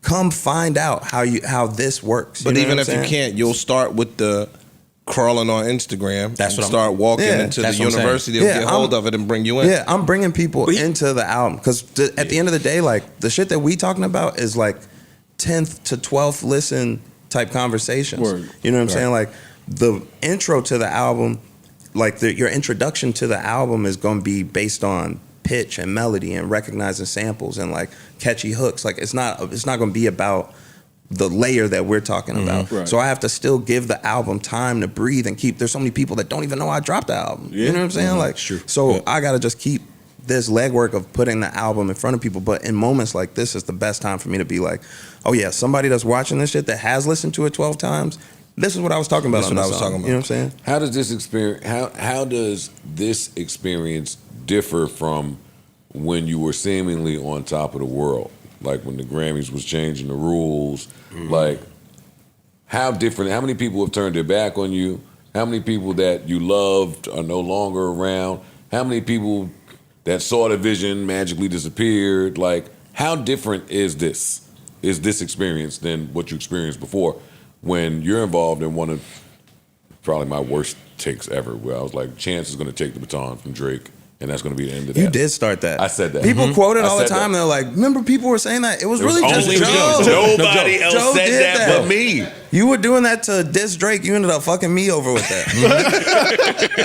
No, you know what? I felt like that when I was on Everyday Struggle. Because it was like, who's going to be as lyrical, as marketable, as political? Who's going to... I just felt like Okay, wait. Go ahead. Say what you were going to say. Chance, stop acting like you wasn't popping up at all of the fucking Chicago political... I thought you were just comparing me to Drake for a second. Oh, so no, I wouldn't do that. I'm just saying, you checked a lot of boxes for me as an MC when Coloring Book came out. I appreciate it. No, I felt the love, and I felt like this is gonna fuck me over. But it's like, I never wanted to be the next nobody. I didn't even want to be the next Kanye. I just wanted to have people like my music and like me through my music, because that's what kids that do talent shows and open mics feel like. Unfortunately, when you drop a bunch of really good albums and they change the rules of the business, people are going to have it. People line up. It's going to be a different level of that move. They was waiting for you to fail. Yeah, I just thought some other shit was coming after that. I ain't gonna lie. Once they changed the rule and you won, it was like, oh, no holds barred. He's out of here. Yeah, he's gone. Yeah, I mean, that rule change wasn't about me though. Like that rule change was so that streaming could become more of an applicable space. Unfortunately, you're the poster child. Yeah, no, I definitely helped segue it in, and to be honest, I don't like that shit. Like I feel like we all understand the gripes that artists, even in the film industry, have with streaming versus, you know what I'm saying, VOD or being able to sell your actual product. Right. And in a way, I helped usher that in. But I was dealing with streaming in a completely different way before Apple Music. So let's make sure that we add the context that I didn't sell none of my music for my first 2 mixtapes. Like all my shit was available on DatPiff, on YouTube, on SoundCloud. And spaces that were not official DSPs. Right. So when I did the move with Apple, I'm like the 7th artist to do it. I'm just the first independent one. And I did... You know what I'm saying? Win 3 Grammys. Killed like, it. You know what I'm saying? I did what I did. Knocked it out the park. You know what I'm saying? But I feel like that wasn't... I think the Grammys helped me more than putting my music on streaming. Like winning the Grammys, like that's how I was able to do all the stuff with the schools. Not that we in the perfect space now, but like the stopgap budget in 2017, like being able to like work with major brands, getting on the I'm the One song with like, I feel like a lot more shit happened for me once I won the Grammys. I feel like, I'm sure. You know what I'm saying? Before that, like 2016, when the album dropped, it was dope and like people liked it. And I think Complex might have called it the rap album of the year, but it wasn't like, it wasn't as big as one dance, or like I wasn't having the same year Drake was having or anybody else. Like the Grammys kind of switched that conversation, I feel like, around.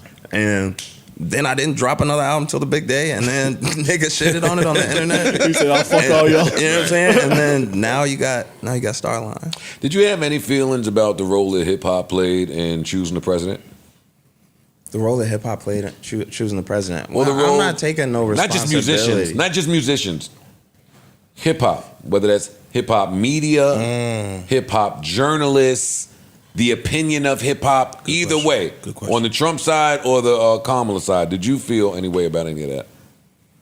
I feel like those are different verticals. Like hip hop to me is so real. Like I don't just accept everything as being a part of the culture just because niggas is doing it in an adjacent way. Or Well, then like how do you feel about hip hop's ability to be used? Well, we don't. So now we finna go political? Yeah. We don't own shit. Like hip hop. Like the first, let me chill. No, it's true. This is we sold that shit long ago. I'll make the point, but I'm just saying, like, we don't own no labels. Like, our labels are subsidiaries of major labels, and we don't own really no radio stations except for shout out to Miss Kathy Hughes. We don't own shit. So it's like its ability to be used. Like, yes, everybody's trying to make a dollar because this is America. Like. So, but I feel like when we're talking about the verticals that are responsible, I put journalism in one category, not like hip hop journalism, because it's like we don't have no real rules no more about what is considered like journalistic integrity or like the spreading of misinformation or anything like that. And yeah, niggas is trying to make money, and I don't know. I'm not trying to take. I don't think we should take responsibility for folks being elected. I don't know. Well, some of these niggas should, but that's a conversation for another day. But even if you don't take full responsibility, you still play a part in swaying people to vote a certain way. So even if Trick, or even if Beyonce or Meg played a part in convincing these 19-year-olds to vote for who Beyonce's running out there and promoting at the time, that you're not responsible for in its entirety, but you did play a part in it. I think a lot of people were indifferent, G, because like I feel like a lot of people felt like shit was getting more expensive. We still assisting and aiding Israel and bombing Palestine. We still like not taking care of the vets, still not taking care of the homeless, still like all of these things that are supposed to be like I thought we was all Democrats. Like, ain't we all dapping up? We all Democrats, but like we not. So some people are just like, we don't know what to do. So I think a lot of people is just like, they've been trying to use hip hop in that way since what was it the Vote or Die campaign? Like I feel like ever since then they've made like a real effort to make us feel like we have to choose the Democratic side consistently. Because that was the hip hop. You said when did you say it started? No, it was before that. What did you say? The Vote or Die is when they 2004. Yeah, I feel like 4 years later is when I started to feel it. The Obama moment. Yeah. Okay, it might be a little because you're Chicago, but I think you're right. I mean, for me, the question is always, what's the responsibility? Or like, I make a distinction between responsibility and blame. Like, I think you have a responsibility. You know what I mean, to speak on these issues and to help lead us in the right direction, like everybody does. But I don't blame rappers for the outcome because these outcomes are. Well, politicians are looking for hip hop influencers to influence a demographic to go ahead in a certain direction, whether it's the most popular or whatever it is at the moment. So, and to me, what I love about you and a lot of these other hip hop artists are when y'all don't say I'm gonna choose here or here, but instead you're just gonna speak the truth and offer your analysis. I don't want my rap artists to tell me who to vote for. I just want them to speak their truth. You know what I mean? And I think that's where it gets. Do you ever feel compromised in that? Like, were there ever moments where you felt like you couldn't? Yeah, I always feel like you walk in two lines of like trying to be. Like, I hate that artists get made, or celebrities period get made or put in positions to be the moral compass for people, or like get shamed for not, you know what I'm saying, being like some people. Obviously, sometimes people are pieces of shit based on like what I find to be morally right, but like we also like really go crazy on somebody when their ideas don't align with what ours are when they're a public figure. And I feel like my ideas and my understanding is my truth. And there are people out there that agree based on, you know what I'm saying, history and data and facts and shit, that's what's what. And so I'm gonna push towards that. But like the two-party system, like having to get up and be like, and feel this weight of like, you better save the world because he would kill your black ass. Like, like that's that. Like, come on, folks. Like, I'm just trying to get this money. I'm just trying to make this money. Can I ask you, what's the one thing that you're still having a issue like coming to grips with when it comes to being in this industry? Like, is there something that's still like a problem for you that you're still trying to manage through? There's a bunch. The first one that comes to mind is like, y'all know I'm independent, so stop trying to tax me for samples and for fucking features and fucking. Are we doing this again? No, I'm just saying, like, niggas know what it is, and they for some reason think that it's something different, and so they try and upcharge me on samples. No, he might be independent now. Joe told him.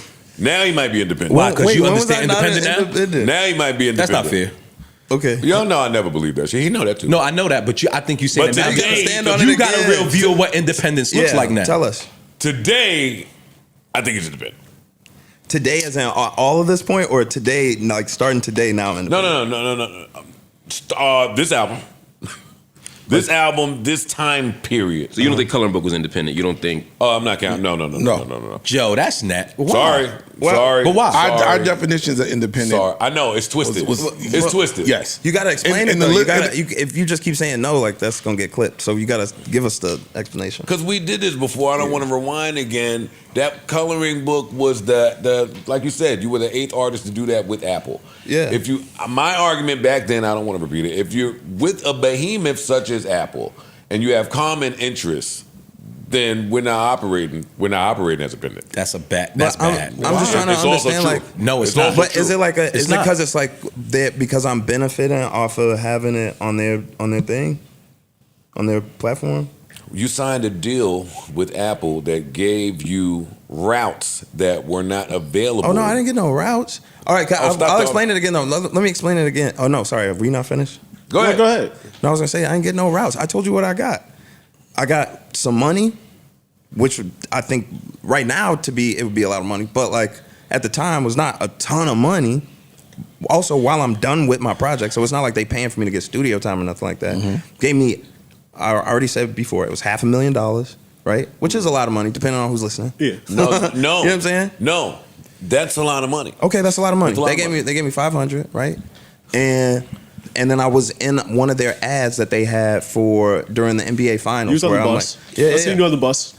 No, I wasn't on a bus. No, Joe. the bus that's my own money. Hold on. Word. The bus is my own billboards. Oh, but sure. I'm saying there was a commercial that played like one time, I think, or maybe twice during the NBA finals. Do you own the album? You said what? Do you own the album? 100%. Did you pay to make the album yourself? Yeah. Then it was independent. But wait, let me finish. That's I want to get the points across about the Apple That's where thing though, you- Go ahead. because tricky at. 2 points. We always make a big deal, and I see the meme get resurfaced. Not meme, but the infographic get resurfaced about how Frank tricked his label and became independent through his Apple Music deal.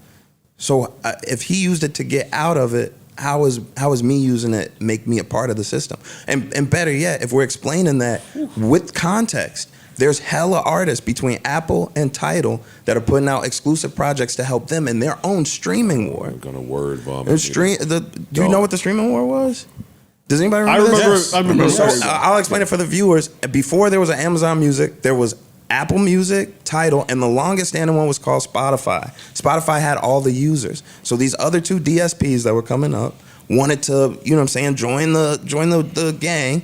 And they started doing exclusive albums with artists where for the first 2 weeks, like Beyonce, like Hov, like a bunch of people did it with either Tidal or Apple Music. And for 2 weeks, you could only get it there. Right. And I was not the first nigga to do this. I was the only nigga that is independent that did it. Might have been the last. And I wasn't the last either. We just talked about Frank. They changed it not long after. But we just talked about Frank. So I wasn't the last person to do it either. And I kept my masters. I never had to give up anything. The only thing I really gave up was I probably could have been number 1. My music was only available in one place. But I couldn't even because put it on you can only get it in SoundCloud. one- You one spot. had to at this time niggas didn't even have Apple Music, so people had to fuck with me enough to add this subscription and get this. It's like putting something on Netflix only. Right. That person's not independent because they movie got on Netflix. Like, so on one hand, you do acknowledge that you may have been the mascot for them ushering in a new way of business. streaming specifically, it's not even about Apple. That's the industry as a whole. The Grammys didn't used to accept, unless you had a physical album, you couldn't be nominated for a Grammy. That changed the year that I won for Coloring Book. And that became the first streaming only album to win a Grammy. But there were people that were putting out albums that were only on streaming before that. We just talked about mixtapes. Yeah. Just talked about Dat Piff. Acid Rap couldn't be nominated for a Grammy because of the fact that it didn't have a physical format. And that's what I'm saying is I didn't have a physical format for this album. Yeah. And I still won. Like, my shit was crucial. And you were deserving to win. Yeah, great album. So I don't want to make it sound like I'm thinking that some strings was pulled for you to win. You were deserving to win. Mhm. I just feel like there were interests above yours that made it appear like you were operating than something differently than you were. I'm not mad at what Parks is saying. You own it, you paid for it, you got it, it's yours, you're independent. But to the public, when rules get to changing and things start looking differently, then the word is going to be different. That's just spin to me. That's narrative. We had this fight with Pusha with the Clips. We had this fight. I'm just interested that you have this tape. Yeah. I don't Like the fact that like you like when it was No, listen, I know, but I'm just looking at you and what you've established in this sense. It kind of resembles to me what he did in certain ways. Now, don't get me wrong, it's a different type of battle and different type of support. But you've preached independence. He's an elite rapper. Chance is an elite rapper. That's true. Yeah, this podcast is independent, right? This podcast is independent, but it has some of the most major looks that most people can't even buy. It has or a afford. sponsorship from Prospects. Yeah. Let me say this. That's important. And you had Cash App at one point. What I did was I changed the industry. Yeah. So I Yeah, don't that's want a fact. I don't Yes, want that's true. anybody to rebrand the truth. With great music too, by the way. With great music. That's a fact. And it's okay to say as an independent artist. Talk your shit. Before there was a time where people even believed in streaming, I was changing the game with Acid Rap. I shut down Dat Piff. I shut down Fake Shore. When Acid Rap came out, it was so streamed that major outlets were reporting on it because it was the most important project. J. Cole tweeted about Acid Rap. And this is when he's still my senior, but I'm just saying at the time I was relatively unknown. Yeah. And so my project was so important that when I went into deals, like at that time, nobody believed in doing all right, so this is a conversation that we would understand. When you do an album, you get a budget towards mechanical copies, right? Physical, and that's a big part of the budget. Yeah. So when I'm going into deals, I'm telling them as a kid, I don't want no physical copies in my deal.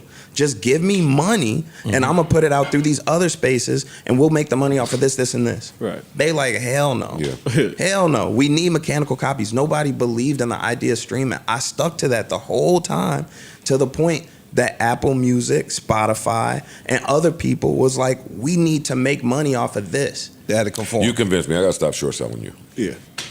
Come on. Accountability. Accountability, bonus. There you go today, my nigga. That's easy. That's a 10. Hey, you guys convinced me. Chance, you convinced me. I gotta stop doing that. The It's all reshaping of things. We got to tell the story The way it is. how it happened. Yeah. Especially when it comes to ours. and Especially us. if you are the person especially when deserving it of comes the to credit. ours and us. Exactly. If they're gonna do it on their own, we don't need to help them. That's fine. We don't need to help. I'm on Chance's side now. He independent nigga. Fuck you up.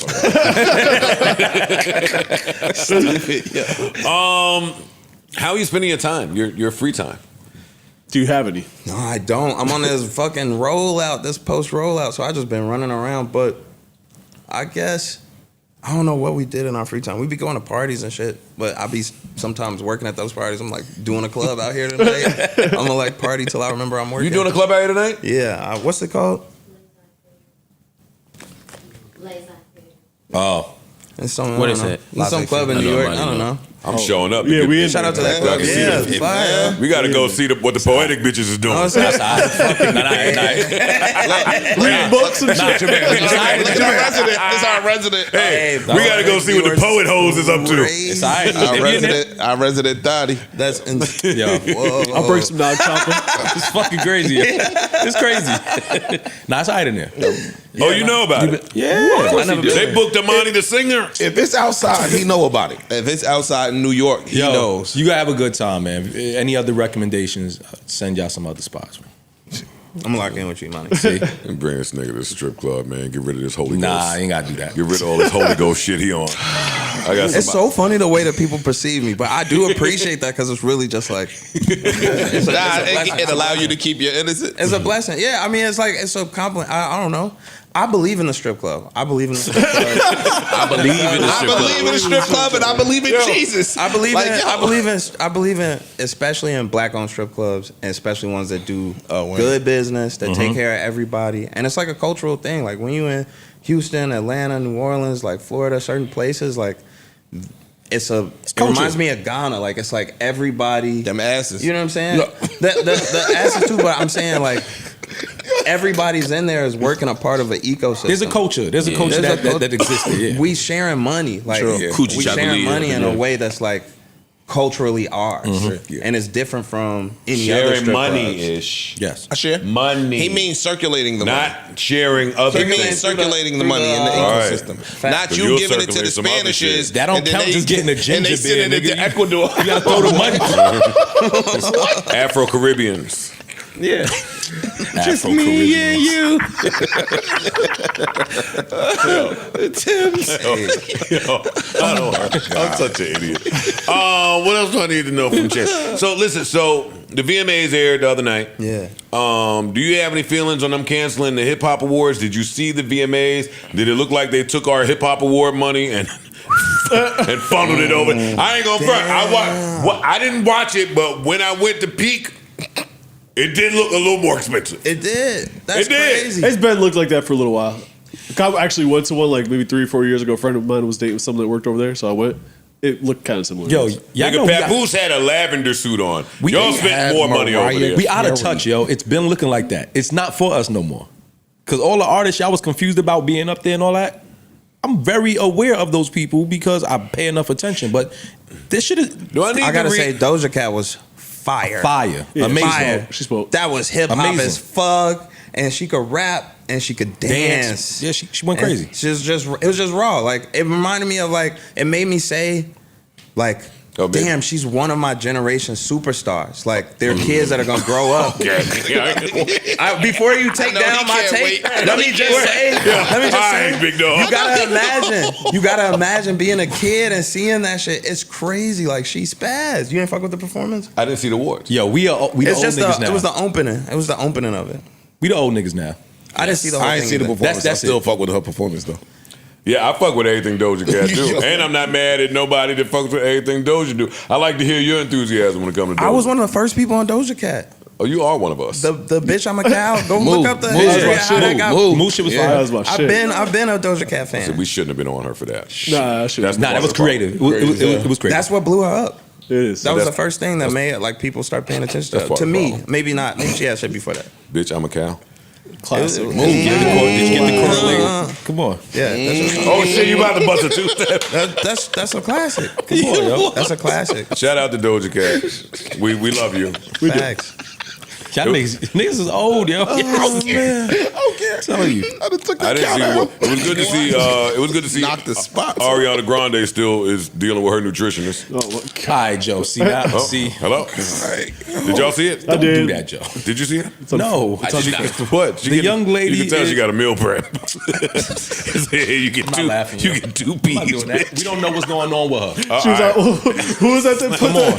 who was that that put the baby diet on the internet See? that one time back in the day? See? Summer Walker. Wait, Summer said, "All right, one plant." A pear and 2 peas. You seen her out there too, right? Stop. Oh shit! Yeah. Listen, we got to get to Chatty Patty when Chance leaves. He has too much integrity for this. We'll do this when he leaves. These are my peers. Like I'm going to see them. Like I hope they, you know what I'm saying? Everybody's good though. Everybody look good. You know what I will say, and then I'll move on, is that while I really liked how Summer showed up, because how she showed up with that old white man was it matched the songs. Would match the outfit. Like it's like performance art. No, but fuck that. Yes, the outfit that was worked. a Pam Anderson old school. Yes, look. yes, Like yes. she embodied what MTV. She did a great job. But with that. her music, everything, the spend it. This was how she was supposed to show up to the awards with an old white dude that looked like he was going to blow a bag. It matched. Let's get back to your actual aesthetic matching the music. There you go. I like that. I'm a fan of that. I like the whole awards for that. It reminded me of classic when MTV first started.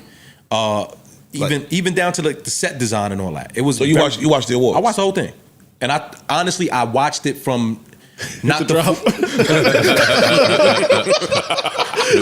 What a bitch! No, I did work. No, you're right. No, that's peace. It was a joke from earlier. in the podcast, I removed myself from watching it from my own personal taste as a 42-year-old man and started to think, what are these kids home watching and how do they receive this music now? Like the Tate McRae's or these people are popping. Yeah. And You know what else was popping? Ravens Bills, nigga. Hey, check this out. Hey, hold on. If you say Tate McRae one more time, y'all niggas is crazy, yo. Fucking Tate. All right, y'all. All right. Well, Lamont is saying, there you have it. There you have Hit the drop. Yo, word. No, it is. You niggas don't love music. That's what it is. Y'all don't love music. No, we love football. No, you don't. I got no problem with gay people. Gay people work for me right now. I'm around gay people every day. 'Cause they work for me. Chance, I don't got no problem with it. when you came in, your reading skills were on display. Yeah. You read our board. Now, I'm not going to say what's up there. shit. I'm not saying what's up there. And you don't have to say it either. I can't. I just saw what y'all wrote. I don't know anything about that shit. I don't know. I don't be on the internet, man. It says that redacted says nigga. Look at his face. Yeah, that shit crazy. It's fine. We'll talk about it when you leave. What else is important? What else is Are you important? gonna tour for this album? Yeah. I feel like you would have to. Yeah. I'm actually going on tour in like 2 weeks. I'm going I'm going on a tour with my guy Peter Cottontail. I'm doing like it's like a small run. Okay. Like 14 cities I think in like a month's time. But it's like Houston, Atlanta, New Orleans, New York. We got New York. It's already sold out, but they're like more intimate shows, like 3,000 You could probably people. find a couple extra tickets in there. Like somewhere. 70. Y'all could come, of course. Wait, what you said? What's the intimate show? 3K? Yeah, these are. Dog. I'm not saying it. I'm not saying it's super small. I'm not saying it's super small. I'm grateful for you know what I'm saying. What it is. Shout out to all the cities. You know what I'm saying. Far from SOBs, man. Yo, that was day one, man. I'm glad that you see me. Tell this nigga again I'm independent. I told him. I was at SOBs, man. And then you were in City Field. I was there for that one. Yeah. I also remember y'all had MSG books. Oh, yeah, it's different. I'm just saying it's a you know what I'm saying. Come on, man. Yeah, no, you grew up. Ain't your dad like the mayor of North America or some No, shit? why do people think that? Fuck No, my dad. Obama The whole said, shit. The whole shit. I'm glad Chance is doing the class. Obama said he was on a So first name embarrassing. basis Why with your would you say dad. that? No, my dad used to work for Obama. Yeah, he said he watched you grow up. Independent. That's extra. That's extra. That nigga ain't watch me grow up. Not to call him a nigga. Not to call him a nigga. That nigga ain't watch me grow up is the cool. That nigga wasn't there. That's You funny. wasn't there. No, but it's like, you know, I've learned so much, and I respect how you like talk about shit. For I'm trying to give you a dap. He don't- Wait till Obama. Like, clap. y'all gotta. That's what I'm leaving with the pod is for. Like, Wait till like, Obama clap back. Mark B Next saying playlist. Mark B saying the important things for, and I feel like there's so many things that like niggas just don't get to talk about because like this is where everybody goes to get information. So like when you putting out a point, like please spit the whole lit, like like because that's I really watch this shit. Spit the whole. Spit the whole lick. Hit them drop again. Spit the whole lick. But Chance was right. I got no problem with gay people. Gay people work for me right now. I'm damn near around gay people every day because they work for me. That's really a funny joke. That shit is hilarious. Did you watch that Thug interview and did you love it as much as we did? I absolutely loved it. That shit is COINTELPRO. Let's hear it. Here, say more. It goes back to the point I was just making about Mark. When you got important things to say, talk about that shit. Mm-hmm. Facts. Well, we could talk about the important things. Yo, you're the man, yo. You're the fucking, he's the man. What do you think is the most important thing we don't talk about? Good question. Or what's the least important thing that we do talk about? I think the most... both. Answer both. I think the least important thing... let's start with the least important thing. I think the least important thing is things that are already viral unless you have a new perspective on them. And I think the most important thing, or I guess the most relevant thing to us right now is that like the government is arming the National Guard and other armed forces against the civilians of the country. Right. And so I live in Chicago. I'm sure they niggas is coming to New York. Next. I'm sure they coming to every metropolitan city. For sure. And we in that shit right now. And we haven't seen a city go up in flames in a while, but that's a part of the tradition. I think that's the design. So it's like that's crucial. And it don't gotta be from a like, oh, I'm Democrat or no shit like that. It's just gotta be from a human perspective. Yeah. But I think that's the most important thing. Were you on Twitter when they thought that Trump was dead? I did see that. I knew he wasn't dead though. But it still was fun. It's just like a. It was. I feel like we still was having a little time. Some of that should be COINTELPRO too. Like a distraction. You know what I'm saying? Distractions. You feel me? So I just feel like we Just worried gotta about the do wrong away shit. with the distractions. Yeah.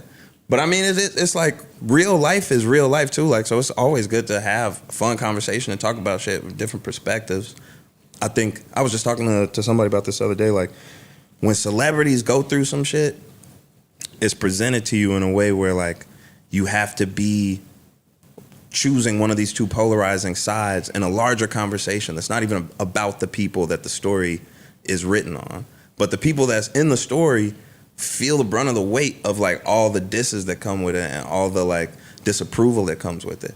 And so the most important people right now at this level of the war is journalists and people with pens and papers and microphones and keyboards and shit like that. Right. And so when y'all got a mic, it don't got to be every episode, but I'm just saying like when you guys do get deep, it's raw. You could hit the drop again. I'm sorry. Yeah, that was We were gonna let it pass. He caught it too, right? he was saying it. Works with us every day, so remixed it. Gay people work for me right now. I'm damn near around gay people every day because they work for me. That's facts though, man. Come on. No, he's man. right. yeah, that's real. Random question: Who do you have your best relationship with as far as the industry goes? Ooh, that's a good question. All right, I'm gonna name And if you say Doja Cat, 3 people. I don't have a relationship with Doja Cat. I just think she's fire. And I don't got a non-relationship with her. I know her. All right, look. Number one, Dave Chappelle. That's a good one. That's a good one. That's been my Good. mentor for like 13 years, and he just is there for me and calls me to check up on me, but also like I'll call him randomly and just say some random shit. oh, he told me he didn't have a phone. Stupid.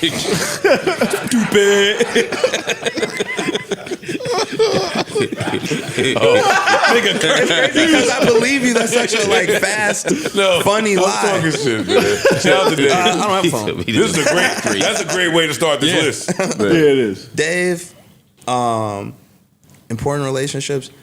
Also, there's a bunch of people in Chicago from Chicago that like Jeremiah and Herb are like those like really like my brothers. Vic, obviously. In terms of elders, it's more like Dave, Miss Lauryn Hill, India Ari, and Jill Scott. I gotta say thank Love you. Jill. So I gotta say Jill Scott. She gave to this album in a way that you can't hear, but like, and I'll if she ever wants to tell the story, I'll let her tell the story. But like, nah, she really, really held me down. You gotta know, like, it's some people that are just people, and if you call them and you like, I need this in Philly, she gonna be like, I got you. Yeah, I thought it was we you. love Jill up here. Jill and Eric. Jill is a friend of the show. And Erica too. And Erica too. Thank you so much. Erica gave like my last verse of my album, or the last song of my album. I quoted her a bunch from a poem, and I didn't think about it until like the day that before the album was gonna come out. Like, oh, I need to hit her, and she was like, "You good?" I still gave her, a percentage of the song, but like, she was like, "Don't freak out about it. Put out your art." Type shit. I think that's very stand up, very dope. What percentage of the song? I'm about to say, send that check. Talking too much. There's a lot of side artists. I don't know what to say. You know what I'm saying? Everybody got what they got. Do you watch docs and shit?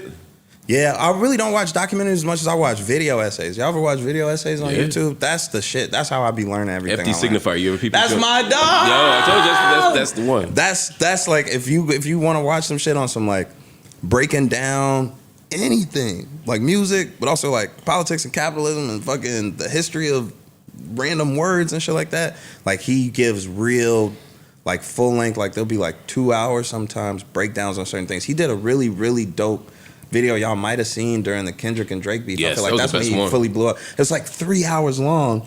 But what's the name? FD Signifier. FD Signifier. But what I love is like when a movie is subversive and it makes you think it's about one thing, and then it ends up being like a deeper dive in another direction. Great example, Dear Mama. If y'all haven't seen the Tupac documentary Dear Mama, you think it's about Tupac, but it's really about his mom's. Yeah. Like that shit's deep as fuck. But this dude, he did a video about Kendrick and Drake. You think it's about to be about like all the lyrics that they say. He spends like an hour and a half just breaking down the history of hip hop, the different male archetypes that they present us in hip hop, what a gatekeeper is. Like he explains all these things on like a on a molecular level of like how everything works and builds it up to they shit, and then makes an argument for why it went, how it went to people. Like, do you feel like we should have some type of barrier of entry? Yeah, 100%. And if so, who should come up with it? That's the issue. Is like who should come up with it? Yeah, I think there should be a group of people that sit to write. Board. Yeah, they have to write out what are the important things, and then ask people if they want to be a part of it. But I think like I've been saying since I first started, we needed a union. Like I think for sure. There's a lot of randomly like we organize around things with petitions and stuff, but that just like is too high visibly. Like where it could affect our careers, whereas if there was something that was planned, you know what I'm saying, confidentially, and now it's starting to sound like an Illuminati. I'm just saying like this, like if we made our own little Declaration of Independence and was like, this is what we do, this is what we not going for, blah blah blah blah blah. This is how we will show up for each other if something happens, and then just let people join. The people who probably will be able to make that type of effect and change, they already benefit so much from it not changing. So, like, who do you think would even want to take the risk of being the martyr in that situation? Because whoever tries to do that, they're gonna get the Jesse Ventura treatment and all that other stuff. They're gonna. Yeah, I don't know how that.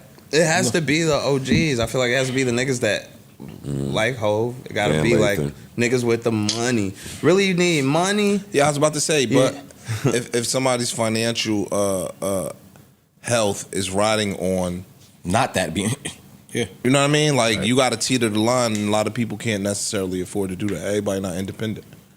I don't think. No, I'm joking. I'm just saying, but not just that. Like back to your other point, we don't own shit. Yeah. So no matter how many petitions you sign, nigga, you don't own shit, and they not gonna stop. We own our will. True. And we own, in most cases, I would hope, our image and likeness. So we can decide where and when we show up, and if we let people use our shit. And like when it comes down to saying like there was just something that just came out where like a bunch of actors and actresses was like, we not working with any like Israeli like defense like funded movie studios. It was like the other day, like 32 people signed that. Like that's great, and it makes a point, but also like all 32 of those people can be penalized somehow, or like have a visceral reaction to them. Whereas if like Hov and some other people was like, secretly that's what we've been working on. Here's the email saying that you could join that shit. Right. That's how you do it. That's how the NBA was able to, like when with the The Players League, whatever. When Chris Paul and Dwayne Wade were taking the lead Players on it, Association. now everybody can buy in on it. Whereas if it's just the 12th down the bench who's a radical, they can just dispose of that person. Facts. And needs to be the same thing with these artists. We gotta have a Do you wider believe net. that there is a such thing as the Illuminati? Hell yeah. I thought that was a fact. Is that a debated thing? They're still debating that. It's debated, but Yeah, come on. It might not be a centralized, real card-carrying membership, but I think They might have monthly meetings or something, but yeah. I think they might still have monthly meetings. And I think they carry a card. Maybe. All right, so let me ask you a tougher question. I'm not certain how big you are on health. Like I keep saying, you look great. Have you had a chance to see Bad Bunny's Bunny Hop? No, what's that? Bad Bunny at his show in Puerto Rico, he was doing like a bunny hop, and he appeared to hurt his knee in the process. Poor guy. You cried? I did. Like he hurt himself bad? No. I don't think. Now I got to show you. Y'all can keep talking. I'll find it. This guy's nuts. I got Yeah, to he show was just him. doing a little hop, He and it did, looked like he yeah. fucked he tweaked his shit or something. He's been out there. Here we go. He's been out there performing at a residency for we 3-4 go. months straight, whatever it is now. 2 months Check straight. him out. You fuck your knee up too. Oh shit. Yeah. Pulled something. Are you saying that was some Illuminati shit? No, no, that was a separate question. That was a separate question. Totally separate question. All right, so can I ask, how does Chance? This don't have nothing to do with music. Yeah. And you can skip it if you want. Yeah. But how does Chance Skip. the rapper? How does Chance the rapper flirt? Hey yo, next question. Like what? Hit the button. Nigga, what? That's crazy. I know, because I see what you want to ask. And there's a way to answer that. And he There's a keeps way to saying answer how that. I I just look. think like, bro, what are you talking you about? asked it a little. How do I? I asked the gay. How do you go That's about not what we said. how do you go about showing a woman that you have interest in them? Oh no, yeah, Riz, like you know what I'm saying? Yeah, what is your Riz? Next Oh, question. yeah. Alright, see? I'm asking. I'm serious about it. Hit the button, yo. Like, come on, man. Oh, Yeah, you gaying the question out. That, it's I got like, no problem with gay people. Gay people work for me right now. thank you. me. I don't have no It's problem. me. Every day. I don't have no problem with gay people. What I was saying is, I got what's called the gift of gab. You know what I'm saying? So I just, you know what I'm saying? I say how I feel. Gab. Yeah, I just talk. I just, you know what I'm saying? I say what I say. Like, that's what it's all about. It's conversation, consent. You know what I'm saying? Talking it out. You know what I'm saying? That's my Riz right there. Consent, conversation, You feel me? all these things that men.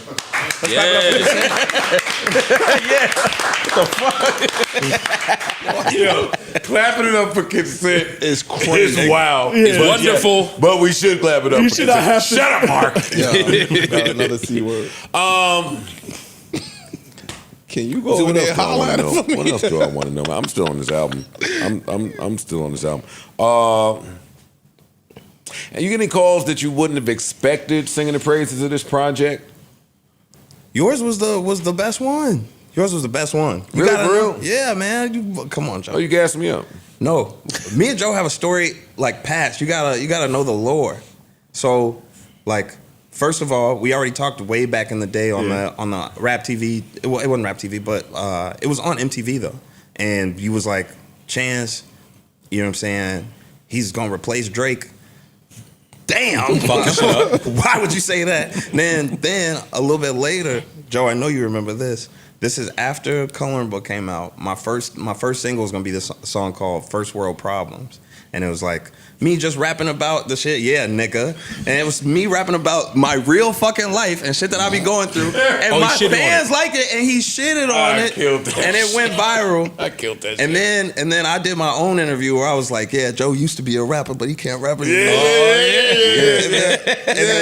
And then we linked up for back when you had the other pod, and we had probably like one of my best interviews. That was one of our best interviews too. That shit was super raw, and you can watch it like a movie. So it's like, when I saw you say that you liked the album, but not just say that's decent or putting it in the conversation with everybody, but you kept it real. You liked the album. I stood on that. That's and it's like, I appreciate it on multiple levels. I appreciate it because you gave it context of saying like, I kicked the last projects back in. I'm saying right now, I like this project personally.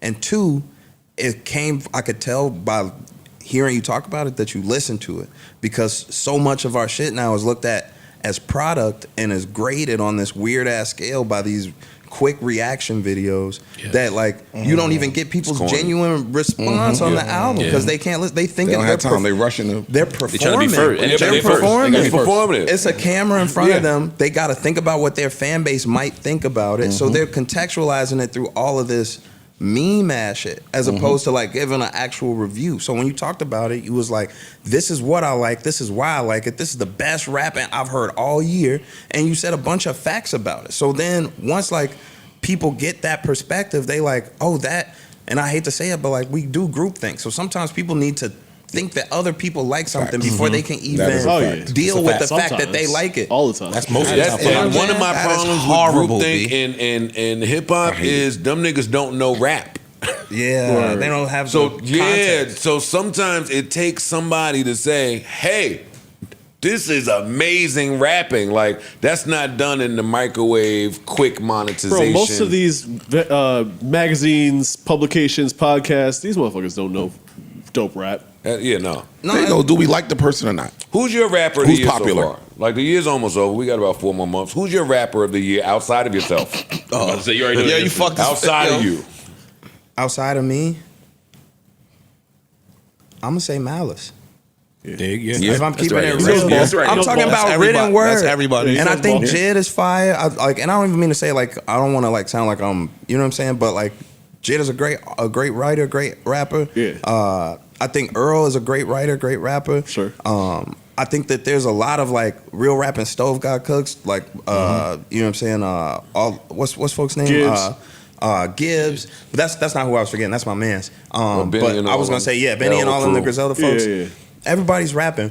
There's 30 sides to making a good rap, and I'm saying that I'm going 30 for 30 every time.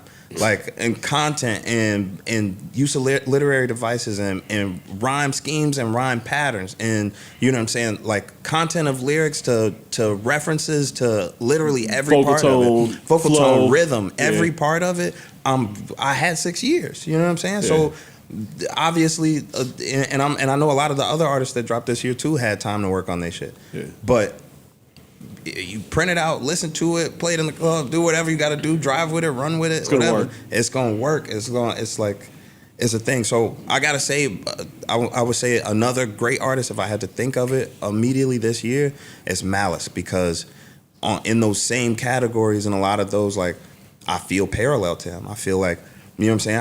I don't think that he, you know what I'm saying. No disrespect, that's how you're supposed to feel as a rapper, but like I don't feel like he out-rapped me. I feel like when it comes to the things that I respect in the pen and the content that I respect, and like he's incredibly like, I mean, he's veteran. He's like he's my senior, so I respect it totally. But this is also hip hop, so I'm writing with the intention of being the best. Marc Lamont Hill has to babysit his dog. Also known as picking up my child from daycare. Jesus, well, I wasn't making that. That's not what I was saying. Is a Oh my God, that's not he's what a box talking about. Jesus. That's crazy. I told him at the point he didn't know that's what I was doing. What's wrong with you, yo? So our good brother Mark has to go. Mark, do you have any final words for Chance the Rapper or Amani the singer? Definitely no. Yo, go pick. Never mind. Go. Just go. Just go. I'm gonna just go. I don't want no violence. I don't want no violence. No, I appreciate you. I appreciate you, man. And you're my choice for album of the year so far. I appreciate the work you're doing, man. Let's keep building. Let's keep going. All right. I see you. I don't really have too many more questions for you, but why you ain't shake our hands? We never do. Yeah, Mark is the king of that Irish goodbye shit. And you think that's cool? Yeah, word. We never do. Yeah. And back to the go when you was going through your rules, that shit. But when you got to, and I can't quote you. You talking about the 4 Black Commandments? Yes. Yeah. No More Old Men. I give the 4 Black Commandments. That's my favorite record on that album. 1, watch your health. That's your wealth. 2, don't shit on your brother. That's yourself. Oof. I want to hear about that one. That's one of the best things. Yeah, you need to hear about that one right there. And nigga, I treat you like my brother, and you've been shady as hell for my whole life. Jesus Christ. It's the I am my brother's keeper, but it's more so it's Ubuntu. It's the I am because we are, and the idea is like we have to see ourselves in each other, because like imagine when you're in a fight, like when you're in a fight, you gotta completely dehumanize that person so that you could do the most damage. And we think about people all the time, almost sometimes as if we're in a fight. I'm not speaking for everybody, but we otherize people. And the main weapon that you have is your brother. Like, and that could be your homie, that could be, it speaks a lot to me in Vic's situation even. Like, I had to learn, we both had to learn that his success is my success is his success. And so we keep going up by helping each other, by, you know what I'm saying, speaking life into each other, to speaking well about each other when we get the opportunity to. And you know what I'm saying? We known each other since 14. Yeah, we don't know much about that up here. Yeah, you gotta. It just makes you strong. Well about each other. It makes you so strong. What'd you say? Stupid niggas. Anyway, I totally agree. I think it's my son. Somebody says that all the time. Like, yo, if you look at another black man as your brother, it's hard to kill your brother. Yeah. You know what I'm saying? It's hard to really inflict bodily injury upon somebody if you're looking at them like you're looking in the mirror. The mirror, that's really what I'm trying to get off. Like, you gotta see them as you. Like, that's the whole, that's empathy. That's like, I could understand how you're thinking, how you feeling. I feel for you. And Flaws I want both of us to be up here. What is next for Chance? What's left on your bucket list?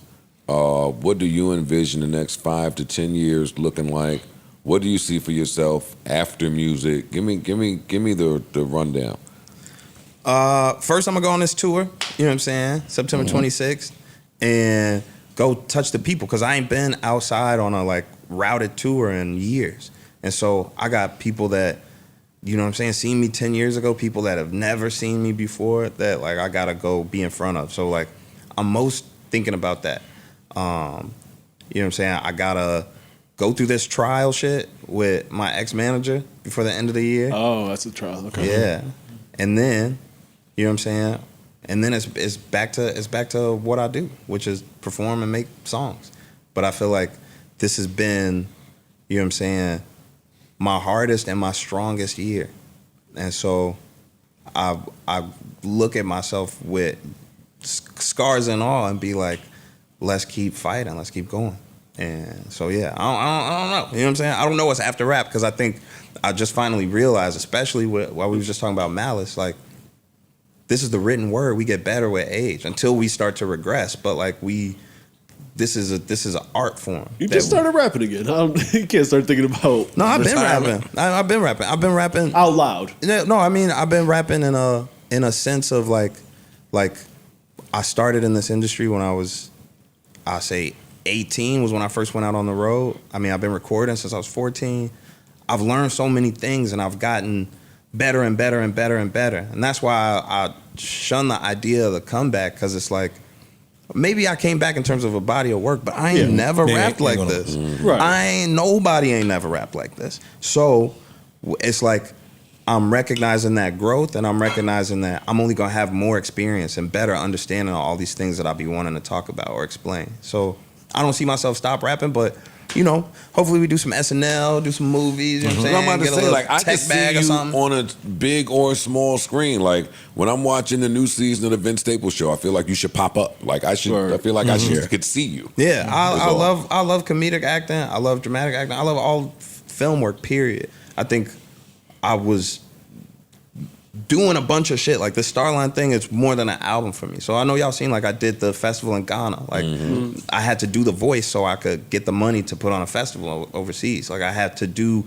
certain moves to be like, this is how I'm a move and how I'm gonna build up the movement that I see. Because my shit, I love music, but music is like a reflection of life.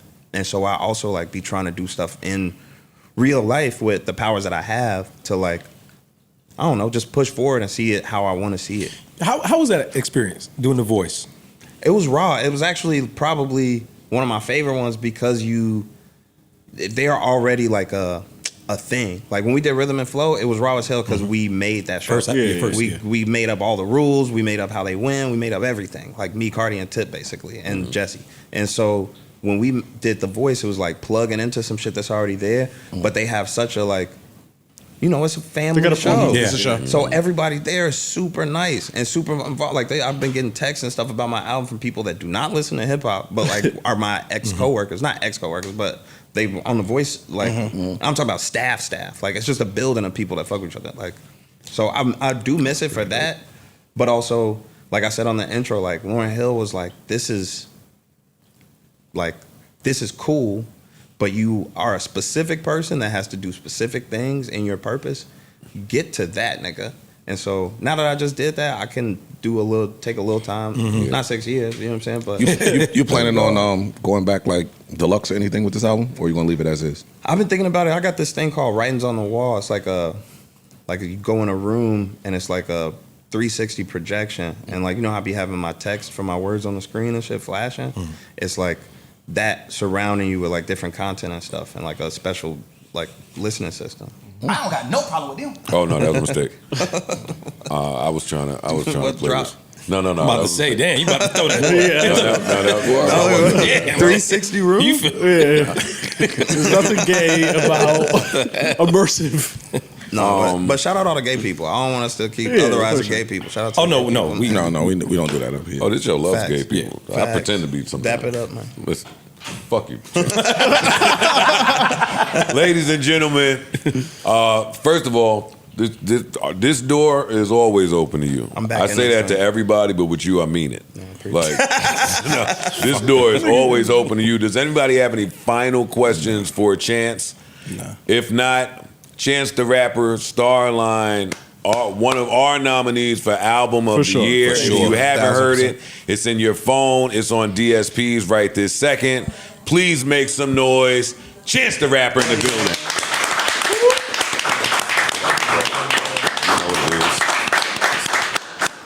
Hey, that shit was just so raw. I fucked all of y'all. We love you, bro. We honestly, yes, we want to come see the poetic hoes. Hey, yo. Laissez-faire. Yeah, nigga. Oh yeah. If y'all want, I can sign. Oh yeah. Yeah, no, please. Yo, are you doing vinyl for this project? I'm in there. Gotta do a vinyl. I know you are. You are. Gotta do vinyl. Oh, I got a silver joint. I ain't gonna hold y'all, man. I really enjoy Chance. That was dope. Yeah, that's amazing. That was dope. He's always great. No bullshit. Chance is great every time you talk to him. Yeah. Talk this shit too. Yeah. He talked his shit, just how he was feeling, how he was looking, his outlook of things. I always appreciate because he's one of them young genius niggas like Vince, like he is. Yeah, him, for sure. Him, Vince, and Tyler, Yeah, the host. yeah. That makes sense. Let's get back into this speed of love and end this bad boy, man. Once again, thanks Chance. We want to thank Chance for coming up here. Always. We want to thank Flip for coming up here. Hey, Big Flip. We big Flip in the building. Hey. Yo, you know what's funny? Chance asked about you too. The first thing he said when he got here, yo, Flip isn't here? I felt like such a dick. It's all right, next time, man. You know what I mean? You don't be fucking with the music guys, but they fuck with you. Yeah. They fuck with you. That nigga was like, yo, I've been following him for a long time. Yeah, he was a huge fan of yours. Yeah. He didn't even say nothing about Drewski. Oh shit! See? Hey yo, we know you want to get a deal with Drewski, nigga. Go through Drake, nigga. We dealt with enough of your betrayal skills. Drewski, you want to deal with somebody else? Yo, Suki? Sukiana? You a DM too? I don't even know what that is. Yeah, Nah. That girl will suck ish from the back, nigga. I'm gonna pause Chance while you talking about. No, go ahead, get your shit on. Suki, how you wrapped around her? He don't even remember how that feel, getting sucked from the back. Look, Yo. he don't remember no more. He old as hell. Old as hell. Faithful, stupid face. Stupid nigga. Stupid face ass. Ho wham. What? See, There you go, yo. He did it again. No, he's saying it like he did it again. No, he's saying it like he. No, Nah, you can just see. No, he's saying it like he has been getting his dick sucked from the back, and he's telling you it's still as fire as you remember it from the 90s. Yeah. Back, you too faithful. Get back in your bag, You nigga. extra faithful too, boy. I mean, and that's good, but you just extra faithful. Like you wear faithfulness. Come on, bro. take it back to the loop. Yeah. To the loop. Take it back to the cherry lounge. Take it back to the loop. Take it back to the back room with Squeeze, nigga. I seen you in there. I seen you in the back room with Squeeze. He don't even got a back room. What's it does? Oh shit! You know more than me. The fuck he talking about? What he talking about? Yes, it does. This. Squeeze. Y'all know more than me. No, we don't. It's what we saying. Take it upstairs at the palace. I've never been up. I promise you. Yo, where have you been before? It's a rock room in Yo, Jersey. you stop. Girl. Don't come on here lying no more. Somewhere in these clubs. Don't come up dog. here lying no more. You go to them other podcasts and spit knowledge. Body that shit. Come up here and do it, nigga. You too cohesive in the mother shit. What did you say? Where in the Kit let me Kat do my club did you research. fuck, What you said, man? How was you fucking in Jersey, girl? Yeah, he body never had that sex Mandy in shit. Mandy and some other nigga. Yo, man. Yeah, like, I like that shit. You I've body that never, shit. ever What did you say? I've never had sex Who? They listen to them. Look, They he's trying talking to something ignore different it. now. You don't talk to Freeze with me. Let me do my nigga pull out. Let me do my research and get the facts for you, Mandy. Well, you body that 2% of the world's population. And homeboy, whoever he was. Yeah, who the fuck was that? That's funny. He's always trying to show up when there's some strange nigga around. No, I may have misarticulated myself. What I meant to say. What? You body that shit though. Shut your smooth talking ass the You fuck body up. that shit. When you go somewhere I'm else. sick of him smooth I watched talking. it, and at first glance, I thought it was TD Jakes. I said, oh, they got a powerhouse. I swear to I you. thought the same I thing. swear, and I'm not being funny. I watched that. I was like, they finally got this nigga with his peer group. I was like, with niggas his age. Come on. Because he relates to niggas his age. Like, when we younger than him, he be like, He be grumpy. I think he 32 or something. Yeah. Nigga, you my peer group. I'll accept it from you. I don't feel like that inside. Wait, y'all just let him step on us making a joke? Fuck it. Yo, we making our joke, nigga. What's the joke? He always do that. You not a peer group, nigga. Know how we know you're not a peer group? I called you Friday night. Okay. Bitch. I called you first. I called you back. Did And you then I answer? called you back Did after. you answer? Too late then. It's too late then. It's too late then. What? It's too late then. crazy. I'm telling you, it's too late How then. long was the call? Yeah, what's the He gap? was up here. How long is the gap? He was up The here. gap. Thank you. Between go? Yeah. I'm gonna tell you 2 right. minutes? Hey, yo, what the fuck? 2 minutes? You We ignorant. go right back. Joe, Thank you. Come on. 2 minutes. Look, thank y'all. And you won't answer. It's too late now. Thank y'all. Why is it too late? You're bugging. Thank y'all. This nigga, Oh, he about to say some shit. this nigga wanted to It's win not too late. You the should have phone picked tag up. war. Word. That's your man.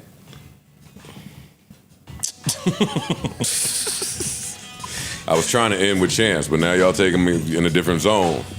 It's too late then. He was up here talking buku shit. I thought we was gonna go have a time. I called him. He didn't answer. You're not ready. You're not ready. I could see if like some time passed. Nah. The nigga called you right back. I wasn't talking. Antoine, it's a little too late. It's too late, buddy. I don't care. I don't care. Oh, man. This nigga's an idiot, bro. Look at Flip up in this motherfucker. Look at I'm Flip. happy. Happy to be at You work. look happy. Huh? You look happy. Yeah. Look good. Nigga, listen, hey, listen. I saw the think pieces. Yes. Whatever y'all think, nigga. But let me tell you something. When you drink some green juice, nigga, and have a reality check, sometimes, nigga, you come back with you get rejuvenated or whatever. I'm happy. That's good. Yeah. I wasn't for the past couple of weeks. I was fucked up. Nigga, I thought it was over. I looked outside the window. I stood by the window for mad long. Put your head on my shoulder. Baby, come back. Baby, my kids said, Daddy, why you by the window? You look scary. Shirt on, boy. Just staring. Looking at the birds, trying to talk to the bird. I went to a movie. Yeah. I thought it was over, nigga. I said, I'm about to be out of here anyway. Fuck it. That's a fact. Sometimes you gotta just stare. My kids thought it was over. They said, you good? They text their mom, he by the window. I didn't realize I was still no shirt too. Towel like this. They know you wasn't going to jump. I look crazy. Wait, my mother came in from Turkey and said, yo, I heard you was by the window. I said, oh, shit. You did, right? Yo. What's wrong with you? Nigga's an idiot, bro. That's a bad. Oh my God. Flip is a fucking fool. Listen, man. Listen.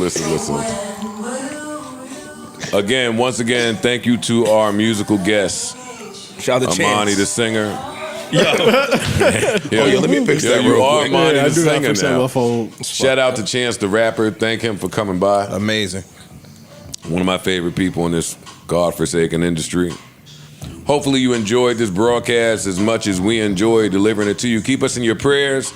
Each and every one of us, Lord knows we need to be there. Until the next time, I bid you adieu, farewell, adios, arrivederci, hasta la vista, au revoir. Here we go. Ayy. Remember, life is a series of moments and moments pass, so let's make this one last as if it's ayy. Lastly, the baddies are insecure, the stagnant women want to travel, and the closed-minded women want you to teach them things. Grab you a Tylenol, you just might need it. Ayy. Anybody doing anything interesting during the week? Anything interesting this week? Not at all. Yeah, no. It's that time of year to not do anything. Yeah. Nothing this week. Getting windy outside. Got it. It's nice out, but some of us been outside all summer. Yeah. It's time to chill out. My mom want me to go to the show with her, but I'm trying to tell her to find somebody else to go. What show? Yo, Paul, you always match your socks with your shirt. I do. I like that shit. You the only one that can do that. They can just doing shit. What show for each? It's Casey, Charlie Wilson. Oh, El DeBarge. Yeah. And one more. I'm forgetting the fourth one. Oh, that's a nice show. But yeah, it's Thursday. It was her birthday. Charlie Wilson. Charlie Wilson. El DeBarge. It's four of them. It's four of them. Babyface. It is Babyface. Yeah. Yeah, that's the fourth one, Babyface. Oh, that's your headliner. Babyface on the grill. No, for sure. What y'all talking about? Whatever you talking about. Call that shit what you want. Until the next time, man, y'all hold it down. Peace, love, health, wealth, and prosperity to y'all. We'll be back same time, same place this weekend.